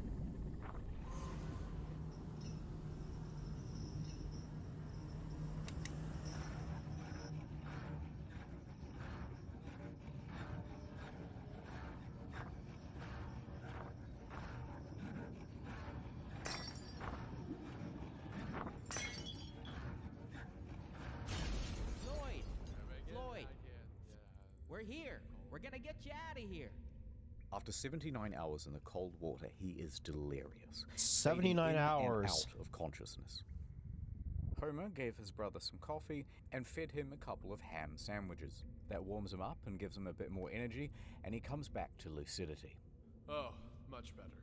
I'm gonna put the special harness around you. Burden and Miller, they're here too. We got 3 more boys right up the cave, and they're all ready to pull as hard as they can to get you out of here. Floyd was frightened. I'm not gonna lie, it's gonna hurt. He gave his brother some whiskey and a strong sedative to calm his nerves, and also to... Whiskey, bro. Would still hurt though. Listen, they're trying just everything to numb the pain. Alright? help him withstand the shock in case his foot is destroyed. Floyd took the opportunity to appreciate being surrounded by friends and family. Go on. Do it. All right, strap him up. Homer tied the harness around Colin's chest and knotted the rope. Ready? Above, Miller is crouched at the top of the pit. Ready? Wouldn't this, like, fray the rope? Yes, actually. Like, this is a horrible idea. Burden clenches the cord from further up the cave. 3, The rope goes taut. 2, Do it. 1. Oh! Instinctively, Floyd gasps. The force of 6 men pulled against the clutches of the cave. Floyd began to scream. His body was being pulled That's up not... from the rubble. It doesn't even look like it's doing anything. Well, of course it's not gonna look like it's doing anything, but... Well, no, like, we with said earlier. with the... Like, with the way that the cave is, being, like, more like 90 degrees and shit, it would be going up at, like, a 45-degree angle. Yep. It wouldn't... Something like that. It wouldn't do anything. It would just cause more fucking unless problems. they somehow invented, like, unless they somehow used pulleys to, you know, make it easier, which I doubt. I don't really think pulleys would help in this instance. Gravel was beginning to shift. Burden clenched his teeth. Floyd screamed harder as well. Now, Floyd was trapped in a supine position. Yeah, like this. This is what I meant. Like, he'd be fucking... Wouldn't he be, like, pulled up from, like, here? Yep. Like, there's no way you'd be able to get him out. But the direction of the rope caused an upwards force that right. wrenched him vertically. His torso was being compressed and bent against the ceiling of the trap. It would kill him. Floyd's screaming intensified, and through gasps was begging them to stop. The screams filled the echoing cave, but it did not stop. The agony continued. On and on, with no progress. Enough! Enough! You guys are killing him! Homer pulled in the opposite direction to give his brother some reprieve. Somehow, Homer mustered the strength to altogether wrench the cord from the other men's hands. The rope What? went slack. Homer, Floyd, and the rope lay limp on the cave floor, panting and exhausted. No progress had been made. Why wouldn't they just continue to remove rubble? Because they gave up on that idea, apparently. I know, but still, you could, like, you have, what, 3 capable guys able to do that? Like, just take shifts. Yeah, I don't get it either. Like, that's what I would have done. But like, people are stupid, and it seems like they don't learn. The cave would not let 1920s brain. this man go.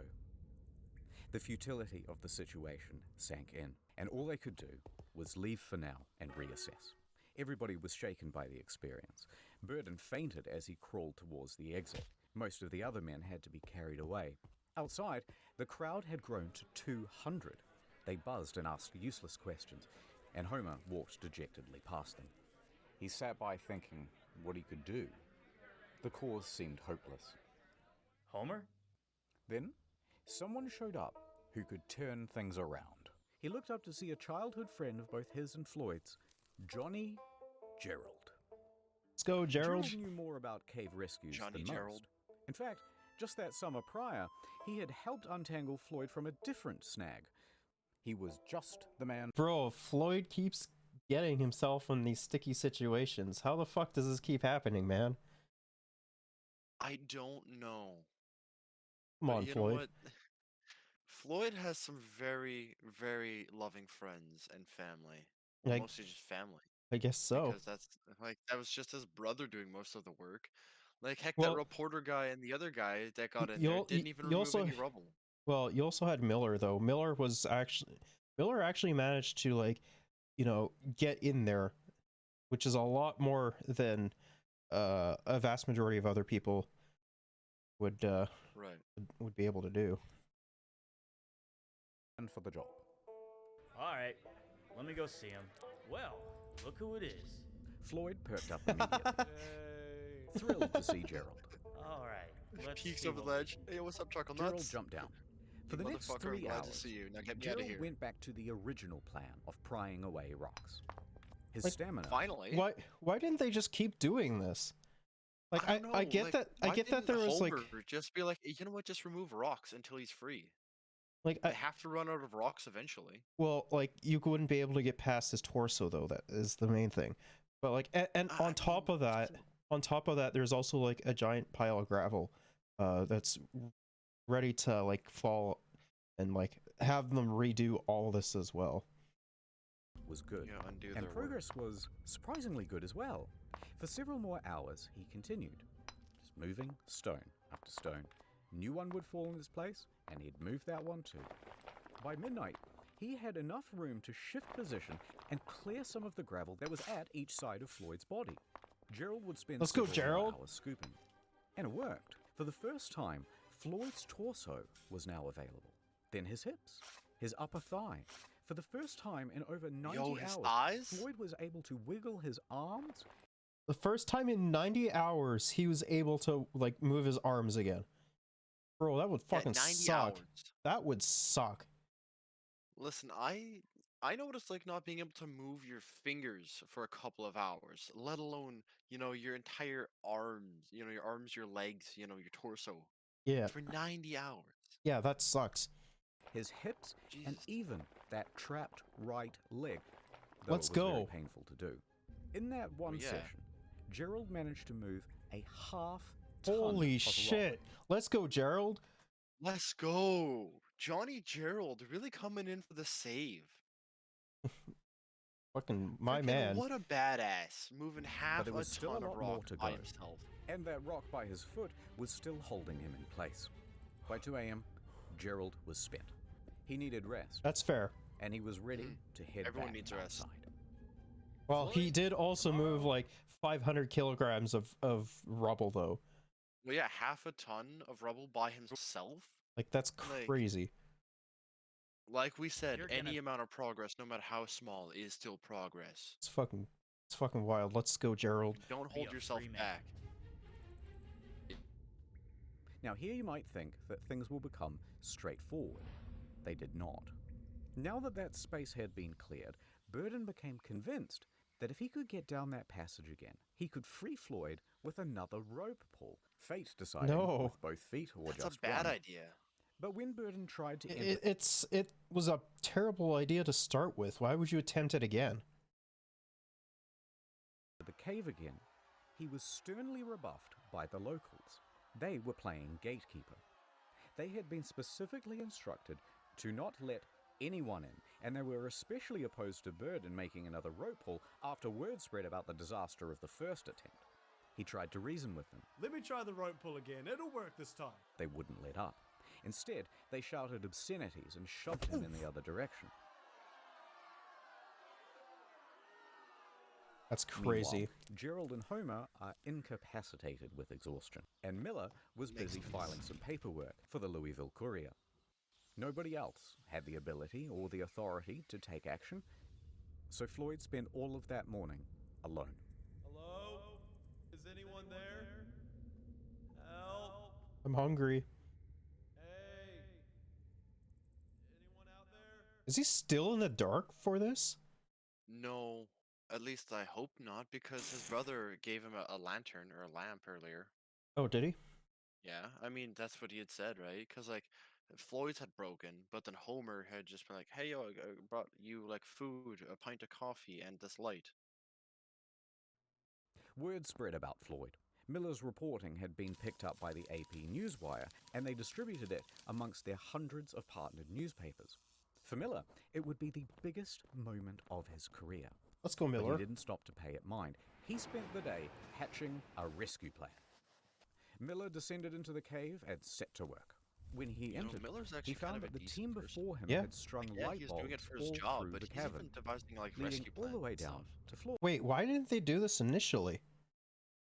I mean, to be fair, right, like, to Homer's credit, he's not thinking about the passageway needing to be lit up. He's just thinking about getting his brother out of there. Well, I mean, like, still, like, even having, like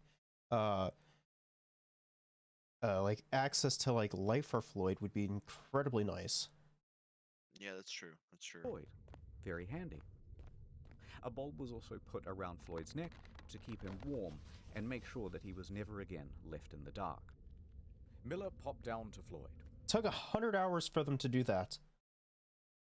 For the record. Yeah. Ah, Floyd, fancy seeing you here, buddy. Reusing that syrup tin, he started offloading gravel into buckets. Those buckets were then passed up and down the cavern. And so it went on for the next 2 hours. Miller stopped for a break. He took some bread, milk, and whiskey. And sharing it with Floyd, they started to get to talking. Gotta have your alcohol. Floyd had been in that cave for over 100 Listen, hours. it's not a complete And meal seeing without some everyone kind of working liquor. Hell yeah, brother. I like I got my sandwich, I got my milk, and I got my vodka. I was about to say, it's not a complete meal. It's not a complete meal without my vodka. Together, Floyd was overcome with a sense of hope and relief, and so he began spilling his heart out to Miller. Here is what he is quoted in the newspaper. I believed I would go to heaven. I can feel that I'm to be taken out alive and with both my feet. I kept thinking, what would happen if the rock above me would fall? It caused me to shudder. I kept thinking to drive my mind to something else, but it wasn't much use. I couldn't do much to help those who came to help me, but I knew that a lot of people were willing to do all in their power. It gave me courage. Tuesday morning, I thought to myself, 4 days down here, and no nearer freedom than I was on the first day. How will it end? Will I get out? I couldn't think of it. I have faced death before. It doesn't frighten me, but it is so long. Tell them I am not going to give up. Tell them I'm going to fight and be patient and never forget them. The crazy thing is if this story was to happen today, it would be swiftly forgotten within like within a couple days of the news cycle. Yeah. It's like, one day out of the week or something. It's like, hey, here's a small headline. This person was stuck in a cave for like 100+ hours, and they got rescued. Okay, on to more pressing matters. It's like, what do you mean more pressing? That is pressing. Yeah. Crazy, man. Meanwhile, Floyd's story kept growing. Pedestrians would gather around corner store windows to read the latest bulletins. The press began using giant typefaces, commonly only reserved for declarations of war. Churches in all of the nearby counties were holding services for Floyd. Theaters even interrupted their shows to update the audience. Now, at the time, that's President actually really Coolidge cool. was in charge, and his Secretary of Commerce was a geologist, Herbert Hoover. Now, Mr. Hoover followed the story very closely, and so it was likely that the president did too. Even Congress paused session to ask about the latest news from Sand Cave. By the end, the That's Floyd actually very Collins interesting. incident would explode into the third largest non-political story between World War I and World War II. That's crazy. All of this excitement brought an inundation of people to Cave City. Old population, 690. Yawn. New Nice. population, 10,000. 10,000, Jesus. Hotels ran out of food. Residents turned their homes into makeshift hotels, charging sizable premiums to let people nap in their bathtubs. The banks quickly ran hell out yeah, I of gotta sleep in a on-hand tub. cash, and 4,500 automobiles impatiently sat backed up for 2 miles from 20 different states to drive onto the Collins farm and turn their pristine green pastures into swampy parking lots. That's crazy. Deep below all those tourists, there's Miller, trying to free Floyd. Alright, a little bit of setup. Floyd, Miller, some remaining rubble, rock. For anyone to lift the rock by hand would be impossible because Floyd's body obstructs the hole. Miller grabs a crowbar and shoves it through the gap. Now he's going to lever it off Floyd's foot. Cool. The crowbar is now wedged against the rock. Next, he takes a jack. He positions it on top of the crowbar so that it will be forced against the ceiling. However, problem. That jack is too big. It doesn't fit. Miller yells up the tunnel for a smaller one, but this took some time. And when it arrived, too small, won't reach the ceiling. But instead of sending for another one, Miller takes 2 blocks of wood and bolsters them underneath the crowbar. Right, so the crowbar now sits higher, it fulcrums against the blocks, and the jack is sitting on top. All Miller What a has terrible way to do expand it. the jack, which he will do using this spanner, holding it at the very tips of his fingers. Sounds easy. It's not. But that's the plan. Let's get him out of there. He turned the wrench. The jack expanded, and the crowbar took strain. The whole thing slid apart with a pang. Yeah, I Floyd could have wasn't saw hurt, that coming. But Miller was contorting and exerting his whole body, from back to fingertip. They tried again. Same result. Come on, bro. You Why tried. did they try again? Like, If it didn't I work the mean, first time, it's not going to work the second time. I mean, I give the determination, but like, come on, bro. Like, It's like you already found out that way didn't work. Try something else. Miller tried a new angle. Maybe this time. The jack pressed. The tension increased. And this time, the rock moved. It fucking moved. With each turn, the stone shifted a little more. Miller's hands shook with adrenaline, his face and body dripping with sweat. Pang. One of the blocks slipped, and the wooden tower went sideways. The rock painfully slammed back down on Collins' foot. ow. You'll get it next time, Miller. Try again. That would Miller hurt, did. man. Again. And again. Adding blocks, taking them away. New crowbar. Why wouldn't you just try and get a new jack? Exactly. That would make Like, the tower's not going to keep it stable. like, come on, bro. If it didn't change the jack position, every angle, all while Floyd was there, cheering him on. Yeah, I mean, hey, that would be me too. For the next 4 hours, he tried. No progress. Miller was exhausted. He couldn't do this on his own. But he was. What if Miller got stuck? Yeah, I mean, nobody's ever really put that in their head of, hey, what if I get stuck down here? One thing I don't understand is why they Like now, why wouldn't they like have him or Floyd on a tarp, and then whilst Miller is like when Miller like moves him moves the rock up, why don't they just pull him out with the tarp? I don't get that. What? The only one slim enough to get in through the gap. The group decided to concede for now and return to the surface. They would take just a small break, but it looked to everyone like there was a clear way to get this man out.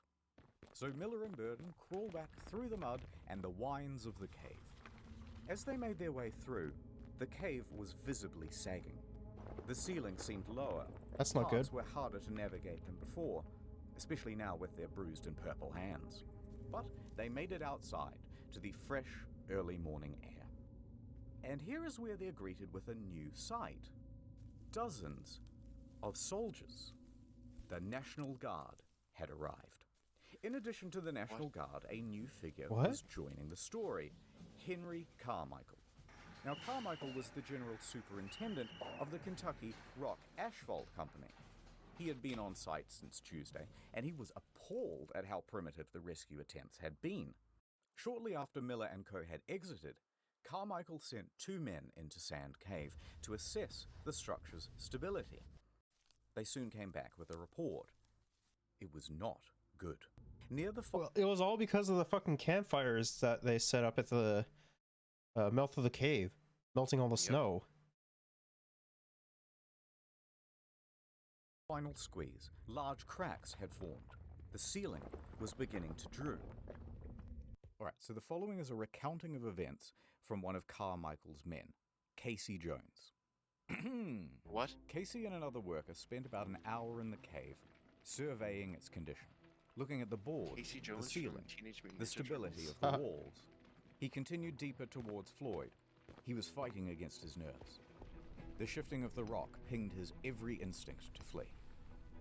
But he heard Collins moaning ahead, so he pushed himself on. He managed to make it through the squeeze and he arrived at the 10-foot pit. Seeing Floyd trapped, he tried to ignore the pebbles that were tumbling behind him. Please, come down. I can't right now, Floyd, but I will when I get back. Behind Casey, his partner is begging to leave. Below Casey, Collins is pleading for help. Please, I'm so thirsty. Okay. Casey slid headfirst into the pit and hastily ladled Floyd some coffee. But Floyd More coffee? rejected it. No.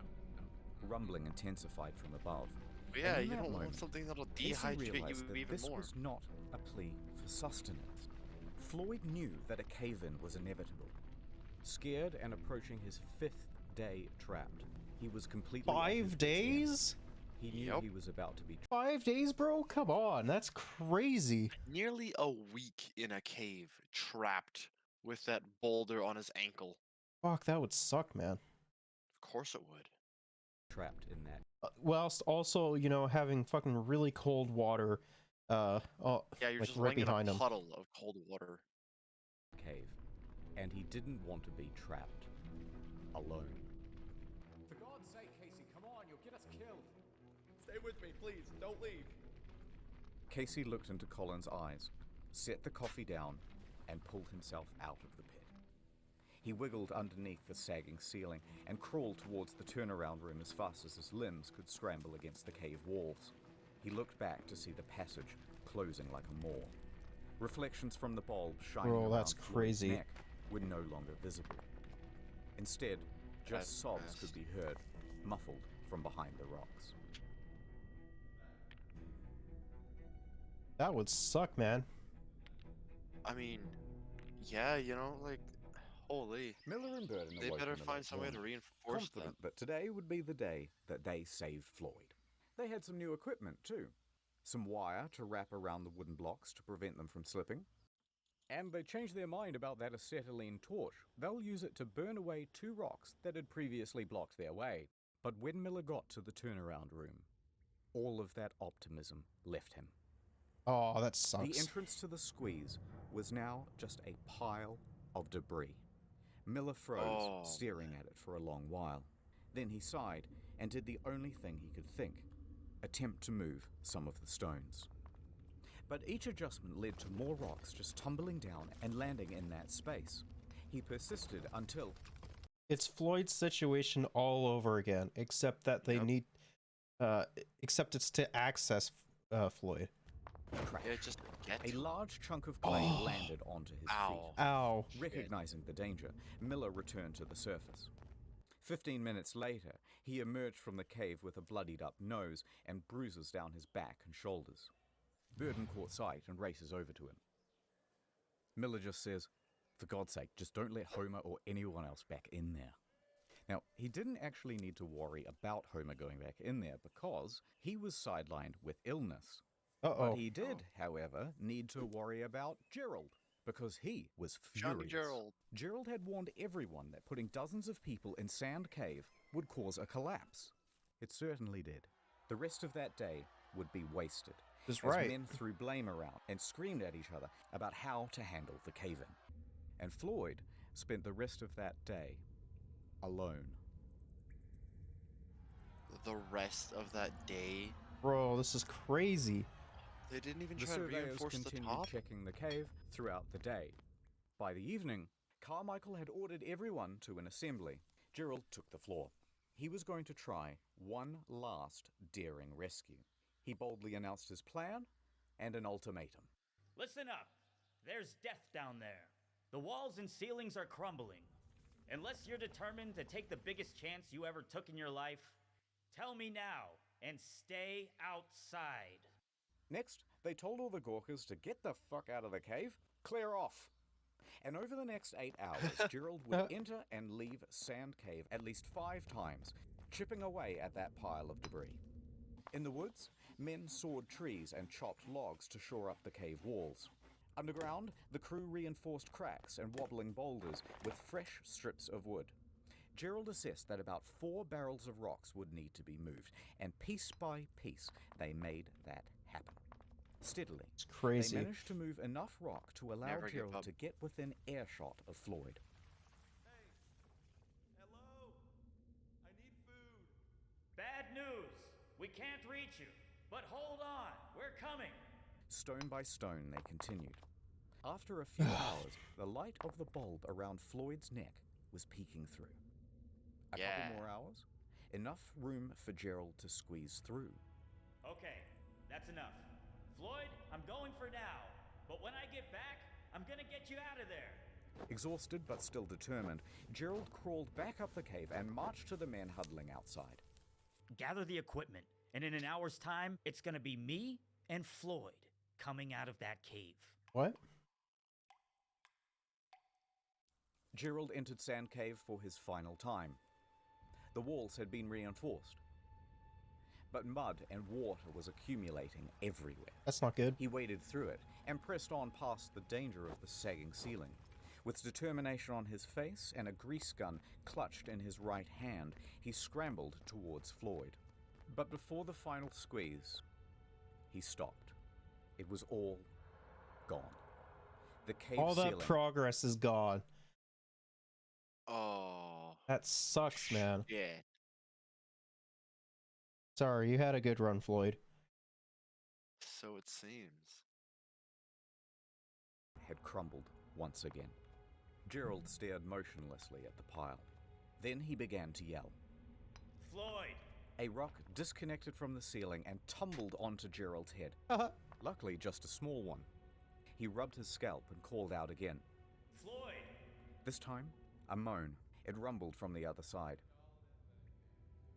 Fearing that his friend was slipping out of consciousness, Gerald willed himself against the cave, launching the debris behind him with force. He ignored the pain from being struck on the head and clawed at the stone pile.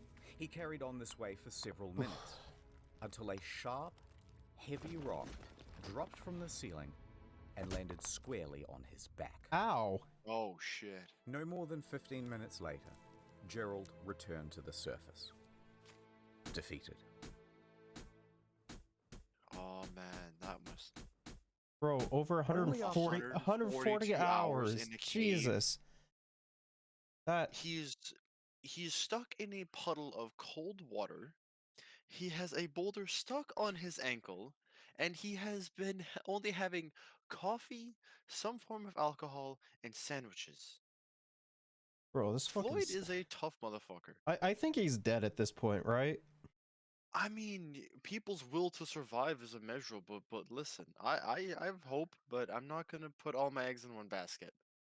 For the cave-ins, did they start to think about all of the things that they could have done? Wait, why didn't we rig a portable telephone line? That would have been incredibly simple here in 1925. Yeah, why have we been running in and out to deliver updates? Why didn't we give him an AM radio? He could have had something to listen to and receive messages of support from the public. Wait, why don't we rig up a tarpaulin so we could lift his torso up so he wouldn't be slowly dying of exposure? Yeah, that's what I said. Yeah, you were the first one to think of that. Oh god, why didn't we run a feeding tube? That's also a technology we have in 1925. All too late. Now what? The one route to get to Floyd is closed forever. That meant two options. Number one, capitulation. Surrender him to the cave. Or number two, dig down from directly above Floyd. Minecraft? Minecraft. Now the prospect of digging We played from above Minecraft seemed IRL? almost fanciful. At least it did in the beginning. But luckily, they had some help. Owing to Miller's report, Floyd had become practically the most famous person in the country. The rescue had become a high priority for the governor of Kentucky. Lieutenant General Denhart enters the scene. He's been updated on the situation, and following shortly behind him is a small army of miners and engineers. Let's go. He declared to the despondent crowd, "Gentlemen, I am here on behalf of the governor. The purse strings of Kentucky are open. Take this blank check and bring that man out alive." Floyd Time to in play that Minecraft, cold, wet bros. confine could not have imagined the scale of the operation that was going on 55 feet above him. Authorities assumed control of Colin's rescue. Denhart gave Henry Carmichael the lead to dig, and Carmichael raced to get to work. He enlisted his employees, his fleet of expensive high-tech machinery. Professional groups were brought in from all across the state. Local townspeople were mostly excluded, and for the first time since Collins had been trapped, work was now about to go ahead in a systematic manner. Nice. Everyone knew the plan. Finally. Everyone had something to do, and everyone was working. Now they're fucking organized. Like, will actually makes progress. Yeah, only when someone's life is on the line. Bro, it's been over 140 hours. Yep, muddy, moist, hungry, cold. Well, he still has the light bulb on him, so I don't really think he'd be too cold. Right, but I mean, still being wet for 144 hours.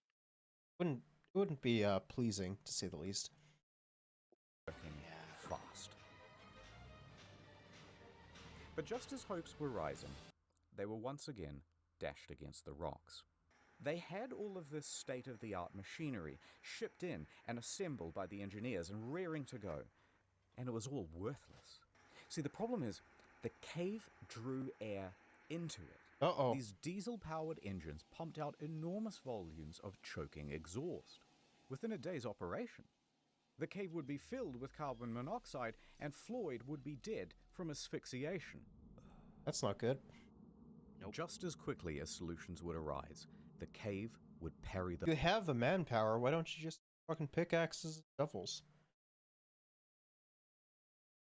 Don't know. Away. It refused to let this man go.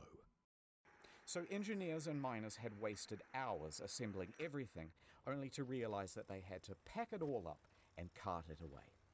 Because the digging of a 55-foot shaft would be done with picks and shovels. There you go. Hell yeah, brother. Minecraft. Put some elbow grease in there. Much about caves, but he knew a lot about quarrying. and he estimated that his team of 75 volunteers could dig and dredge at a rate of 2 feet per hour. If they worked... That's like- actually pretty good. But like, aren't there like harder stones outside of the top layer, and they don't have access to Those diggers. the diggers as well, because it would, you know, have a fucking carbon monoxide go into the cave. So I don't think it'd be 2 feet per hour. At most, I think it'd be like 1 foot per hour. Well, I mean, hey, if Like the topsoil layer probably will be done within like 2 feet per hour, but like once you start getting to the harder sediments of rocks, I don't really think that would happen. Nope. Diminishing returns. worked around the clock, they would be digging directly into the spot where Floyd lays within 30 hours. Now, is it possible that Floyd could survive for another 30 hours? Absolutely. Let's go. The first ton was moved, and at first, it was easy work. Just dirt that top and layer. clay. Yep. Carmichael understood well that this was a race against time, so he watched the men closely, and if they seemed to be slowing down, even a little, Get they out. would be yanked out, and immediately a new worker subbed in. Nonetheless, I the mean, he pace should have been slowed. one of the workers. By 10 feet, the Oh, for shaft sure. narrowed greatly, which meant that only 2 men could work at a time. At 15 feet, they hit boulders. Yep. Pickaxes Yep. went in, and a system of pulleys and buckets had to be used to Hey, cart they the did rock it out. always. Tracks were even laid to ferry the refuse to a dump site. Time passed. It's crazy when, you know, people are determined to, like, you know, help one another on how and how efficient people can be. Yeah. Like when you have the right minds like leading the charge and you have the right minds following that leader, then things work like magic. Like fuck, I wish more places worked like that. So smooth too. Hours passed. Night went to day. The day was hot. This was Oh. yet another problem, because it's early February. If I had to fucking do that during the day, I would kill myself in Minecraft, man. Like, You know what's even worse? If I had to do that, I'd make a hardcore Terraria character just to kill them. Like- I wouldn't just kill myself on Minecraft. like if I was to do so, I'd want to do it during night. Well, yeah, it's cooler, but I mean, hey, I would be more than willing to try and get Floyd out of there, even if it was during the blistering sun. Yeah. That man deserves a chance at life. Of ice still in the ground, and its exposure to the fresh midday sun meant that the walls of the shaft were softening and the ground becoming sodden. Oh, that's the not good. pace of digging slowed. It was now only half a foot. I completely forgot about the snow. Really? Yeah. I mean, the snow was kind of like the snow and ice were kind of the thing keeping it, safe and structured. Per hour. Most anyone could do was watch helplessly on the sidelines and pray. Interestingly, though, there were a lot of people on the sidelines. Floyd wouldn't have believed that the space above him had What? turned into a literal carnival in his What? honor. Vendors showed up to sell hamburgers, hot dogs, and souvenirs. Families sprawled out over blankets to listen to hymns from local church groups. The local mountebanks sold moonshine and miracle cures. There was even a bloody juggler. And Old Man Lee was there, walking around, shaking his jar, and soliciting donations. But where were Homer? I mean, honestly, I think that if they're not willing to help, I think they should be kicked off of the premises. Yeah, they should be. It's like, listen, you should not be profiting off of my son being trapped in a cave. Oh, 100%. And Burden and Miller during all of this. Okay, let's back up a bit. People did not properly understand exactly how Floyd was trapped, and the news didn't help much either. So the obvious question started to arise. Why hasn't he been rescued yet? Just clear some gravel or pull a rope. How is this so hard? Motive was attributed. I heard they didn't even want to have him rescued at all. I heard that they're doing all of this for publicity. And Lee's activity of soliciting donations, remember from before, further inflamed rumors. I bet Floyd isn't even trapped in there. These were all real rumors, and they got worse. You know what? I've heard he comes out at night, and then he just goes back in the morning. Other rumors included... What? I heard that after Floyd went into the cave, someone murdered him. Others said... I think they're withholding food and water from him, so he dies. This whole thing is a What kind fraud. of sick fuck As time would went on, ever it was decide harder to and leave harder. someone trapped in a cave? You know, they have food.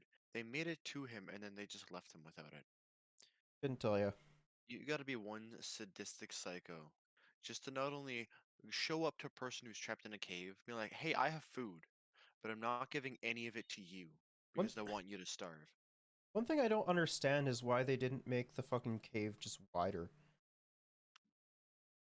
That's a great argument. Like, they should have just made it wider to begin with. Like they should have made the, like even during this process of like the hole, they should have just made the fucking cave wider. Like I get that it's at risk at a cave-in, but you can still like reinforce the walls and the roof. Of course you can. To ignore the hoax claims. Then, people started to form righteous mobs, claiming the whole thing was a fraud, and they started to get nasty.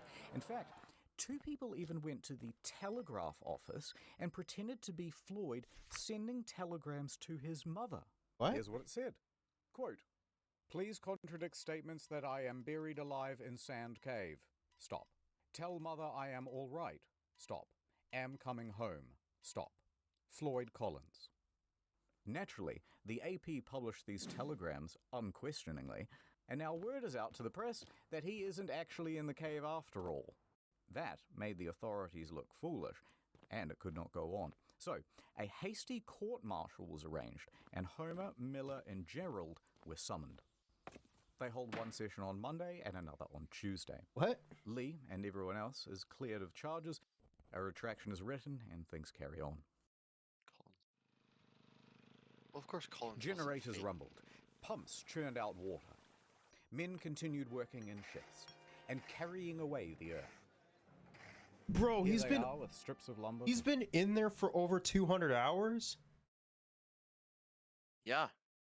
No shot. Poor Colin. Like, No poor shot. Floyd. No shot. He's alive. He has to be dead. I mean, the last thing that was left down there with him was a bucket of coffee. To shore up the walls. They were only 25 feet down. The pace It's not had even slowed to halfway. 4 inches per hour. In their desperation, they resorted to dynamite. But this did little to the boulders. Bro, that's crazy. Despite all these bleak circumstances, people's spirits were high, because everyone was keen for their turn to dig. And because they had one more thing to latch onto. He is probably still alive. Now, how do they know that? I doubt it. Okay, so remember that light bulb around Floyd's neck? Well, it's powered by a simple copper wire. Bare copper wire is subject to very minute fluctuations in resistance. So, an engineer rigs up a radio amplifier to this wire to read the current and see those small fluctuations. There they were. About 20 per minute, the rate of steady breathing. As his chest expands How is and he still contracts, alive? they can Yo, Floyd does not give up. What a gamer. What a legend.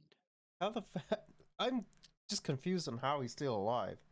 You know what, though? More power to him.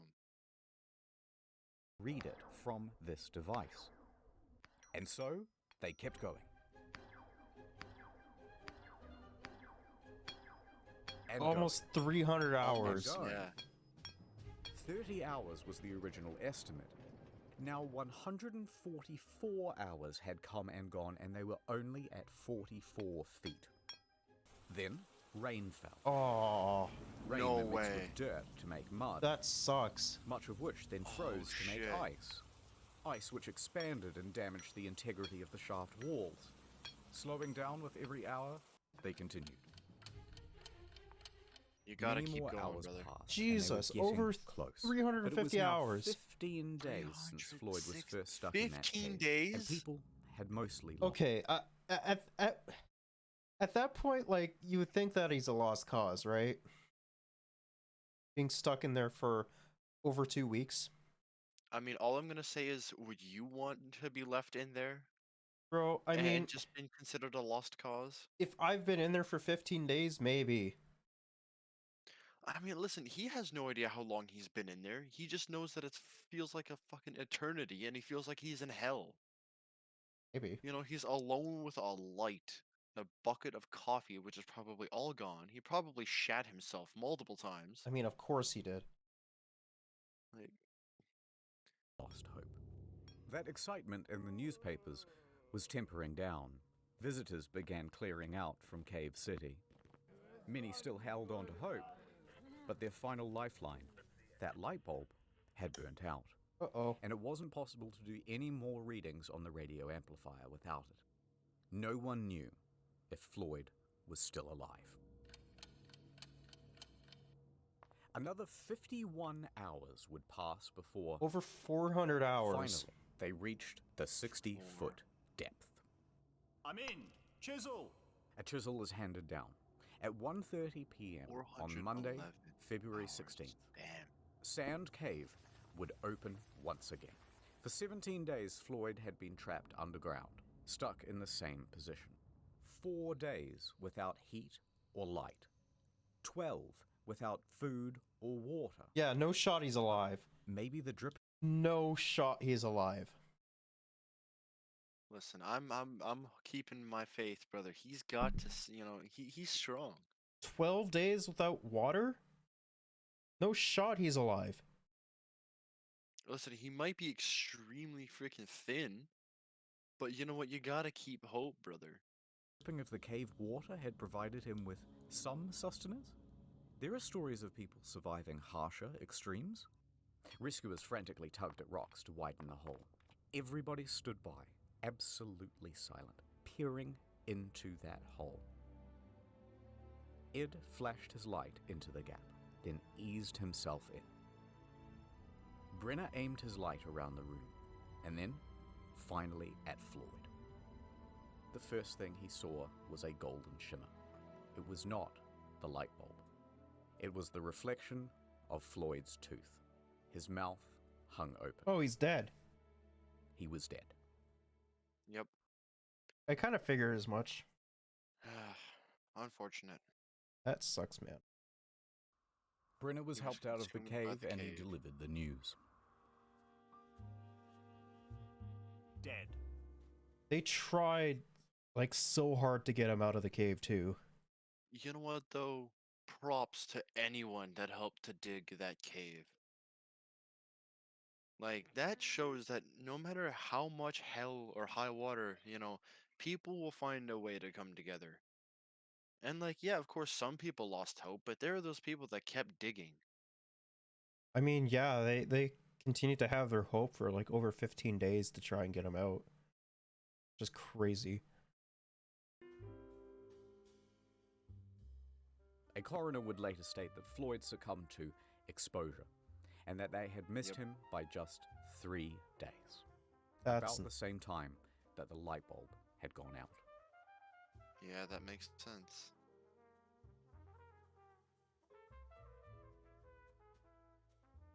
Colin's dead 24 But what would they do now with the body?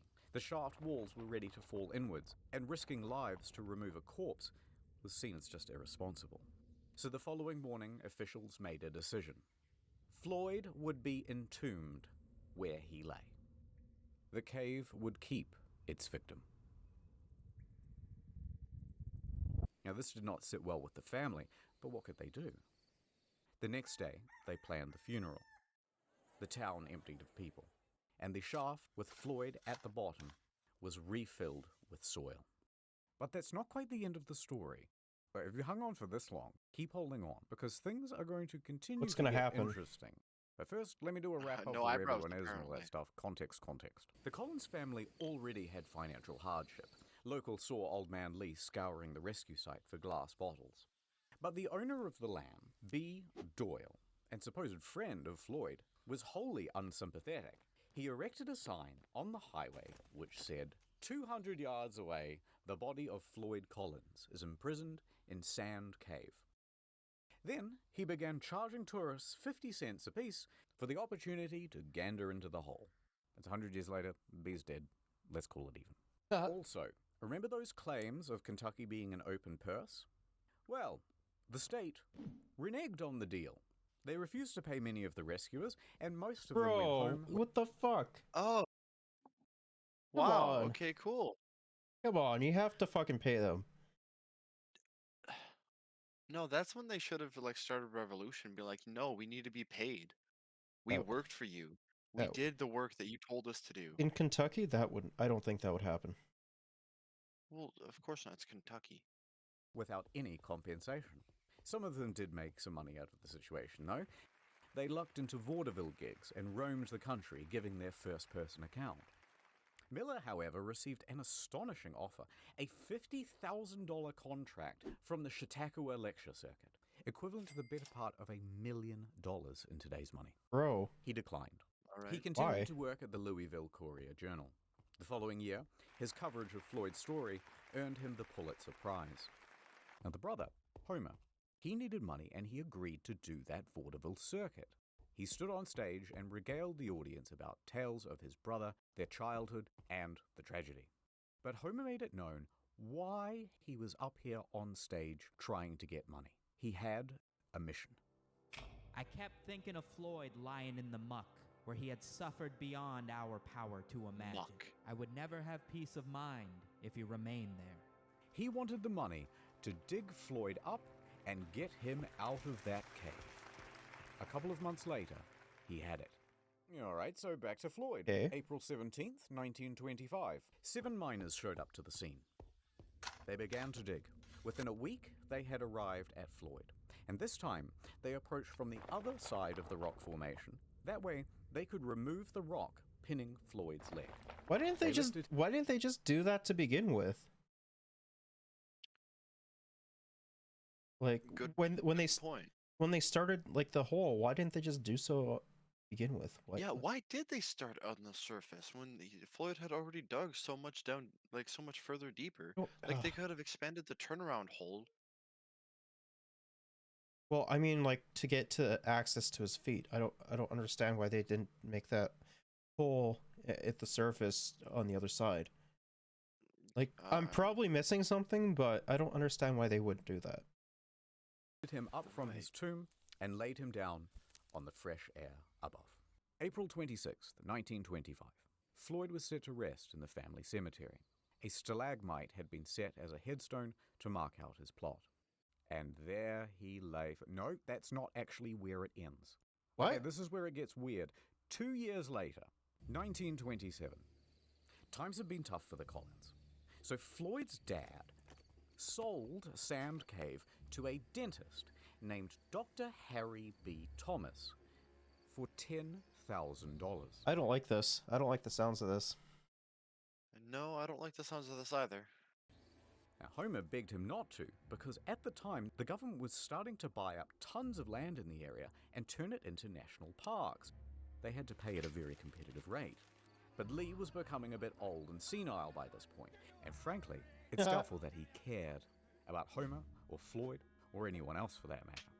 It's 100 years later, he's dead now, let's call it even. So, the point is, Fair in enough. this land sale with Thomas, Lee agreed to a very odd clause. And that clause said, everything on that property belongs to Thomas. And should I he wish, knew for something was. example, I knew something felt off. Yeah, of course. to exhume a dead body and re-embalm it and put it on display in something really tacky like a, I don't know, a glass coffin inside a cave, maybe, then that would... What is he, Lenin? Like, I have no idea. Like what? The only other person I've heard of something like that happening to is Lenin. Okay. would be his prerogative. Lee signed yes. And Thomas did exactly that. Doyle made Floyd's corpse a tourist attraction. Bro, that's right. fucked. 2 bits of That's gander. Come so and wonder at the disrespectful. incredible dead man who died in a cave. But to add insult to injury, it worked. Visitors That's returned wild. to Sand Cave to gawk morbidly at Floyd. Within a few months, Thomas couldn't had even turned let the Lee's guy failing rest in farm peace. into a successful business. God damn it, I hate capitalism. What kind of fucked up father do you have to be to think of, oh yes, my son is now dead. He was Let me sell this land to some random shitfuck and then have him profit off of my dead son. he's old and senile. Still. That explains a lot of it, but like, holy fuck though. Now, the rest of Colin's family is horrified. They try a number of times to get Floyd returned to them, including through the legal system. But somehow, incredibly, the judge ruled in Thomas's favor. Of And course. so, there he lay for the next 2 years.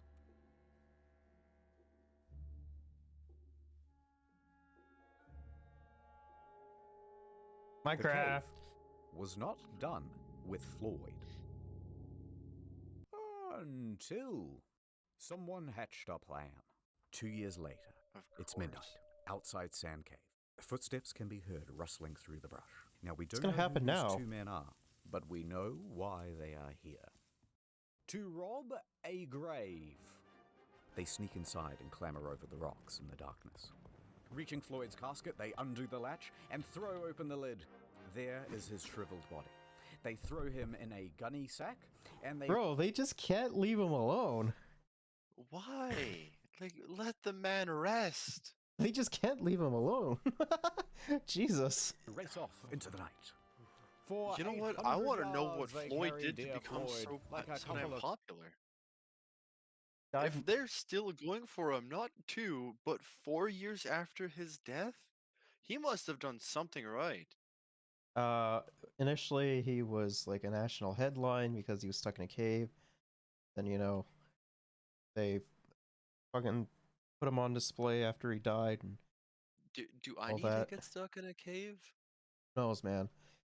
Maybe then people will care about me 4 years after I die. Sag. Because Lord knows nobody cares now. Sag.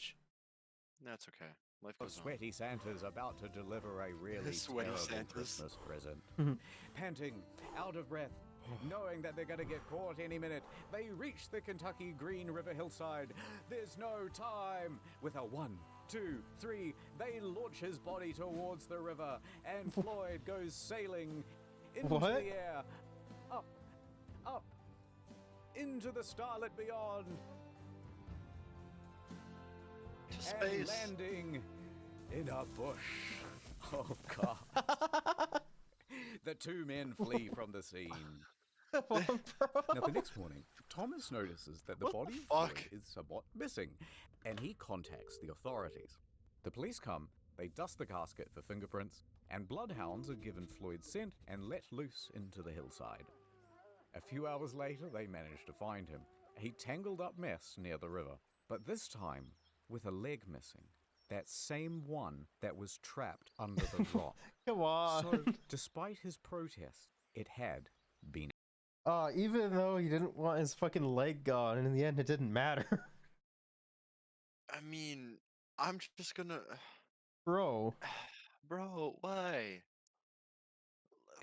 Fuck, just. He Neither the couldn't leg rest in peace. nor the culprits were ever found. Where the hell And did while his it would be leg nice go? to think that this was some I don't know. well-intentioned duo that did this out of the kindness of their hearts to free Floyd, it's much more likely that it was an act of vandalism because Floyd was simply too much of a hot tourist attraction. The following day, Floyd was cast back into the cave, back into his box, and it was covered by a metal lid, surrounded by a metal chain, and locked with a padlock. He was now more trapped than he had ever been. Jesus. This cave had spun fate once again to make sure that its victim would never leave. And so, time passed. The cave literally Floyd's said, body I'm not would done with you. Yeah, and he's literally been stuck in there for like what, fucking 4 years or so? Yep. Continue to decay. The rot from his body would eventually rot the casket too, and every decade or so it would need to be replaced. A few years later he was no longer on display, but even then he remained in that box for many more years. Jesus. In 1961, Floyd's Cave was purchased by Mammoth Cave National Park, and it was closed to the public. There would be no more visitors. The entrance itself to Floyd's Cave was closed with a steel gate and bolted, then welded shut. But the Collins family never gave up objecting to Collins' body being left in the cave. And here is where the story ends. In 1989, at the Do Collins... they get his body back? I don't know. Like what? Request. Like they said the they National replace the Park casket Service every ventured into decade or Floyd's so. Cave. Continuing on a more than 60-year tradition, a team of people worked over the course of several days to remove him from the cave. They took him out, left the cave, locked it behind them, and laid Floyd to rest at the Mammoth Cave Baptist Church Cemetery. Like, about time, Jesus. Yeah. Took over 60 years for him to be fucking out of the cave. Yeah, properly laid to rest. After 64 years in Sand Cave, he is now finally at peace. The end. Jesus. Thank you to Wendigoon as Floyd. If you don't let me out, I'm going to hire a gang of hitmen to come to your house and kill your family. Samito as Homer. The BTS meal McDonald's bag that has I'm McDonald's hungry. and BTS. Shut the fuck up and eat some BTS, bro. Ordinary Things as Miller. I'm enthusiastic, but would ultimately duck out the back exit. Rusty Cage as Gerald. Oh, well, hello there. Haven't seen y'all in a while. Welcome to my new home. And he looks like the Walmart off-brand of Elon Musk. I mean, that would make him kudos better, as- though. Probably, yeah. Burden. Hey, buddy. You right down there? I can. You little sleepy? I Huh? can get out. We get your coffee? Cold Little cup of Joe? Little cup of Joseph? I'm stuck. Little cup of Joseph from a little sleepy guy? Also, by the way, in case you're confused about... Did they really just make a fucking Sleepy Joe joke? I think. Oh, that's fucking awesome. the channels, this is how it works now. And do not forget, World of Tanks... Alright, let's move on to the Channel 5 video. I am Channel shameless. 5. I am fearless. Will we I am start out with doubtless, another because legend fear in moment? the present moment is fear. I doubt it. Fear in the past is shame. Fear in the future is doubt. So when you I'm cup all on another- the prowl for a good legend moment. I mean, Andrew's videos has a lot of fucking awesome people in it. I still love his fucking Alex Jones interview. That was awesome. Well, yeah, that's what I was referring to. We will not have another banger of an intro like that one. That was least- it was wild. Yeah. Another Freaking dude's Alex nuts. Jones equals You're true sending first good floof-approved vibrations, legend. good cheats spiraling up the back, down the front of each testicle. Oh yeah, baby! What? They're your batteries. Oh, he is So when living you the focus life. on your testicles, you're literally charging your batteries. And of course, you're probably the first guy in your family lineage who's doing shit like this, at least for hundreds of years. So of course the shame's gonna come up. What is going on? What kind of cult are they part of? My god. Oh, the middle guy's not even ballsy enough. The two guys on the edges, they have no shoes on. The guy in the middle at least has flip-flops on. Wow. Bro, Of come course on. the fear is gonna come up, and of course the doubt's gonna come up. So I was just Andrew. gonna say, what do your balls He's feel just like right now? vibing. Smile into that feeling. This is fine. So they're essentially like nudist meet weirdo like survival guys, right? I mean, as long as they're not harming anyone, I think they're okay. That's the kind of vibes I'm getting, just saying. Really staying grounded in your nuts and your body and your feet. What? Good. And then you reach for the nuts. Grounded in your nuts. And you basically cut Something the I nuts never and thought you I would hear. appreciate Why is he the touching his nuts? Can you kind of feel the Reiki energy leaving Why my is Andrew palm okay chakra with into this? your ball I sack? guess he's kind of just like going with it, I guess. Stop touching my man's nuts. Wait, he's your man's now? Damn. No. That's not what I Listen, meant you're by the one that. that said it. You're the one that said it. Jesus. Ugh. Yeah. And we take 3 deep breaths through the mouth. Oh, he's not touching his nuts. Okay. And then you say, I see you, brother. I see you, brother. Amazing. And then you give them a hug. Aw. My name is Will Blunderfield. We're in my apartment in Vancouver, Canada, and I teach sexual kung fu. So it's the daily. Wait. He's a Canadian? No shot. Sexual kung fu. Bro, this... I thought this guy was American. I mean, I guess we have, like, fucking wild Canadians as well. You know what the worst part is? I fear if I didn't grow up where I did, I probably would have been like, you know what, this guy's got a point, and decided to follow him. I probably would have been part of this. This is because wild, I have man. no concept of like anything. Vancouver is something The world else. doesn't exist with me. Vancouver is something else. Holy. Discipline of harnessing and directing your sexual energy from your loins up into the rest of your system rather than constantly just shooting it out like most guys do. Some people are like, well, you're Just jerk off. Honestly, just jerk off. I mean, you know what would have been impressive? There was the dude doing a handstand. Maybe he jerks off, you know, while doing a one-handed handstand. Doubt it. I mean, you know what? More power to him, I guess. Is this like a no-fap thing? I have no idea. People are weird. This seems like a no-fap thing. You're Red saying pill, that, brother. You know, you should love yourself as you are. Why are you encouraging guys to grow their cocks? But I'm just saying, let your cock and your balls fully exist in the form that they're meant to exist in, beyond the poisoning. The sad truth is that cock size is the smallest it's ever been. Oh no. History. So my holistic approach is a 3-pillar thing. It's about getting the pesticides and the microplastics out of your body through superfoods. Bro, like microplastics are even affecting like the most wealthiest people on the planet. Like it's going to be affecting you. Of course it's going to be affecting you. Like if they don't give a shit about them, like for microplastics, like why the fuck would they care about like you? Like microplastics isn't like everything at this point. Because we don't want to fucking clean up anything. But speaking of which, I did hear that China was looking into either like they've developed like some like prototype technology to remove microplastics, or they're developing it. Which is fucking awesome. Detoxification protocols. Then it's actually sexual kung fu techniques, like pulling, literally like taking the coconut oil and milking your penis down 50 times, up 50 times, left 50 times, what right the 50 times, fuck and is straight up going 50 on times every day. What? That's just jerking off with extra steps.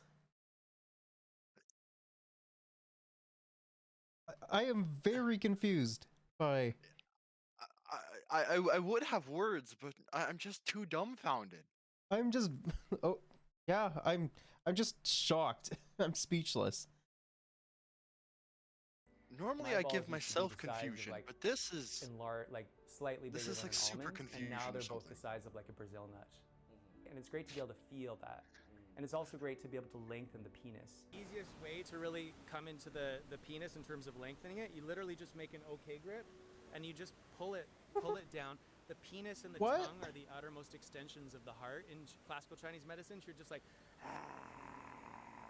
What? Sure. Yo, even the guy in the background is looking at him like, what the fuck are you doing? Oh my god, man. Ugh. Jesus. Some people get way too into certain things. White people are fucking wild, man. White people are wild. Traditionally, you sit naked. My teacher, Montauk Chia, taught me this. Later on, we're going to talk a lot about screwing technique. Literally focus your consciousness into your nuts because energy flows where the mind goes. There's also something that my teacher Troy Casey taught me. It's called testicle slapping. Yes. What the fuck? Oh, by Do the this for maybe fire 2 too. minutes. Good. Not too hard, not too easy, just right. Mixing the blood and the chi in your balls, increasing your testosterone, which What will the increase your fuck manhood. is going And then you on? take the energy of nature. Yo, I need to massage my nuts real quick. Give me a sec. Listen, people have given. People have, My man just fucking came. just aim. Jesus Christ. But like, what's with the ball slapping? Don't know, man. I I don't know mean, why I if flushed you're the toilet, into force it, of go habit. for it. Anyway, I don't care. So this is Shivambu. What? Ew, is he drinking Oh no! piss? Oh my! Why? Ew. Is it good? No. Why? Oh I- yeah, of course I that look th- is gonna give him. I think he's What? I think he's just straight up drinking piss. Like, I'm not sure what that is mixed with, but I don't want any part of that. I don't No thanks. want- Never mind. bro, fucking Listen, I may be crazy. I'm not that crazy. fucking survival nuts are the wildest people on earth. Doesn't like piss dehydrate you anyways? Yeah, it has way too much artificial sweetener and salt. Like it's just waste. That's why it's called human excrement. Like it's not meant to be recycled. Not like that. Ew. Oh, I got in my beard. I eat carrots. Of course it got in your beard, dumbass. Can we just lock him up, please? Just lock him up. Put him. Just lock Put. him up. I'm usually against fucking like mental Jailing someone for being weird. mental institution or mental asylums, but he needs to go into a mental asylum. Like this is fucking nasty, bro. Carrots, organic carrots, because they make me feel good. I drink my piss because it makes me feel good. Gross.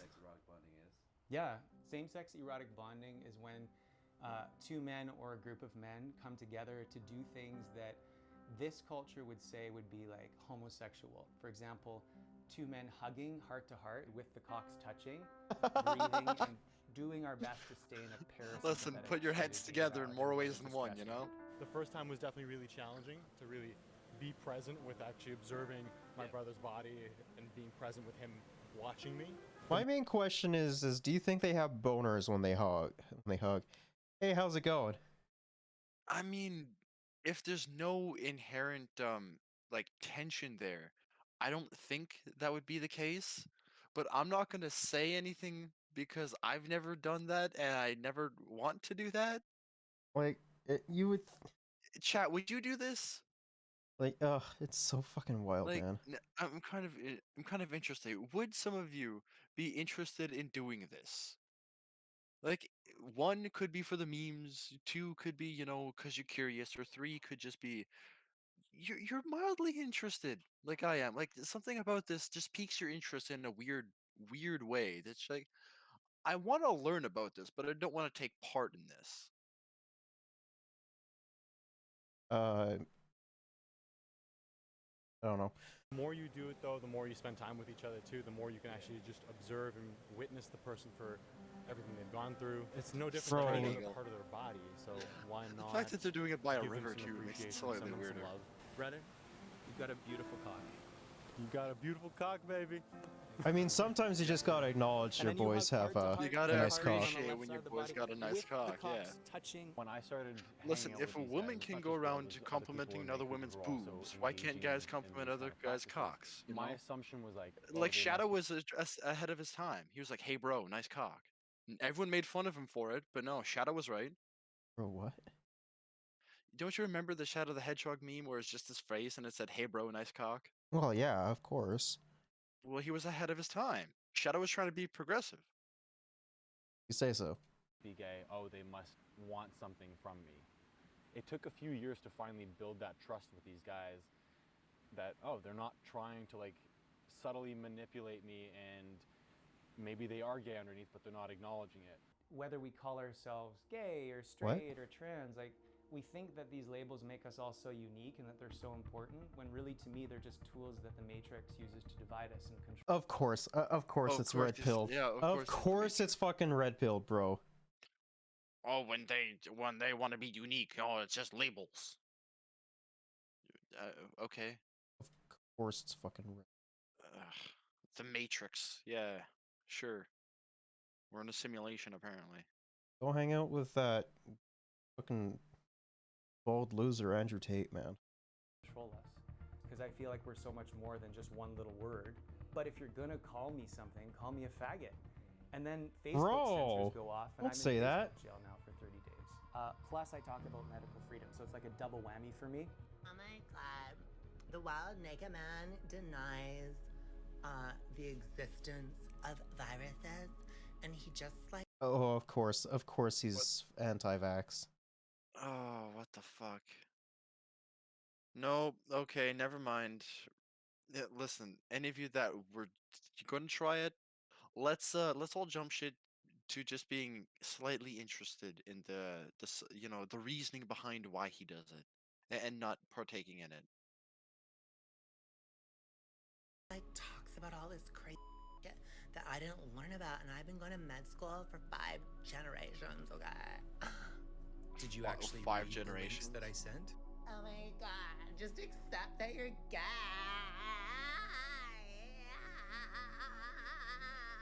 You're gay. You're gay. You're gay, honey. The word that I was called most in high school was faggot. And I just love the intensity of that word. And I guess it's like how some black people reappropriate What? the N-word. Yeah. You have. I just have a feeling that this dude says the N-word on his own time. I just have a feeling. You know what? Even if he does, Like, no shot he doesn't, right? like, I'm just confused. What is he trying to tell people? I couldn't tell you, man. I mean, if there's one thing I gotta give him credit for is that he's very expressive. That's like the only thing you can. Like the rest of this shit is just weird. I like to reappropriate the faggot. So you experienced like a lot of bullying in school and stuff like that? Yeah, it was pretty bad. Like people would like draw cocks in my mouth on my student council posters, and I guess they assumed that I was gay because I was a singer. I remember I was living in Manhattan. And I was dating this guy. We just, had a great meal, and we held each other's hands. Right when we got out, it started to rain, and this guy takes out a switchblade, and he's like, "You fucking faggots, I'm gonna get you!" And like we ran, and it just like. Okay, like that's messed up. That's messed up, but like I kind of understand. Fucking teenagers are fucking shit. We're all a bunch of little edgelords. That we are. I'm a long way from that. He showed me that there still is a lot of like triggering that can happen when 2 men or 2 women are showing love. Right. I mean, yeah, I definitely have same-sex attraction, and it's interesting when I do things like detox from glyphosate and atrazine, I start to feel an increase in a procreative urge. The testes tingle around beautiful women, whereas before I was cut off from them. The more I retain my seed, the more I eat well, the more I do same-sex erotic bonding, the more pussy I want to eat. So that's what I'm interested in. How can we use same-sex erotic bonding, superfood nutrition, detoxification to enhance male potency? Oh god, he used that word. So that men can feel more juicy and primal and wild. Bro, they can feel more juicy. Pillar of light. Oh no, they have a fucking. They have a diagram. Places to massage. Automatic red flag. Automatic red flag. I'm out of there. That's a self-report. I am out of there. No shot. Nah, bro. Nah, you're not gonna try and convince the people, wonderful viewers of chat, that with a colored diagram of a penis, you're not gonna try and convince them that this is good. No shot, How bro. are you gonna try and convince men that they're gonna feel more juicy? I mean, mostly the people that I think would subscribe to this is like the incels. The red pills, yeah. Because they've got so many nerve endings in them that relate to the entire body. So in my classes, we get naked and we literally massage our cocks together. and this is called penis reflexology. This is a diagram in terms of penis reflexology. The fuck is going on? So basically, we massage each other's heart Reflexology. That sounds so made up. It hurts. Bro, I don't even fucking like masturbating when like there are other people like awake. Really? You're self-conscious about that? I've been walked in on. So yes. That sounds like a skill issue. Should have had a lock on that door, buddy. My door was locked. You should have had a better lock, or just a second door. What Bro. you're telling me that you don't have a hospitalized curtain style thing, just or like a hospital curtain rail above your bedrooms, above your No. bed surrounding it? No. Fuck. Wait, you don't go through extremes? You don't get those beds with like tents around them to block out extra sunlight? No, I didn't even know those were a thing. So you're telling me I've been sleeping in a Disney princess bed for most of my life and I'm considered the weird one? Yes. Well, you know what sucks to be you? You got walked in on. meridians to help release self-hatred while cuddling and watching Obi-Wan Kenobi, and it was just so beautiful. And this is what my Celtic ancestors did. They would also suck each other's nipples Your Celtic- and share each other's beds before battle. If you do some more digging, Knock. Your Celtic ancestors watched Obi-Wan Kenobi? Oh. Amazing. I didn't know Star Wars was so ancestral. I didn't know Star Wars was passed down through the generations, but you know what? I'm glad that they were. No. No. How much do you want to bet this guy fucking supports Polyev? A total of $0 because look at his face. That doesn't mean shit. Yeah, but I'm not gonna bet shit on the fact that he supports Polyev. All right. Like, no shot he doesn't. No shot. Spartans were actually doing same-sex erotic bonding. They believed if you ingested the semen of a big strong man, that you would become a big strong man. And they still do that in tribes that have not yet been contacted by the West. In Papua New Guinea, for example, they actually have to suck as much cock as they can before they hit the age of 20 or 21, and then they can marry a woman. Just to get as What? much sperm into their bodies as they can, because they believe. Wait, what? What? Bro. What the fuck? How does that make any lick of sense?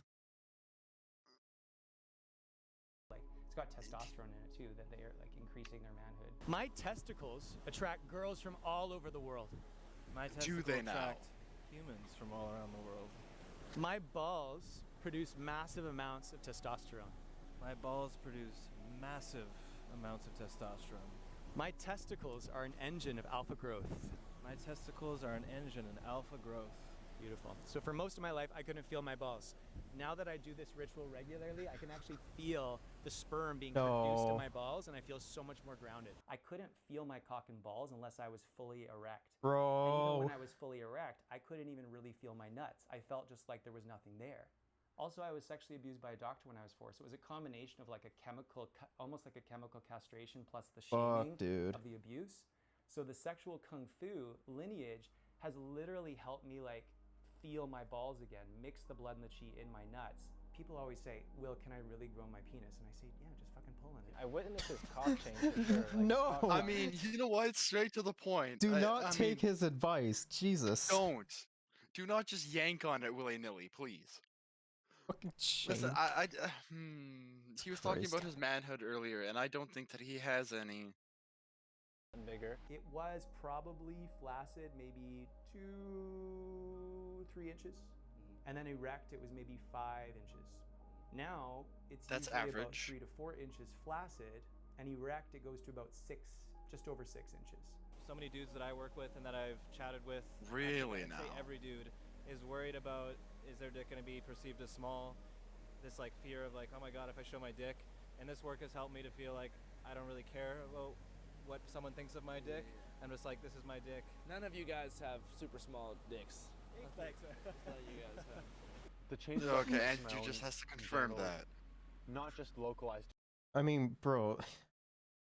You know, with how fucking often they were probably like tugging on their dicks, I wouldn't be surprised at this point. See, that right, area, the it's biggest more so- concern though is that it's just going to be some extra skin. There's not going to be any extra dick to go around. Because right, you're stretching out the skin. You're not actually stretching out the dick. Like, you only have like a certain amount of fucking length that you have. Exactly. Like penis. And right, like it's like the whole. I think essentially what they're doing is like the same shit of like the whole penis pump thing, right? Right. That's what it reminds me of. So their I mean, interconnection to the rest to of some my body. people's benefit, If I'm though, engaging in that one sex with person somebody, that made him feel I'm more not just comfortable about focused on his this little, his as Will dick. would say, a You know what? bubble Good for of him. Awareness in that area. I mean, I just think that's more of like a body image issue. Yeah, but I mean, like, if this so-called like sexual kung fu or whatever they're gonna tout it as, if it makes people feel more comfortable with themselves, you know what? They can continue to do it and feel comfortable in their own little weird way. I mean, these guys are just fucking weird, okay? They are weird. I don't blame you for thinking that. It seems to have coalesced back into a full system where if I'm receiving a hug, for example, my whole body's involved usually except for my genitals. I seem to be unaware of that.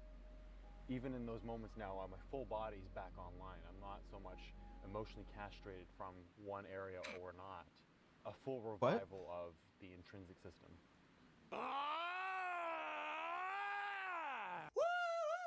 It's like, And this is great to do like in a circle with a bunch of naked men because we communicate subtly through the pelvic consciousness. I call it the testiculum.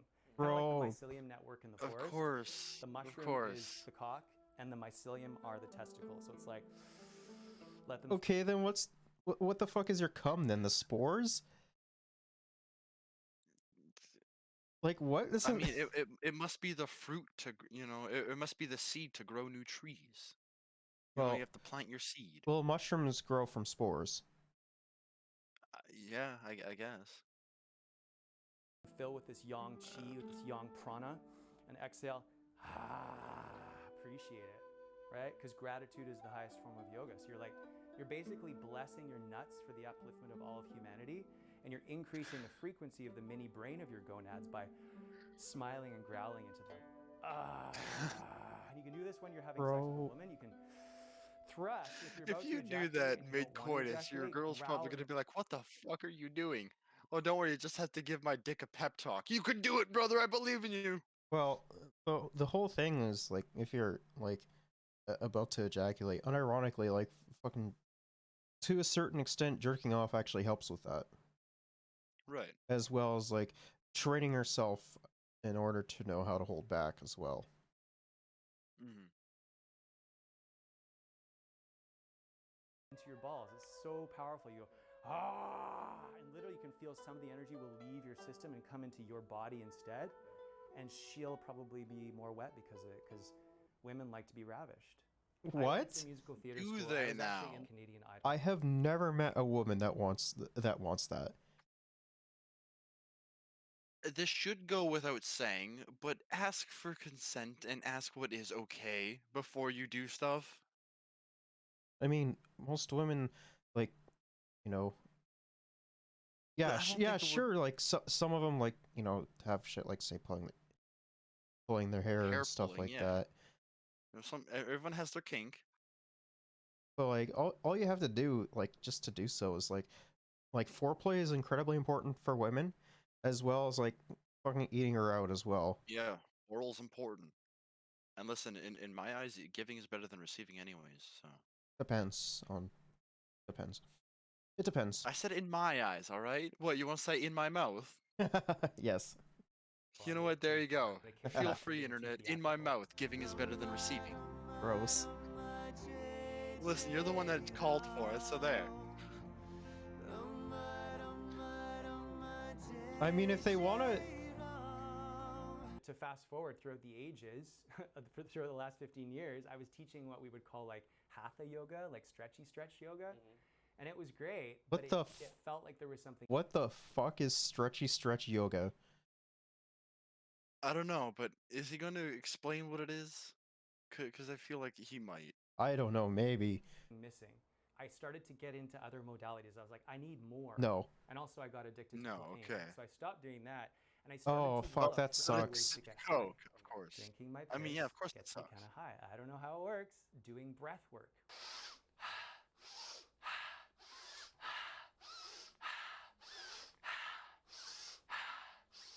He is Inhale. committed. Suspend. This guy was probably like part of the convoy. I'm convinced. I wouldn't be surprised. Down the breath. Squeeze your anus, sex organ, navel. Shunt the energy up your spine into your pineal. What the fuck? Exhale, keep the energy in your body, round forward, suck your abs in. Shunting all this creative energy into the rest of your system.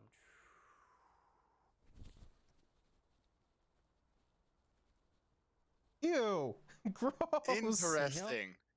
Gross! I did not need to see that. Cash App, Ah, the easy way God Oh, damn- of course. to take you God into the damn- forest for an afternoon of platonic male bonding. God damn For me, it, Drew. rewilding is reconnecting to Mother Earth. A lot of yogic lineages that are really popular these days, like Amazing. Kundalini, is all about connecting to the third eye, into heaven, into other dimensions. Talk about But the thing sexual I love kung about fu and all of a sudden Cash App sponsor. On a scale of 1 to 10, how yes are you today?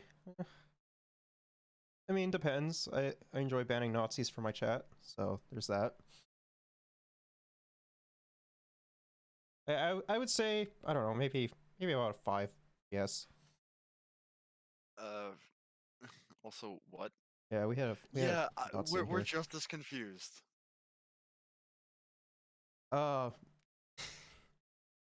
Sexual kung fu. What's that? What's sexual kung fu? Apparently, there's a lot of like male bonding, and Like- it only gets better when you have no clothes on, And, like- there's a lot of like grunting, screaming, and pulling your dick. And like In the I was touching your just homie's describing it, dick but, with have your some dick. patience. Like Yeah, touching your dick, touching your homie's dick, slapping your balls, screaming by a fire. fucking wild, man. Ancient Rome shit. Yeah, I mean, what? Didn't he actually talk about something that they did in the past? Well, I mean, this guy has been setting off a lot of red flags, to be fair, so. Wilding and sex kung fu, it's about connecting to your balls, your cock, your tribe, and Mother Earth. It's about coming back into that wild state. Instead of being a chihuahua, Oh coming yeah, I back forgot into about that the film crew. The male orgies for moral type stuff. True. wild wolf state. This is Well, your yeah, body. that, like There's no he was reason talking for us to earlier not about like have access just to being does like free a at all shit ton of times within sperm into your reason. mouth to become I more think the manly, apprehension that which people doesn't make have any in damn wanting sense. I mean, he also drinks his own piss, so there's that. He does drink his own piss, so please be wary of this. It's fucking nasty. create a set of rules around that is that so many people have unhealthy associations to their sexuality that they are a danger, hence creating these strong boundaries in society. In order to get to a Fun fact, it took them like 90 to 100 verses for the Romans to add women to orgies, lol. Honestly, I would not be surprised. Yeah. Because a lot of fascists love pointing towards the Romans. Oh, look at the Romans. Because they idolize the fucking Romans and they idolize the like old Nordic. Yep. place where you can free the Also, nipple and free these the rectum these people completely, are some red you also have pillars. to look at Oh, the 100%. shadowy, shitty part of people that Romans were odd. They would were. wanna take Yeah, that is true. Romans were odd. advantage of that, or are only doing it as this means of getting away with something. I want to show my genitals to people because there's something unresolved there, as opposed to these are my genitals. It's fucking it. No big deal. Semen, I mean, I do think that there is like like the whole like nudity thing. Like, I mean, I honestly don't care if someone wants to be fucking nude in public, because the way that I see it is just like, oh, cool, it's another part of someone's body, right? I mean, yeah, right. Like, it's the whole like. I guess it's like the whole like expression thing, right? People wear clothes to express themselves, or people don't wear clothes to express themselves. Whatever. I don't really care No, as long as you're not hurting anyone, who cares? Yeah, it's like I said in the beginning. Tension. So that doesn't mean you never ejaculate. It means that you increase the time between ejaculating. I mean, if we think about it, a whole new baby can be created from an ejaculation. So if we're just constantly ejaculating, we're kind of wasting our life force. So I teach them how to What? separate orgasm from ejaculation.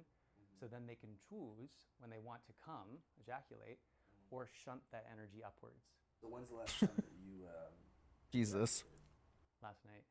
What? Yeah, I can actually show you. Bro, his fucking life force is leaving through his You can dick. show him. Come and make babies. Ha! True. I can actually show you this. That's not something you want to hear. Yeah, I'd rather not see that, man. Cum can make babies? Yeah, apparently. Who would have guessed, right? This is pretty intense. So me and my buddy Brian did a new moon ejaculation ritual. No. We wrote what we wanted to No let go shot. of, What is it? and we ejaculated onto it. So it was actually No very shot. powerful, and then we let What? it dry. That's his. His is a bit more intense. Ew. Why? The recent ejaculation ceremony we did, my intention was to purge certain energies or certain narratives. Then we do some sex kung fu, so testicular breathing, and then we draw up some of that energy as we're. You want to know the worst part stimulating about ourselves, that, as we're though? exciting ourselves, so that all the Semen can be sexual energy used doesn't get as poured out of the invisible ink. ejaculate, and then eventually. I did not need to know that. Well, now you do know that. And now you can write hidden messages in your sheets, on your walls, or wherever you choose to come.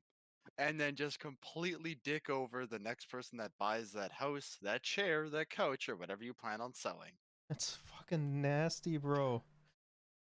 I mean, listen, it's great for spy shit.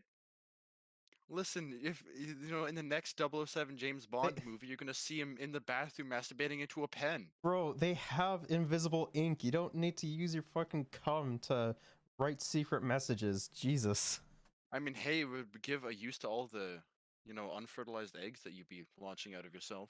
What? We don't fucking have. It's gonna fuck. We bring ourselves Yeah. to full ejaculation. Listen, and then later I'm we'll, not sure why we'll you're trying burn- to argue with someone that burn just that informed you that sperm can be used as letting go of invisible ink. shame, And I told you I don't caring about care. what people think, overthinking. Well, I know, think my and I comfort don't care zone that is you don't shame. care. So leaving the comfort zone is coming to joy. But it's like, do I deserve to feel so good and so juicy? Because I felt so bad for so long. And what I really want to Oh, say is fuck. that satanic has been brainwashed into all of Thanks. our psyches. Clip. Thanks. Because these types of Thanks. activities release high amounts of testosterone. They lower competition and comparison. It's a sense of de-armoring. There's far too much competition between men. And if the world's male leaders did this work together, I believe there'd be a lot more peace and camaraderie. Yeah. It'll forever be green, no. Yeah, unfortunately, which I did not need to know. I mean, hey, now you can share the world. Share it with the world. And you know what? If they're right, and that politicians or whatever, if that would bring forth camaraderie, then I think the next election should be spent with people. Let's say we'll have Milhouse and we'll have the librarian slapping their nuts around a fire. I would actually pay money to see Trudeau and Polyev do that. How much? Name your price. I don't know. You will always remember that semen can be used as invisible ink, of course. I don't want to. It is ingrained into the folds of your brain. Ew, gross. That's stuff I did not need I to know. planted the seed of knowledge into your proverbial ovaries. Stop it. Now the seed will bloom and it will grow into prosperous fruit, and then you will plant your seed of information upon others. I prefer to plant my seed elsewhere. I know you do.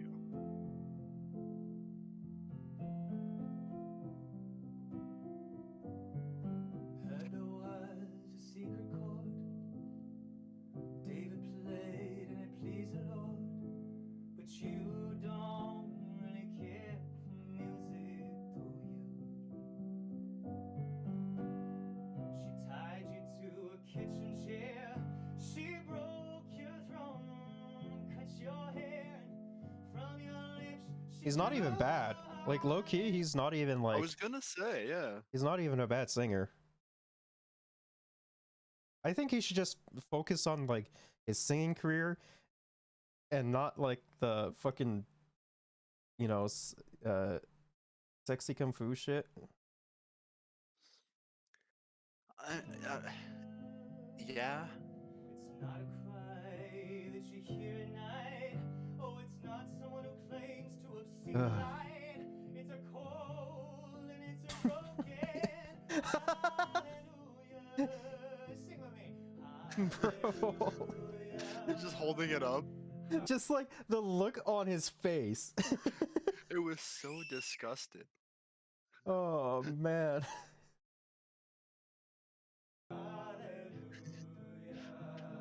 I've seen this. God damn it. I planted the seed of knowledge. Flipped out of context, man.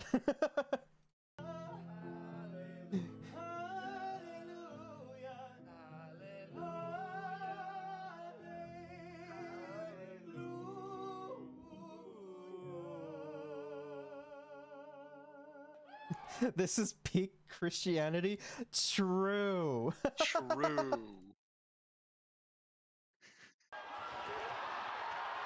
In the name of our holy Lord and Savior Jesus Christ, let us all play Bro, the he could- natural drums, the human male testicles. What the fuck is going on in Vancouver and Toronto? I hope he's not gonna start slapping his nuts on stage. He was already naked on stage, so of course he's gonna fucking slap his never nuts. mind. What, is he gonna start a fire on stage too? I don't know. He's gonna have like a makeshift river? Honestly, who knows? Okay, there it is. Everybody sing with him. What kind of concert hall allowed this? Wait. Andrew sponsored this? No shot. Well, yeah, it said. That's fucking awesome. Channel 5, holy, alright. Anyone that was in Toronto when this happened, please let us know, like, where this took place. Sing from your nuts? Sing from your nuts, hell yes. Bro, what the fuck?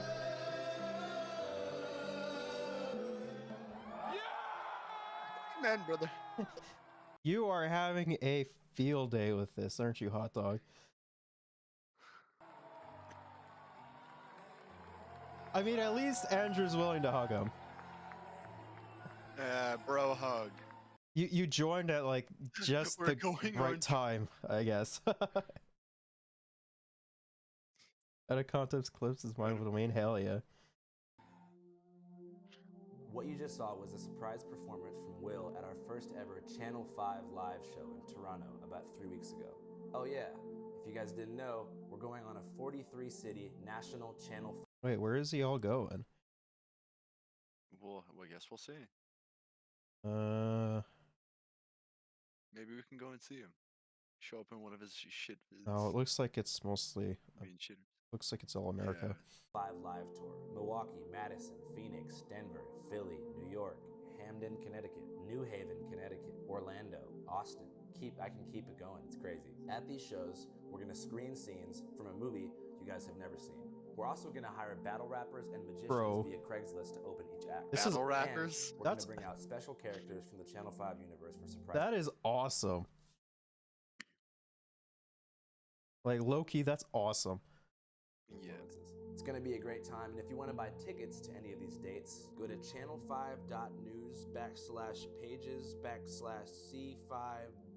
channel5.news/pages/C5-live-tour, or you can just click the link in the description below. Hope to see you guys there. Bro, that's awesome. I would want to go to that. I'm kind All right, let's watch Johnny Harris. Let's watch the lib Johnny Harris. of confused. All right. Everyone keeps saying that Republicans are destroying American democracy. This is a coordinated attack on our democracy. 21st century Jim Crow assault is real. Like, obviously, this isn't a great sign for our democracy.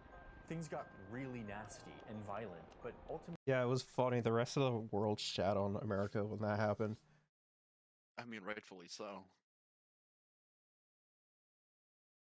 I mean, to be fair, like the rest of the world also did shit on us when we had the convoy bullshit going on. I mean, we shat on us when we had the convoy I going mean, of on. course, it's fun to shit on Nazis. Ultimately, our democracy held, right? No. Democrats say that the GOP is retooling the voting system in their favor. It's anti-democratic. They are quite literally trying to dismantle democracy. Like, should we actually be terrified about the future of American democracy? And what exactly One- am I 100%. Like 100%, right? Being afraid of democracy? No, like America should be like afraid of their stability of their democracy. Yeah, they should definitely be afraid of the stability of it. Because it has not held at all. the Democrats suck ass. The Republicans are just fucking. I don't know what they are at this point. I don't think there's a good word to do that. Like the American people are being fucked over. Let's be real. They are. But I mean, I guess that's what happens when you have a two-party system, though. Yep.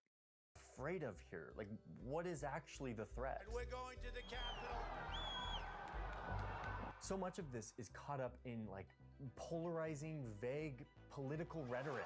To get to the bottom of this, I asked for help from Michelle Cottle, a seasoned political reporter who's written for a bunch of top publications, who's covered elections of every type, from presidential all the way down to like local school boards. She's now on the Times editorial board and is probably one of the best people to help line me out on how freaked out I need to be about American democracy. Hi, how's it going? Good, how are you doing? Michelle brought me Do I have Bloons Tower Defense 6? No, I don't. Sorry. deep into the plumbing of American democracy, something I hadn't ever seen before. She showed me something that changed the way I see my country, something playing out in the darkest corners of American politics. A quiet mobilization of money by people who are fighting to reclaim what they... So, like the CIA then, right? Doing... I don't know. I kind of want to watch some anime later. They believe was stolen from them, and who are seeking to change not only who can vote in this country, but who counts those votes. An attempt to reshape our election system without any of us really knowing. Ultimately, Michelle showed me that yes, I should be pretty damn scared about the future of our democracy. Well, yeah, because like the Democrats are Fire Force. Yeah, I it's pretty good. Yeah. Well, yeah. Heard of it. Might check it out. Anyways, the Republicans are like stripping away like the fucking rights of American citizens and undermining like the entire democratic process in like the 2020 elections, and you know the fucking Democrats not like actually doing anything about it. Like Roe v. Wade, for example. Yeah, that got overturned. That sucks. And like the fucking Republicans weren't even in charge. Like the Dems had the Senate, the House, and the presidency. Yeah, You're talking about politics. We're talking about anime. This is peak political times. I mean, we are facing a lot of unprecedented times, like politically right now. Like the rise of global fascism, the falling of like global superpowers, the rise of a new global superpower in the form of China. There's just a lot of stuff that's like uncertain right now, and I'm having so much fun with it. Yeah. Especially hate the no more abortions thing. I mean, yeah. Yeah, true. That's exactly right. And the thing that kind of pisses me off when it comes to America in that regard is that like the federal government, like the American federal government, decided to do nothing about it. They didn't codify it. They didn't, you know, open abortion clinics on federal land. Like, it's stupid. Women should have the right to do what they want with their body. Yeah, like what are these like pasty, crusty old dudes thinking that women shouldn't have control over their own bodies? Yes. And like, first of all, it's no. them and the evangelicals. That's who it is, which is a very like, it's a smaller off branch of Christianity in like the West in general.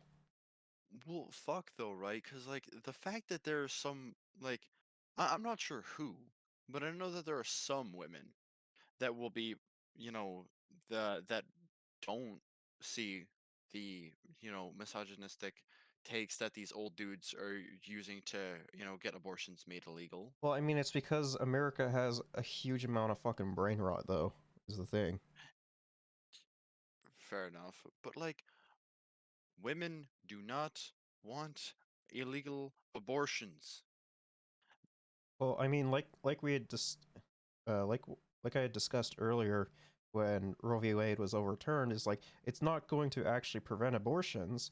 It's going to, just make them like harder to access, as well as increase Making them way riskier. maternal mortality. That's all it does. Like it achieves nothing. Like they're actively taking away the safe and the safe and healthy and efficient ways of getting abortions. Oh, And 100%. they are just making things exponentially more difficult for women. And the dog shit Conservative Party in Canada wants to do the exact same thing. Yep. They've been fairly open about it.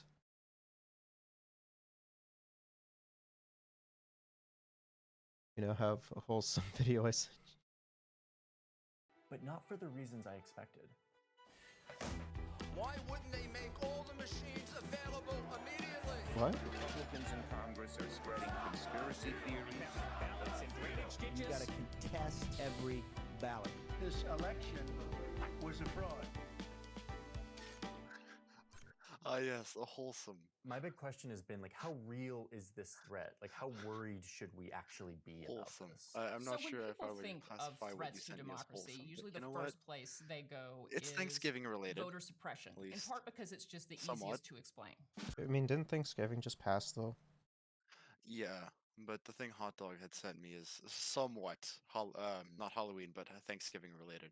Canadian Thanksgiving, because we have that in October, not November. Yeah, I mean, it just makes sense.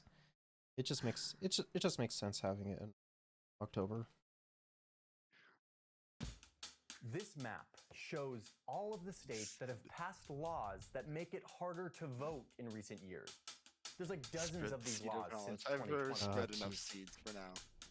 These laws Listen, are all I'll over the save that for place. when we Shrink the start time a way window out. for applying When we for start that absentee back up again. ballots. Making it harder to find drop boxes where you can like submit your vote. Tighten requirements for voter ID. Isn't this like just common like practice in America though?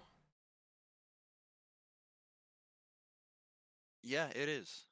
Like- it is once one party has majority of votes, and they're going to start tearing down all of the voting polls or places to put in your ballots. Well, because I'm they not. are I'm not saying, even. "Hey, no, we're done. But that happens on the state level though, from what I understand. All right. It easier to purge registration so that people have to re-register. Ban snacks and making walk- it harder to limit vote the number early. of Harder polling registration, places. creating general confusion around voting. To make it as unpleasant and difficult to vote as humanly possible. But hold on a second. This used to really confuse me. Why would a political party want to make fewer people vote? Because it has a higher chance for them to get reelected. It makes a lot more sense for them to attack the opposition, whether that be like in the forms of voting, so that they aren't able to vote. It just, I mean, we've seen this shit happen before in history. Like, how does that help the Republicans? Well, it turns out that the logic here Is that if it's easier to vote, lower income Americans, minorities, young people, who usually vote in lower numbers, will turn out in higher numbers and vote for Democrats. So the GOP is making it harder to vote. I mean, yeah, but the Dems are shit regardless. Like, both of American parties are just awful. Look at the progress that America has made in the past, like, say, 10 years. You see how no progress has been made? I Yep. mean, unless you're That's business. history, baby. Unless you're business. Because both Business are don't really count too much. both are very pro-business. Like, I mean, even our three major parties suck ass too. Let's be real. Well, yeah. It's fucking dog shit, man. So they can win elections. That is the conventional wisdom here. Turns out that this logic is a little bit simplistic, and it often has an unintended effect, or the opposite happens of what people are expecting. Political scientists have been studying this recently. And these studies have been finding that even though both parties kind of take this assumption for granted, that easier voting benefits Democrats, that's not always the case. And that it can often be the opposite. Like this study from the University of Utah that shows that more mail-in voting actually benefits Republicans. Huh? What? That doesn't make any sense. Isn't it the Republicans that are voting all these voter suppression laws? In the last couple of years, Virginia has gone the opposite direction of voter suppression. They passed laws to make it easier to vote. And what we saw last year was that voters turned out at a vastly higher rate than they had in probably 2 decades. And Republicans swept the statewide offices, and they took back the House of Delegates. So it was the exact inverse of what people expect in these situations. Remember last March when President Biden called Georgia's restrictive voting laws Jim Crow 2.0. And yet, this last summer's primaries, the first election since these I mean, to be fair, I do think that they just de-thought him before that speech, so who knows? Probably fucking loopy, man. I mean, listen, they didn't give him, what was it? 6 sausage sandwiches, a pint of coffee, and some vodka? Or is it like It some was whiskey. It was whiskey. No, I am glad though that they are letting Biden out of the cryo chamber more to come play. It's been fucking really funny to watch. All right, Biden, we need you out here to make another presidential statement or whatever. Come on, bud. Like, have you seen the Joe Biden like shit posts where it's like how senile he is and he completely misses like the turnoff for like a sidewalk? Nope. Oh, it's so funny. They literally fucking point and be like, Joe, go that way, and he completely misses the turnoff. All right, Biden. All right, Biden, we need your stuttering ass back here. Hey, all right, Joe, we're gonna have to take a left. Surge. At the end of the day, like this voter suppression stuff is maybe overblown. It's like and Biden has not some that lag important. to him. So let's not let the GOP off the hook here. I mean, this mission to erect I mean, of course he has leg. He's like 9,000 years old. barriers is anti-democratic. These laws are appalling and frankly racist. But the laws are unpredictable and can also wind up discouraging Republican voters to turn out as well. Does that mean that the death of democracy is kind of just overblown here and that we shouldn't actually be that worried? Oh, no. I did not say that. I just said that voter suppression efforts aren't as predictable and sometimes not as effective as people fear they are. But there is something else going on. Something that way fewer people... Is she gonna say the Nazi problem that America has? Because America has a really big Nazi problem. Let's find out. Are paying attention to, in part because it's unsexy, tedious, complicated, boring, and generally taking place way down the political food chain at the state level and even the hyper-local level. Frankly, anytime I hear local politics, like I know we're supposed to pay attention to it, but I kind of like start to fall asleep. It's like not where I want to pay my attention. But this is what should really tick you off and scare the holy living out of you. It has less to do with controlling who can vote and everything to do with who decides which votes actually count. And this is what... Yeah, isn't it called like redlining? I do believe it is. Michelle pointed me in a different direction, away from fixating on voter suppression, and instead encouraging me to look deeper into the very plumbing of the American voting system. Oh yeah, he's probably... Yeah, I think he's going to be talking about redlining and possibly redistricting as well. At least, I hope he does. This space that most of us have never really looked at. So welcome to our incredibly decentralized voting system in America. It's where you vote. It's where your votes are counted. It's the poll workers and precinct officers and county commissioners and election boards and secretaries of state that certify results. Most of us don't know anything about this, because honestly, most of us want this version of politics. I mean, yeah, to be fair, a vast majority of people, unless they're like politically engaged, will only care about politics when it comes to like fucking election season. That's it. Yep. People don't look at, politics when election season isn't around. They don't look at, all right, well, here's the shit that they've actually, their campaign promises that they have kept, and then the campaign promises that they haven't kept, which is all of them, 99% of the time. And like, to be fair, like, I kind of understand where those people are coming from, because like they don't really fucking care. First of all, like, politics can Right. be a very divisive interest to get into. Yep. And like, most people will just fucking check out and be like, I don't know, I don't care. I'll just vote for this party because I don't know, they have something I like. They literally don't give enough of a shit.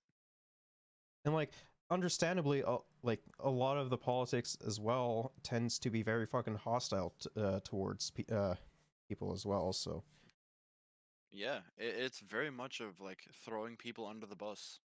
I mean, like, I shit on the liberals and the conservatives all the goddamn time, and I get Right. fucking flack for it. It's, Man, who cares? I mean, bro, I even give when I give the NDP flag, I get fucking, depending on who it is, I'll get fucking flack for it as well.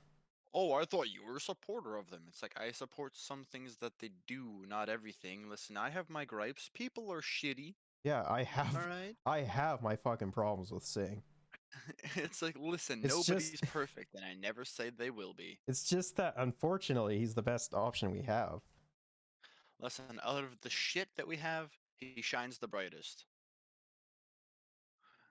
Me who has a trans flags right by me. Hell yeah, brother. Support, yeah. But it's down here where the votes are cast, where they are totaled, where we meet the people who count those votes. The government I'm officials surprised we haven't you've made never Trump thought holding about. the American flag a into county a meme clerk yet. in New Mexico, has been. a precinct officer It in has? Michigan, Yeah? a secretary of Oh, state shit, in where have I been? Nevada. And no, not Have you like not paid attention to like right-wing Twitter in like or just in general in like the last like what 6 years? I'm gonna say this once, and it's been said before by the person on screen right now. Most people are either bored or confused, or they just have no Trump is a stripper with the American flag confirmed. Thanks, Fuck. Hot Dog. I mean, to be fair, But like, I mean, it's the whole politics being boring and people checking out thing. So yeah, I didn't really pay much attention to it, especially American politics. But to be fair, in Trump's defense, Trump is fucking caked up. Like, oh my god, yes, daddy. that Secretary of State. Every state has a Secretary of State, and it is way less sexy than international diplomacy. But yeah, according to Michelle, this is where the action is. I agree. Where the real assault on our democracy. But I still want to cover it. Trump's great gift it is still important. as a top-notch demagogue is getting people fired up to believe whatever he tells them is true. That gets really dark really quickly. So if you want to understand it, you're going to have to stick with me as we dive into this system. Because it's this system that is being infiltrated by an army of Trump-supporting Americans to re-rig the system that they believe was rigged against them in 2020. Bro, he's such a lib. Another fucking problem with that, Johnny, is, you know, the Democrats don't do shit, so there's that as well. Oh, the election was rigged. Let's re-rig it. The new direction of the Republican Party has to do with what Trump and his allies failed to do in 2020. Trump claimed fraud and immediately cobbled together dozens of lawsuits to challenge the vote. If you count the legal votes, Ever noticed the similarities between like the modern progressive conservative party and the Republicans? Ever notice the similarity between them? This is how to politic. What, unfreezing a person just to give a speech? That's how you do politics? Like Biden? Yeah. I mean, I'd rather have Lenin back, to be honest with you. What, you think he's still frozen? Well, no, I'm just speaking in general terms. Ah, I see. He was embalmed, put on display. I easily win. Was there any real evidence of widespread voter fraud that these lawsuits were based on? No, absolutely not. These were completely absurd claims, and pretty much all of them got immediately tossed out. And while he did not succeed in overturning the election, he really did succeed in planting the seeds of doubt in our system. So here we are over a year and a half later, and those Oh, seeds look, even she's talking were about planted spreading by then the seeds. most powerful Stop man it. on earth. Conspiracy and victimhood and doubt in the system. It wasn't even Those my seeds fault have that sprouted time. and spread to Bro, I get it. You're still fucking horny from seeing those guys touch dicks together. Listen, it's not my problem. It's not my fault that the word seeds just happens to be the word seeds. Spread the seed. Spread the seed. The spreads of information. The seeds of information. to every corner of our country. We can I never got pee. allow an election to be stolen Of course like you that. got piss. Oh, and this isn't some like right-wing fringe movement. If you got a to pee, then I believe got some this. Q's and Y's. 71% of letters now? Republicans, when asked, say that they don't think that Joe Biden actually won the 2020 election fairly. 71%! When literally there is no evidence for that. Trump's Probably allies did at all not levels of legitimately, power or would build definitely a plan. not A legitimate. plan to ensure that this legal flop that happened in 2020 would never happen again. The scam will be before the United States Supreme Court. This is rampant corruption, and it can't happen. It simply can't happen. Welcome to the multi-layered Republican strategy. Well, I mean, to one seed retake that has been America planted from the year ground after up. year is A the seed of widespread hatred. and pretty sophisticated movement to infiltrate this. I mean, here's my take on it. The These strategy political is parties to are just challenge cults, votes at every and they're trying to level of the indoctrinate system the people, by claiming widespread voter fraud, especially and it's just focusing cults on fighting each Democratic other. precincts. Think Something about that, it. to be crystal clear, there is Right? zero Cults evidence have for, leaders. but that 70% The of Republicans Republicans and the think Democrats, is real. they the have strategy leaders. starts with recruiting, calling Caught in voters to 4K. get involved here at the lowest level, Trump with the where your rifle. vote is cast and initially counted. Recruiting often looks like this. But This like, is yeah. a Save America newsletter that Trump Yes, sent cults need out leaders. to his Well, followers right. back in February. Trump Trump calls is just his a people cult to leader. mobilize at the lowest level, the precinct level, to influence how elections are run.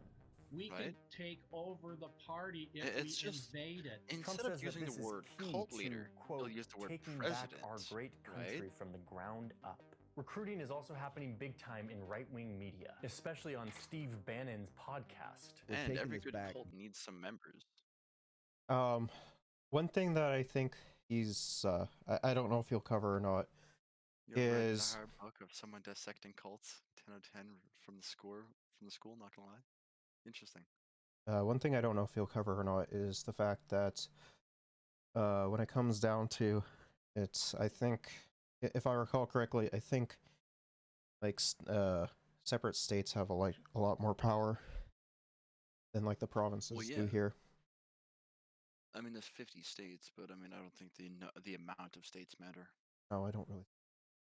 Village by village, It's precinct about by the size precinct, of and the they state. can't Look at stop it. Texas. Bannon it's has the been biggest. telling his legions of listeners to defend America by signing up to work at their local precincts on election day. We're taking action.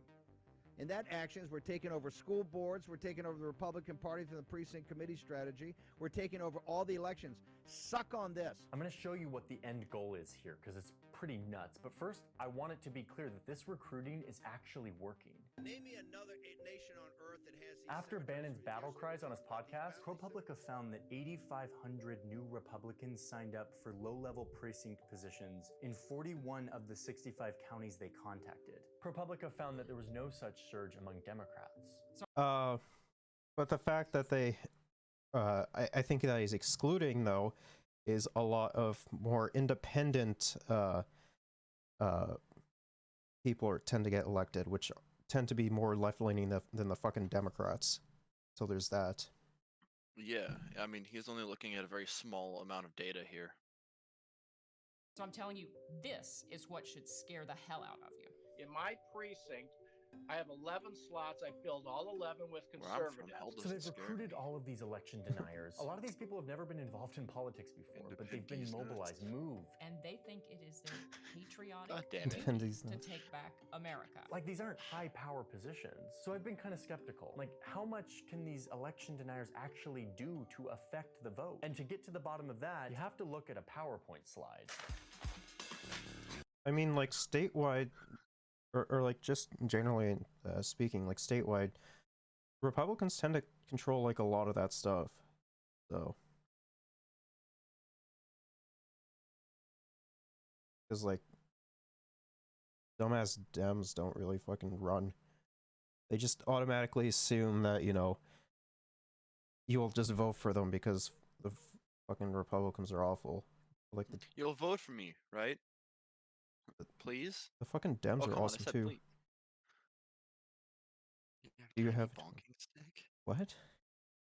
Wait, what? I have no idea what you mean by that. You know, when you need to This is send the someone to next horny phase of the jail, plan, you have to bonk which them. is to train. Horny jail? Like, Have you never heard of horny yeah, jail? no, I have. I was gonna say. Bro, I've probably been in fucking horny jail more than you.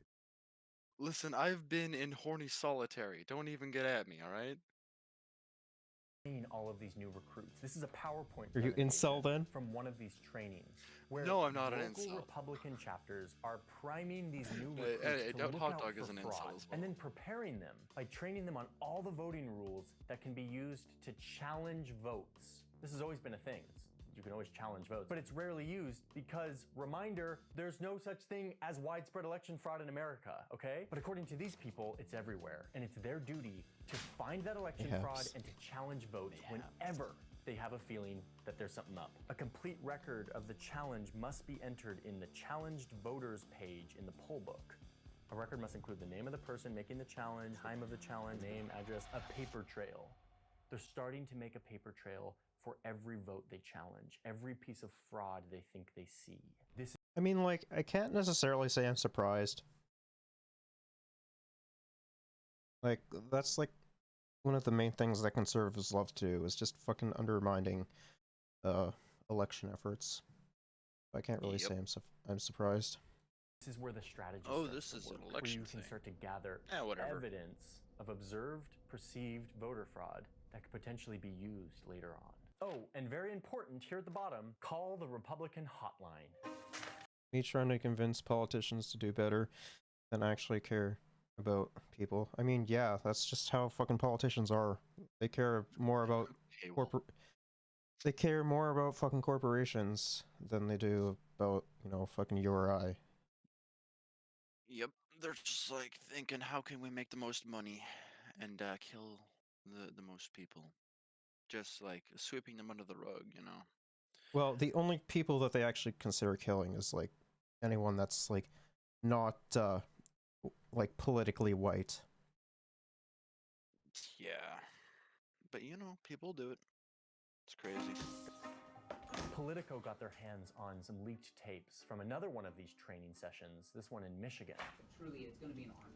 We are going to try to recruit lawyers. It always comes down to Michigan. Than have ever been recruited, because let's be honest, that's where it's going to be fought, right? This hotline gives these recruits immediate access to a lawyer who is sympathetic to their cause of election integrity, which is just a euphemism for re-rigging the election system. These lawyers will be on call on election day to walk these election deniers through the process of documenting suspected fraud, so that Republican Party lawyers will now have a body of recorded evidence to use to legally challenge the vote if they need to. We're going to have lawyers that work early to build relationships with different judges. Do you see what they're doing here?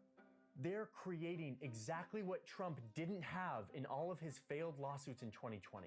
In 2020, Trump had to scramble retroactively, top down, to claim election fraud and to challenge those votes in court. We were winning. Isn't he like being fucking like, charged with shit for that and like lose all of those fucking lawsuits? I don't know. I haven't really been keeping up with the Trump shit. Well, yeah, he's kind of not really in the public eye as much anymore. No, So, I mean, it it's makes sense. no. That's like really big. That's like popping off in America, if I remember correctly. Well, yeah, in America, but we got our own shit to deal with. In all the key locations by a lot, actually. And then our numbers started miraculously getting whittled away in secret. This time, they will be prepared. All of this training lays the groundwork to kickstart the process for challenging the election using the tedious, boring, bureaucratic processes at the very lowest level of the election system. You fill up all the vacant precinct committeeman slots and form a 75% voting majority at the precinct level. Then they go to their respective meetings where they elect the delegates, who in turn elect the state chairman. So that next time around, they'll be in a position to stop the steal. This is boring stuff, I know. Now that I'm starting to understand it, let me paint a picture of how... I mean, I disagree. I think it's fascinating to see how American politics works.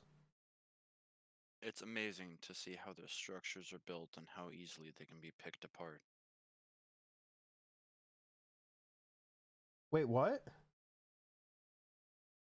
What? Did you find something again?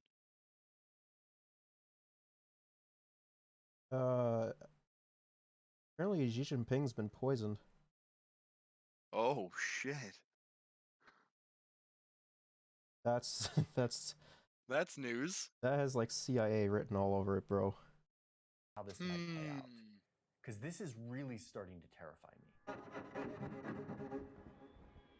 Oh man, politics are So scaring imagine him. an upcoming election day. You're in a Democratic... I honestly think that having Xi Jinping poisoned is going to further intensify relations with North America and China. Because I mean, tensions were already high when fucking Nancy Pelosi went to Taiwan, and then our fucking dumbass MPs going to Taiwan as well. Yep. It's just gonna fucking make things even more tense. Democratic precinct in a swing state, and you go to your local polling station, like at your local middle school or something, and it's packed with a bunch of election workers and monitors who believe in the big lie about the 2020 election. Trump and other Republicans keep telling them that the system is rigged against them. It's a corrupt system, and it makes people corrupt even if they aren't by nature. They have been told that they are what stands between the fall of civilization. And there is no telling, with that mindset, what they're willing to do to re-rig the system as they see it. You got to contest every ballot. And they've been told that it's actually only Democratic precincts that have voter fraud. So they're on the lookout. Yeah, it's kind of weird, right? Like you'd think that there might be some voter fraud going on in more Republican precincts, right? You would hope so. Like if there's just there's to kind wise of even out that information or something. if there's it seems like they're a little bit biased. If there's widespread voter fraud, then you should be taking a look at more than just the Democratic ones. See, I mean, they're just cherry picking the information to make it suit themselves in this case. I mean, of course, every fucking politician does that. So you can imagine, they're now seeing fraud everywhere they look, and they're reporting it, swearing that they saw irregularities in the election. Maybe it's a van of people who showed up to the polling place to all vote together. Oh, those must be voters being trucked in from another precinct. They're probably double voting. Oh look, the poll worker... Or Mexico. I've heard that one too. Oh, they're getting voters from outside the country. They're probably in cahoots together. That Dominion voting machine over there was making some weird sound. It's probably being hacked right now. Oh yeah, that was a really big thing, wasn't it? Wasn't it like, I don't know, fucking Venezuela or some shit like that? Because they always default to Venezuela. I mean, I'm not too sure. I can't say for certain whether it was Venezuela. Well, no, that's the thing, is that they thought it was like fucking Venezuela or some other like South American country doing it. That person doesn't look like they're actually a citizen. They're probably an illegal immigrant with a fake ID. Democratic operatives are probably paying them to be here. That kid over there does not look like he's 18. We should probably challenge their vote, since he's probably just a young recruit from the corrupt cabal who's been rigging the election system forever against us. We must fight back to save America. So they start invoking all these rarely used official election rules, and they start challenging almost every vote, making voters take these oaths and sign papers, documenting all of this into the poll book, the official... They just sound like very big, like, nerds when it comes to like that. What are they all gathering around in a big circle and jacking off to making a new rule book? Oh yeah, I love making rules. Oh, it gets me so hard. Like, oh man, I love making a new rule book every fucking season or something. Rules are my jam. Like, I love making rules about rules. like they have to be libertarian, right? Because like libertarians are like the most rule-breaking rule followers out there. Hey yo, I make rules just to break rules. I made a rule called you must break rules. No, I made a rule saying that you must abide by the rules. So if you're not doing both of them, you fucked up.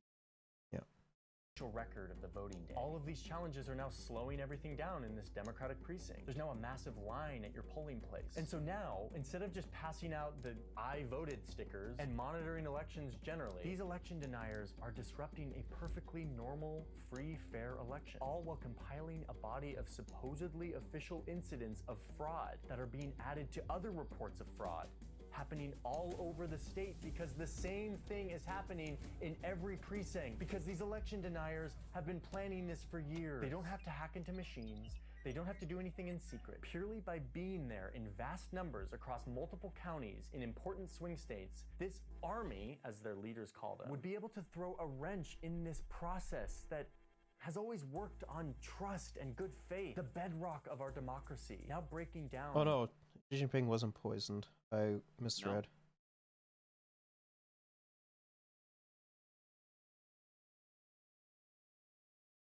Oh, it looks like.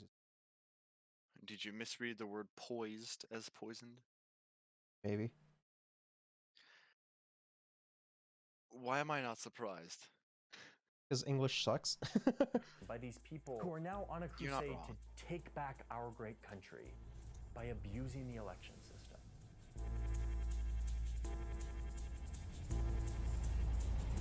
Okay, wait, hold on.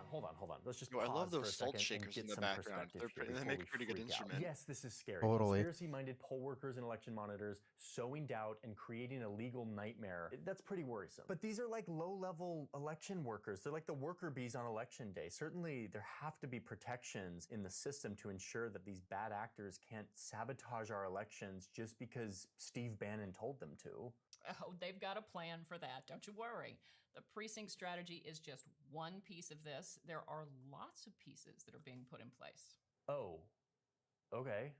We're taking 100 seats, and we're going to govern for 100 years. The next part of the plan focuses on the Where are you technical taking those bureaucratic seats? roles that each state has to run its elections, the county commissioners and secretaries of state. And again, like the poll worker precinct strategy, this part of the strategy is in response to what Trump failed to do in 2020. Joe Biden is edging ahead with 264 electoral college votes. When Trump I mean, like the fallout of like the 2020 election and the whole shit that happened with Trump, like it was all predictable. Yeah, I mean, if anyone sees Trump other than just a large man-child, then they're seeing him in the wrong light. I see him as a caked up sexy man. Yeah, that's your views on him. I'd hate to look through your eyes for a day. Like, okay, despite like all memeing aside though, like Trump is actually very charismatic. Like, let's be real. Hey, are you talking shit about my caked up Oompa Loompa?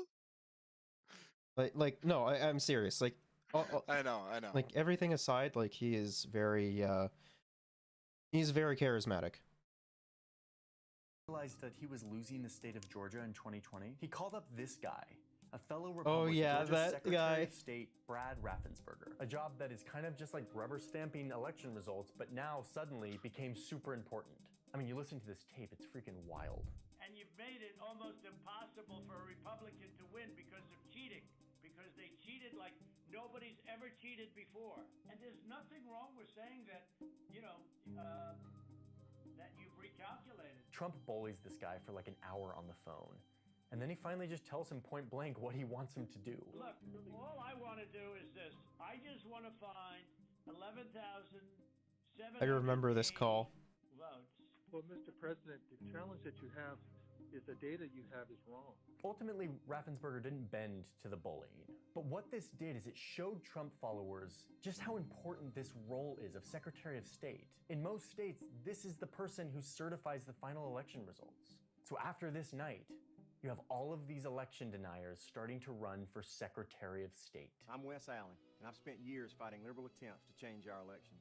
Chuck Gray, Wyoming's proven conservative champion, cracking down on election cheats. They're, for low-level technical roles, but suddenly, after all the attention on how Team Trump attempted to kind of bully secretaries of state into helping them overthrow the 2020 race, these races are suddenly drawing a lot of notice and tons of campaign cash. One such candidate is this guy, Jim Marchant of Nevada, which is a swing state. In 2020, Marchant also lost an election for Nevada state legislature. I was a victim of voter fraud. I ran Of course he would fucking claim that shit, bro.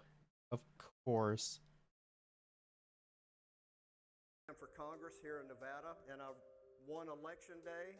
I won early voting. Only after 2 weeks of fraudulent mail-in ballots did I lose. Feeling like the whole system was rigged against him and his party, 6 months later, Jim Marchant is running to be Nevada Secretary of State. Jim will fight against voter fraud with voter ID, paper ballots, and full election audits.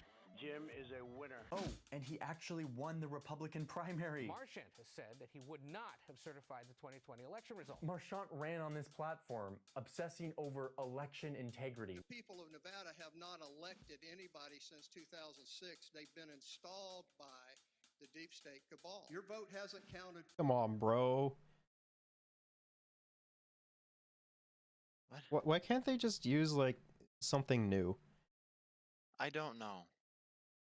For decades, you haven't elected anybody. The people Listen, that they're are in too office busy stuffing their have been faces with selected. cheeseburgers. So how much power does instead this of guy history actually books. have to affect election results? Bro, American history books are incredibly fucking whitewashed and are just dog shit in general. Oh, so they're just as bad as cheeseburgers. Okay. Well, no, like in some instances, I've heard reports of schools having to use like textbooks from like the 1960s. Oh, so they're worse than cheeseburgers. Got it. What is with you and burgles right now? Listen, I haven't had much food to eat this entire day. So fat. As the state's top election official, Nevada's Secretary of State kind of helps set how elections I are already said conducted before that I was a and is large responsible for investigating Fair. voting fraud claims. Marchant is just one of dozens of election deniers all around the country running for top state offices that oversee elections. And while some will lose their primary race and never get elected, many are winning in the primaries, like in Arizona, a very important swing state where Biden barely won, and now where you have election deniers who have won the GOP primary for all three of the state's top offices that oversee elections. This adds to an already growing trend of Republicans winning Secretary of State races around the country. As your Secretary of State, I will continually work to protect the sanctity of our elections. To see how this part of the strategy works, we don't even have to speculate. It's already happening. Like in this small county in New Mexico, where in these recent primaries, the all-Republican election board refused to certify the results because they said that there was election fraud. And they had evidence. This guy, the county commissioner, said that, quote, "It's only based on my gut. If my Yeah, like they always say that they have evidence, but when that evidence is put up to scrutiny, it tends to fall apart. Yep. It's like, oh, we have evidence. All right. Where's the evidence? Can you show us the evidence? Prove that you have it. Where are the receipts? They're in my other pair of pants. It's like, oh, don't worry, I brought that with. Go ahead and check the pockets. Where's the evidence? I mean, it's the same shit that the conservatives pull here. Let's be real. Of course it is. gut feeling and my own intuition, and that's all I need." had told him that something was off with the Dominion voting machines. What? Like, these are people in power. Their job is to certify election results. And because of one guy's gut feeling and intuition, they literally decided not to certify them. Oh, and by the way, check out where this county commissioner was on January 6, 2021. Yep. Yep. Bro, I could have told you that for free. Of course, he's got the bent hat thing.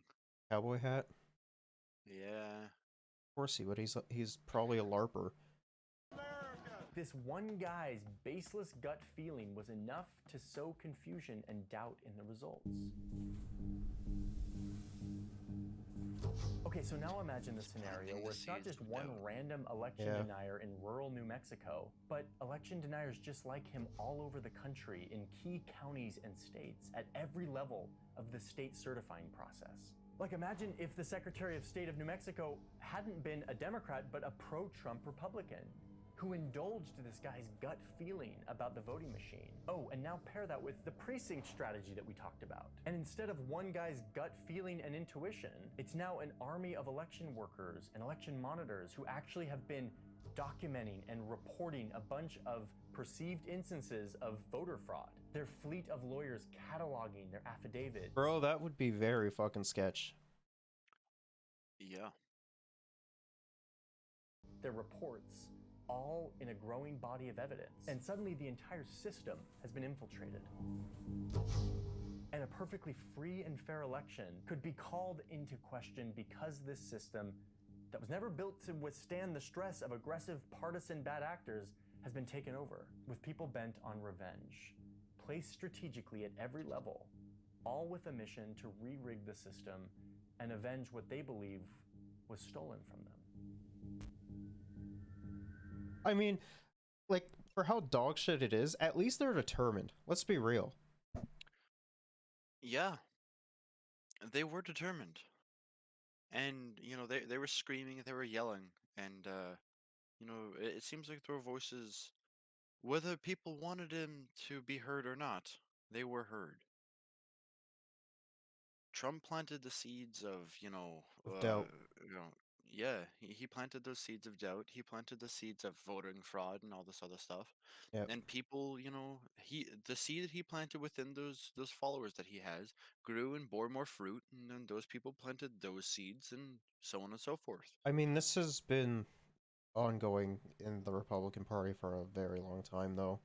It's been going on ever since, I would probably say, Reagan. Yeah, brother. I just never wanted something as extreme as this, I guess. Oh, I'm starting to see it now. I guess my question is, like, what are Democrats doing to counter this movement that seems to be quite effective? You want to know what they're doing? Nothing. That's what they're doing. Because the Republican Party and the Democratic Party work in unison. It's the It's the ratcheting effect. Been quite riled up. Is there any way to counter this effectively? You know, you want to challenge every Secretary of State race. You want to have plenty of volunteers in election precincts. You want to have plenty of people fighting on the state level and the federal level. It's one big, long slog. It's democracy, and you basically have to take care of it in the long term, or it kind of just falls apart on you. That's because democracy, this thing that we take for granted, is really delicate. It's new, it's not natural. It's this agreement that we've all made to, yes, disagree. Wait, what? Like, democracy has existed beforehand. Like, I should clarify in, like, more, like, in either, like, indigenous communities or, like, even some communities in Africa as well. It's more of it's a newer concept towards those of European descent. Right, but like this isn't a new thing. Well, of course, like tribes need to have like let's say a chief, right? So they'll need someone to lead them and whatever. But like. But to at least play by some ground rules, so that our disagreements can be fought with ideas and with order. So American politics has long been a blood sport of sorts. It's always been rough and tumble. It has a certain kind of elemental viciousness to it.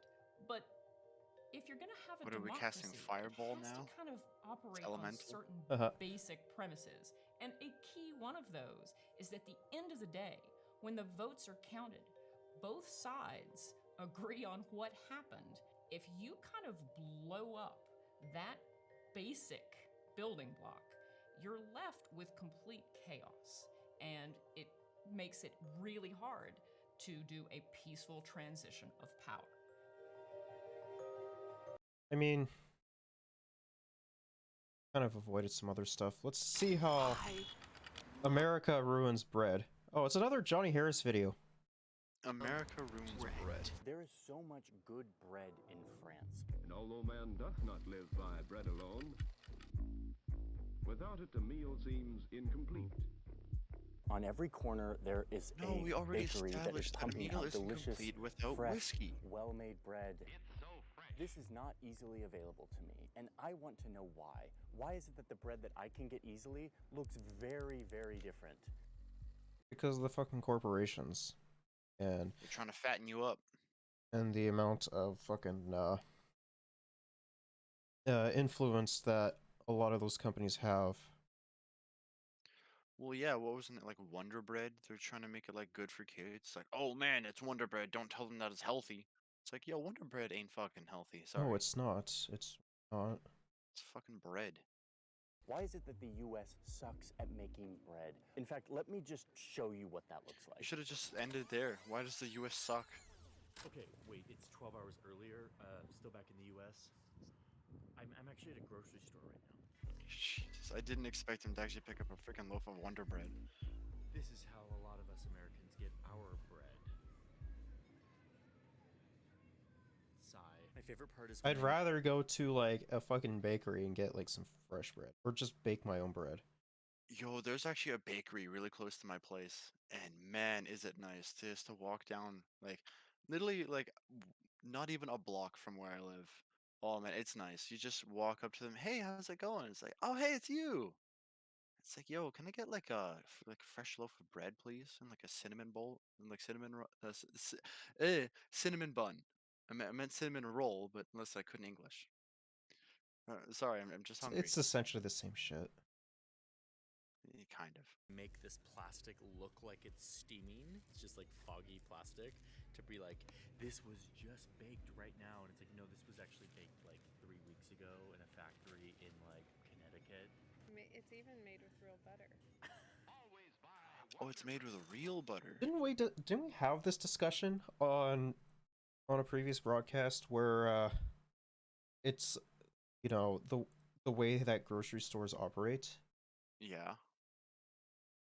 Like how they'll have like, because like you have like you know, like all the fruit like right off the bat shit, and then like, remember the terminology off the top of my head, I think it's like fatigue from choice or something like that, and then you're just more likely to you know, buy this shit than on top of that have like having bigger carts as well.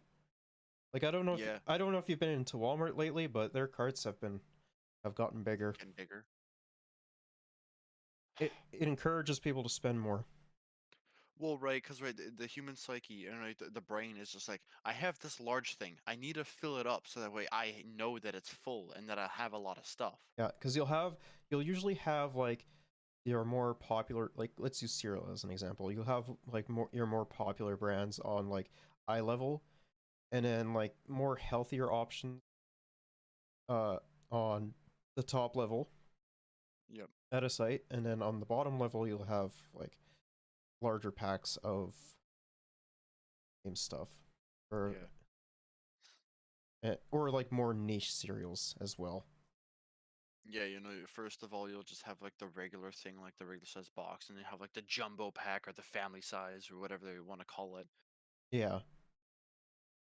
I mean, there's a lot to go into how much fucking money the Well, I mean, right, grocery even if stores you want make. to eat less and feel full, right? I would say take a smaller plate, take a smaller spoon or something. You know, if you're eating cereal, take a smaller spoon. You'll have to take longer to finish that cereal, even though it might be like the same amount.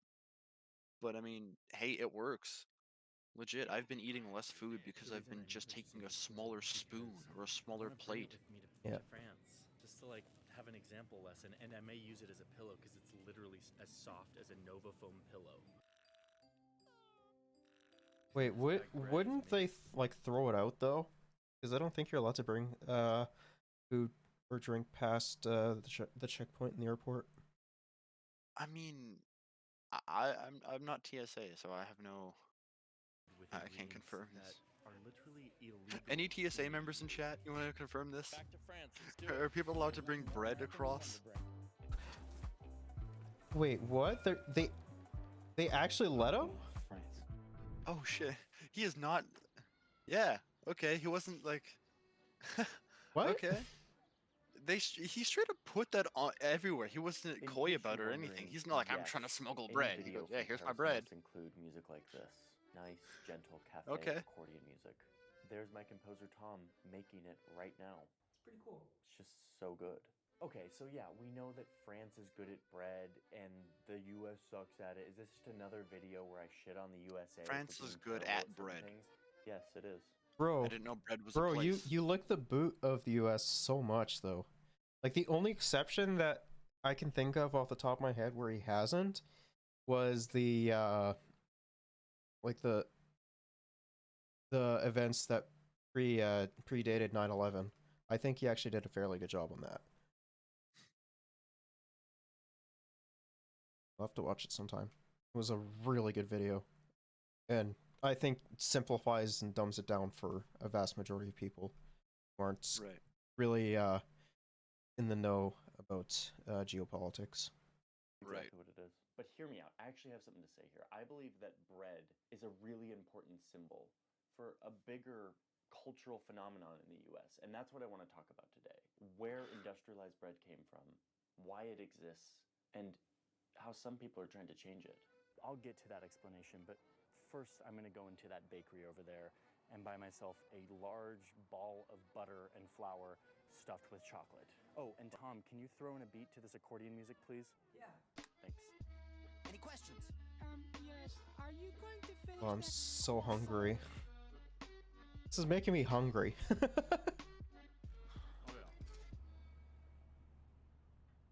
Pause. Yeah, now you wonder My why job is I'm to make always videos talking for about you. like And the reason I'm able to do that is because there are brands that support this channel. This video in particular is Hashtag sponsored ad. by BetterHelp, and I'm grateful for that because The I deeply Pela. support what they're trying to do. BetterHelp I do.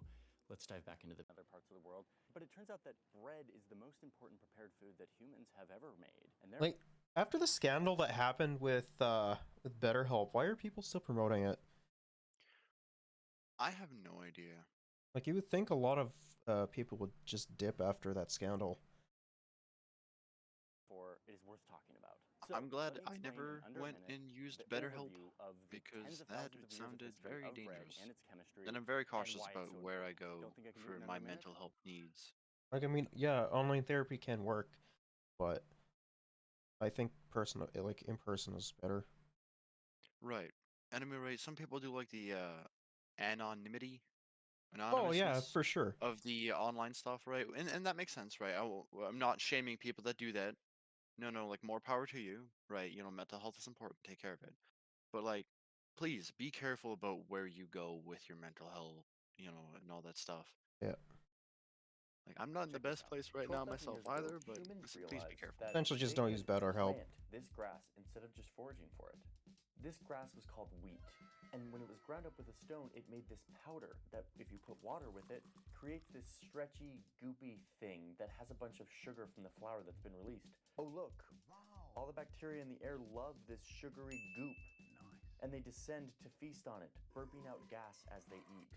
Whoa, the gas can't What? float up into the air because it's getting trapped in this stretchy ball of goop, like a balloon, like a pillow, like magic. Magic. All this feasting and burping is making it rise and turn into a pillowy thing that is way bigger Oh, than it this was. is- Put this blob next to some fire, this. and all of the little bubbles that were just How many created turn memes hard. is he Wait, trying all to of this can use? happen Hey Zoomers, I'm one of you. How do you do, fellow kids? because of this one Want to grass. talk about Yes. bread? Cool. Let's plant a lot more of this grass and build all of human civilization off of it, said humans. So that is Don't bread, try but and the push a oldest better and most video in here. important prepared food item that humans have ever invented. Eventually, humans got really good at doing this bread, flour, water, yeast thing, and especially And like people still are fairly good at it. It's just that the industrialization of the way that North America has moved on comparatively to like Europe is a lot different in some aspects, because Yeah. it's like especially like America, because like oftentimes a lot of like harmful shit is like flat out banned, like say Yellow 5, I think it is. Right. I think it's even banned here if I remember correctly. Well, I'd hope it would be. Like, I know for a fact it's banned in the EU as well, so there's that. Yeah. But in America, it's not. That's just like one of many examples of horrible things in their food. Here in France, they took it really seriously and have created a whole culture around making bread delicious and amazing. And you can see that they've continued that culture today just by the number of bakeries that exist in this city. There are 30,000 independent bakeries in France. Nice. Compare that to the 3,000 that are in the United States, and then remember. Wait, that what? the US Only has a 3,000? Much larger population. Well, And keep if in you mind, do right? our He math, said you see that independent France has bakeries. Yeah, I'm aware of that. more- I'm aware of that, but like, that seems very small. Right. I mean, I blame the automotive industry for this. Automotive industry. Cars are an invasive species. If you have to drive somewhere, Okay, but that. then it will take, But like, when it Listen, comes it to is way more convenient. Let's say right, you just finished a day of work. You get onto your bike, or you just decide to leave work, and because your house is only say 15-minute walk away from your workplace, right? In this hypothetical, and you walk past a bakery, you are more inclined to just be like, "Hey, yo, I'm gonna get a baguette on my way home." not necessarily. Meanwhile, well, I mean, it's A- right there. a lot You're of it. going on your way home. A lot of it has to do with the way that capitalism has promoted the like the necessity of like gigantic grocery chains, Well, yeah, right. and that has still. and that incentivizes like the mass production of oftentimes low nutritious food. Oh yeah, they mass produce shit. And then because they need a place to put that mass produced shit, they just say, you know what, we need this big building and we need a ton of people to come here. How do we get them here? Automotive cars. A lot of that also does have to do with how hard it is to maintain or start and maintain a a business as well.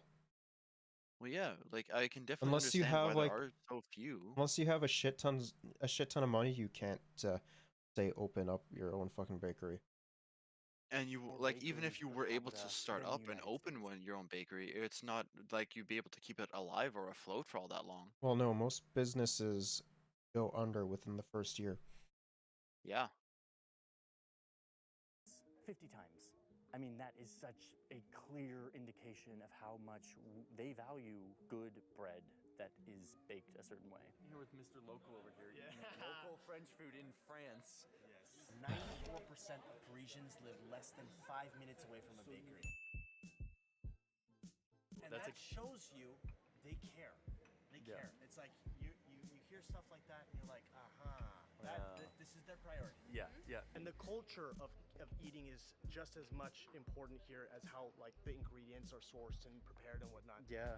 People don't eat while rushing towards their next meeting or whatever. Like it's very Well, much yeah, but France also has like a significantly better and robust social safety nets than America does, as well as like a higher unionization rate as well. Ayo, France chasing that bread in more ways than one. no, you sit down, you make it a thing. It's just a part of the way of life here. Yeah. People come into the boulangeries almost on a daily basis. Bread Check isn't in just with a each other. food, like, it's a way of "Hey, life. how you doing? I'm doing great. This is what's happening. Why? That is the question. Why are these bread cultures so different? And the answer comes down to what America was founded on. I mean, a reminder that America is a country founded by a bunch of people who left their country to go make a new life, to do things differently, to do things more individualistically. And the way that expressed itself for a really long time was mechanization, industrialization. And to be clear, in the history, Britain was as much to blame for all of this mechanizing of bread as America was. That's insulting. But anyway, we're talking about the US a little bit. I mean, So- yeah, the UK did definitely play part in that for for sure. Damn, bro, I hate finding pieces of metal in my bread. Well, I'm waiting for Gordon Ramsay to just walk and slap someone over the face and be like, "This bread is mechanical." well, the UK and the US had similar ways of industrialization, except that in the UK they focused a little bit, like slightly, a little bit more on labor, like gave people like slightly more labor rights. So by the 1920s, you had this machine that was invented, an automatic bread slicer. Hello, convenience, innovation, America. No more serrated knife versus a tough, crusty loaf. Now the machine will do it for you. This is the greatest thing since sliced bread. Oh, so that's where we're at. This is the greatest thing, says America. And Europe was like, wait, yeah, we like machines too, but like not for bread. I mean, it still could have been the Slice greatest bread thing and make since your bread sliced spoil. bread. It's just that they now get it pre-sliced. I mean, like homemade bread is just so much fucking bad. It's like, You know what's the fucking best though, right? Like, like earlier today, my mother, she was making like fresh bread, and it was just wafting into my room, and I just busted my room. I'm like, "Where's the bread?" My mother points to the kitchen table. I'm like, "Yes." I slapped some butter on that bread and I ate it up. I devoured that.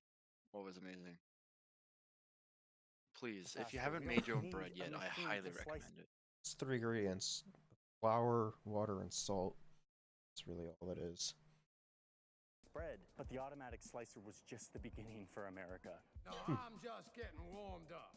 Now that we have sliced bread that, yes, spoils faster, let's make it, I don't know, not spoil as fast. One way to do this is to take By the putting a shit ton of chemicals and preservatives into it. of the wheat Hey, you berries know that this has bread? oils in it, the husk and the bran, and get rid of it. Focus on the big, Let's just carb-loaded completely berry in the toss middle. out the bread. But there had to be a more industrial solution to make the bread last longer, to be whiter, to be softer. And it's the 1950s, and Europe Oh, is like, God. It whoa, started with dude, the America, bread. chill out. Like, bread is just bread. We've been doing this for literally tens of thousands of years. Let's just like stick to the program. And America's like, no. Yeah, like So bread will America stick starts to the adding inside of your all this organs. stuff to their bread, bleaches and dough conditioners, and suddenly they're putting their bread into controlled chambers so that it will be hot enough to rise faster. And they're putting preservatives in so that their bread can now sit on a shelf for not just 1 or 2 days like it should, but 4 days, 5 days, 6 days, a whole week, and it's still soft. It is still white. It is still spongy and delicious. But it, I mean, like the deliciousness part also has to come from like a fuck ton of sugar that they put in. Yep. Like they put so much sugar into processed breads. Processed breads, arguably, if you have a sandwich, that will be more than enough sugar to cover you for the next week. Well, I don't know about that, but it will definitely Believe me, will definitely exceed your your daily recommended amount of sugar. yeah. But it's Unless... What? it's just a way to keep people hooked on their product. That's all it is. Bro, now has listen, I'm just 15 educating ingredients myself instead of and saying 3. fuck And bread. it's cheap and convenient and stable, and America Take that for what is you will. loving this, and Europe is like, whoa, you took this way too far. This is not bread anymore. And indeed, I would argue that this Hashtag is not my bread. anymore. That I agree. This is not bread. What would you classify it? What would you call it? The amount of shit that's in it, I would probably classify it as like candy. It's like the whole butter, and I can't believe it's not butter. Bread, and holy shit, this isn't bread. This is a bread-like substance. It's a different product made from a different process, and yet we Bread use was the so same good. Why words didn't they for make it. bread If you too? want to know more about what's inside, I mean, a lot of it has to come down to marketing though, as well. Oh shit, if they market bread too, everyone will buy it?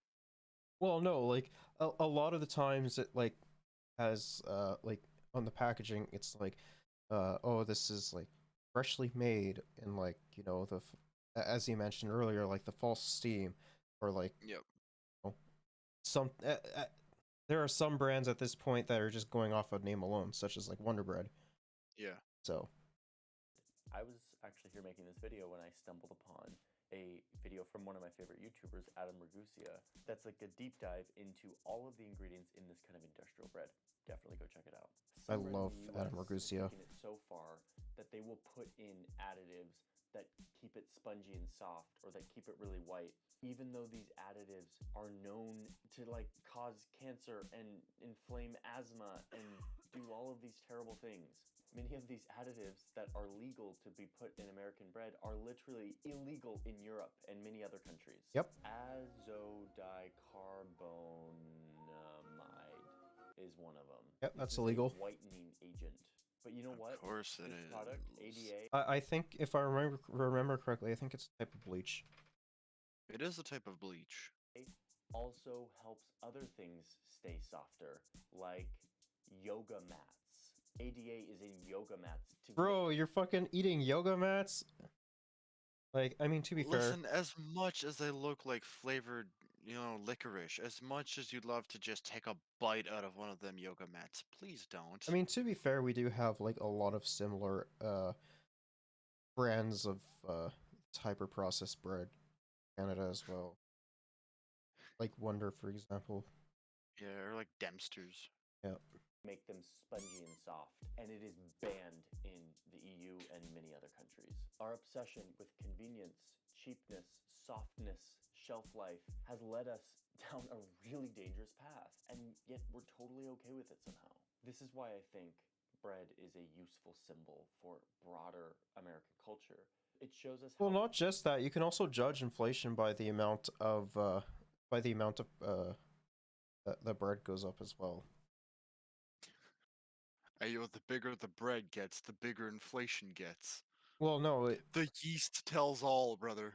Well, no, it's actually a very good way to determine on how bad the inflation is. It is a good metric for it. How would you go about determining that? Like the weight of a bread determines the price. Price. I don't know. I couldn't say the word price. Far we are willing to go to prioritize things like cheapness and convenience over tried and true methods that have been baked into culture. Wow. Industrialized bread exists Listen, here as well. It doesn't have some of the carcinogenic ingredients that are not allowed in the EU, but it still has I all love the it, dough conditioners, bleaches, still I'm the one that makes the artificially shitty risen, jokes all of around that. here, damn The it. difference is that it is rare. It is much more rare here. What is much more common is the ability to go to your local bakery and get bread that only has a few ingredients. And it's the ingredients that humans have been using for tens of thousands of years to make this staple food. The feeling that I generally have One is of the that main ingredients this is how it should be. love. And then when I go elsewhere and you have other kinds of bread that last kind of bizarre amounts of time, you're like, this is not really how it should be. You get calibrated to kind of this new standard here, and it kind of ruins you. Turns out Paris is low-key one of the most bikeable cities I've ever been in, but it used to not be like If you want a more Last time I was bikeable here, city, go to Amsterdam. I mean, please. This is just great, You're doing this shit here. Yeah. Bikeable infrastructure, microcars, all that good stuff. Trains. I smell some urban design policy changes afoot here. Someone tried to change this in the US a few years ago. A company called Panera. What could be better than a visit to Panera Bread? Tried to bring like European bread culture to the United States. And they did. They had high quality, delicious bread. But what happens next is potentially the best metaphor for America. Hello, I like money. They got business loans so they could expand. Gotta love and then Mr. they got Krabs. investors, and they started to It expand all and scale. And all then comes back to capitalism. It all comes down to were crabs. purchased in a massive merger, and now they're planning to go public on the public stock exchanges. Like, they just became a massive corporation who does not focus on making quality artisan bread. Instead, they're now just a machine pumping out bread that kind of looks and feels like European bread, but is now done in a uniform, Yeah, it's mass-produced, so industrialized deceitful. process, all in the name of scale and profit. And bread. So the question is, why does this matter? Like, am I just Forgot being a about that. snob who's like, Oh, me traditional too. bread Fuck. is better, and therefore everyone should have Didn't it. and I Ludwig hate actually America? get canned bread? Yeah. No, I'm Yeah. not. Kind of, yeah. But also, it actually makes a difference in how it goes into your body. The beauty of bread always was that you could put this goop out in the air and bacteria would come down and start to feast on it and kind of start the digestion process. That is what natural fermentation does, is it starts to break down the wheat and make it ready to go into your body. The way that we make bread in America doesn't really leave time for this. We use heat and chemicals to speed this process up, to make it rise faster, to make it rise bigger in an artificial, synthetic way. And so you're actually getting a much inferior product to what original bread making looks like and what it produces. Yes, it lasts longer. Yes, it tastes like chewy, pillowy, sugary heaven, but it's not bread the way that humans have been eating it for tens of thousands of years. Convenience, scale, independence, that is what we love in America. We love shelf life. We love industrialized efficiency. And to me, yeah, all that stuff is super great because it means we get to live these wonderful, prosperous, convenient lives. But I think we lose something really big when we focus on those as the priorities as opposed to quality and community and culture. Last thing I'll say here is that this is I mean, a lot of it also has to come to the fucking corporate greed as well. Yep. And like pushing out fucking bakeries. Changing. Yeah, not keeping the healthy variety. People Variety is making the some spice of of the life. best bread in the world using the most traditional methods. As well as like the hustle culture that exists in North America as well. Yeah, it's very toxic. Like, I'm gonna be honest, right? If I started a bakery, right, and then someone else starts up a bakery, but it's like an entirely separate style in a sense, right? They'll use like different ingredients or something, right? And then their bakery, their baked goods will taste different from mine. But like, I'm not gonna go and run that guy out of business because, well, he's making, he's putting his time and effort into baking stuff. I'm putting my time and effort into baking stuff. Yeah. Yes, it's different, but both of it can be good. I fucking hate hustle culture, man. Hustle culture's trash. Dog shit. Ingredients. In these big cities, you know have what though? I'm gonna have bakeries a doing freshly bread baked that bun is after this. on par with anything Yum. you get in Europe. Yeah, and that bud. kind of blows my mind. The problem is, and my critique is that that is still so rare and specialty and really only available to people who live in big urban areas. And meanwhile, the rest of us, the most accessible bread to us is this industrial, mass-produced garbage. Belongs in the Then trash. start baking And your that own is enough bread. to make me pretty frustrated. All right. That was a lot.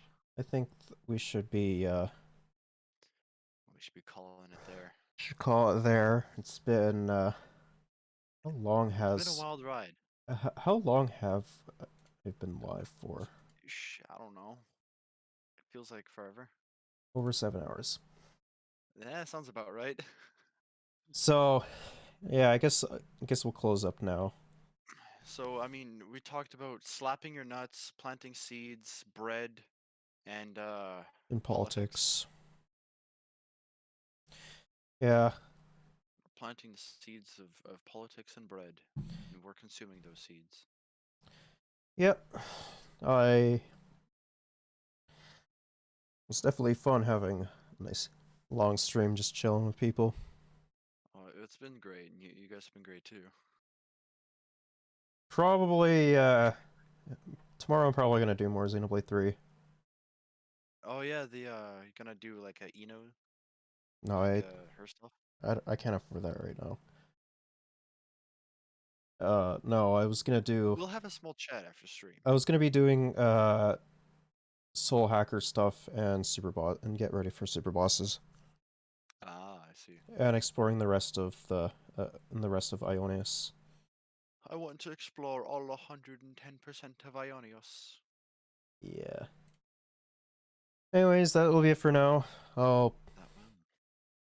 Yeah, Xenoblade 3 tomorrow, and then not too sure what time I'm gonna start. Also, A Way Out is coming back. Hell yeah. Can't wait for it. Yeah, we'll see where Leo and Vincent get up to next. Last time we were playing horseshoes, the banjo, and the piano. Having our own makeshift rock session. Let's go. Yeah. Alright, until then.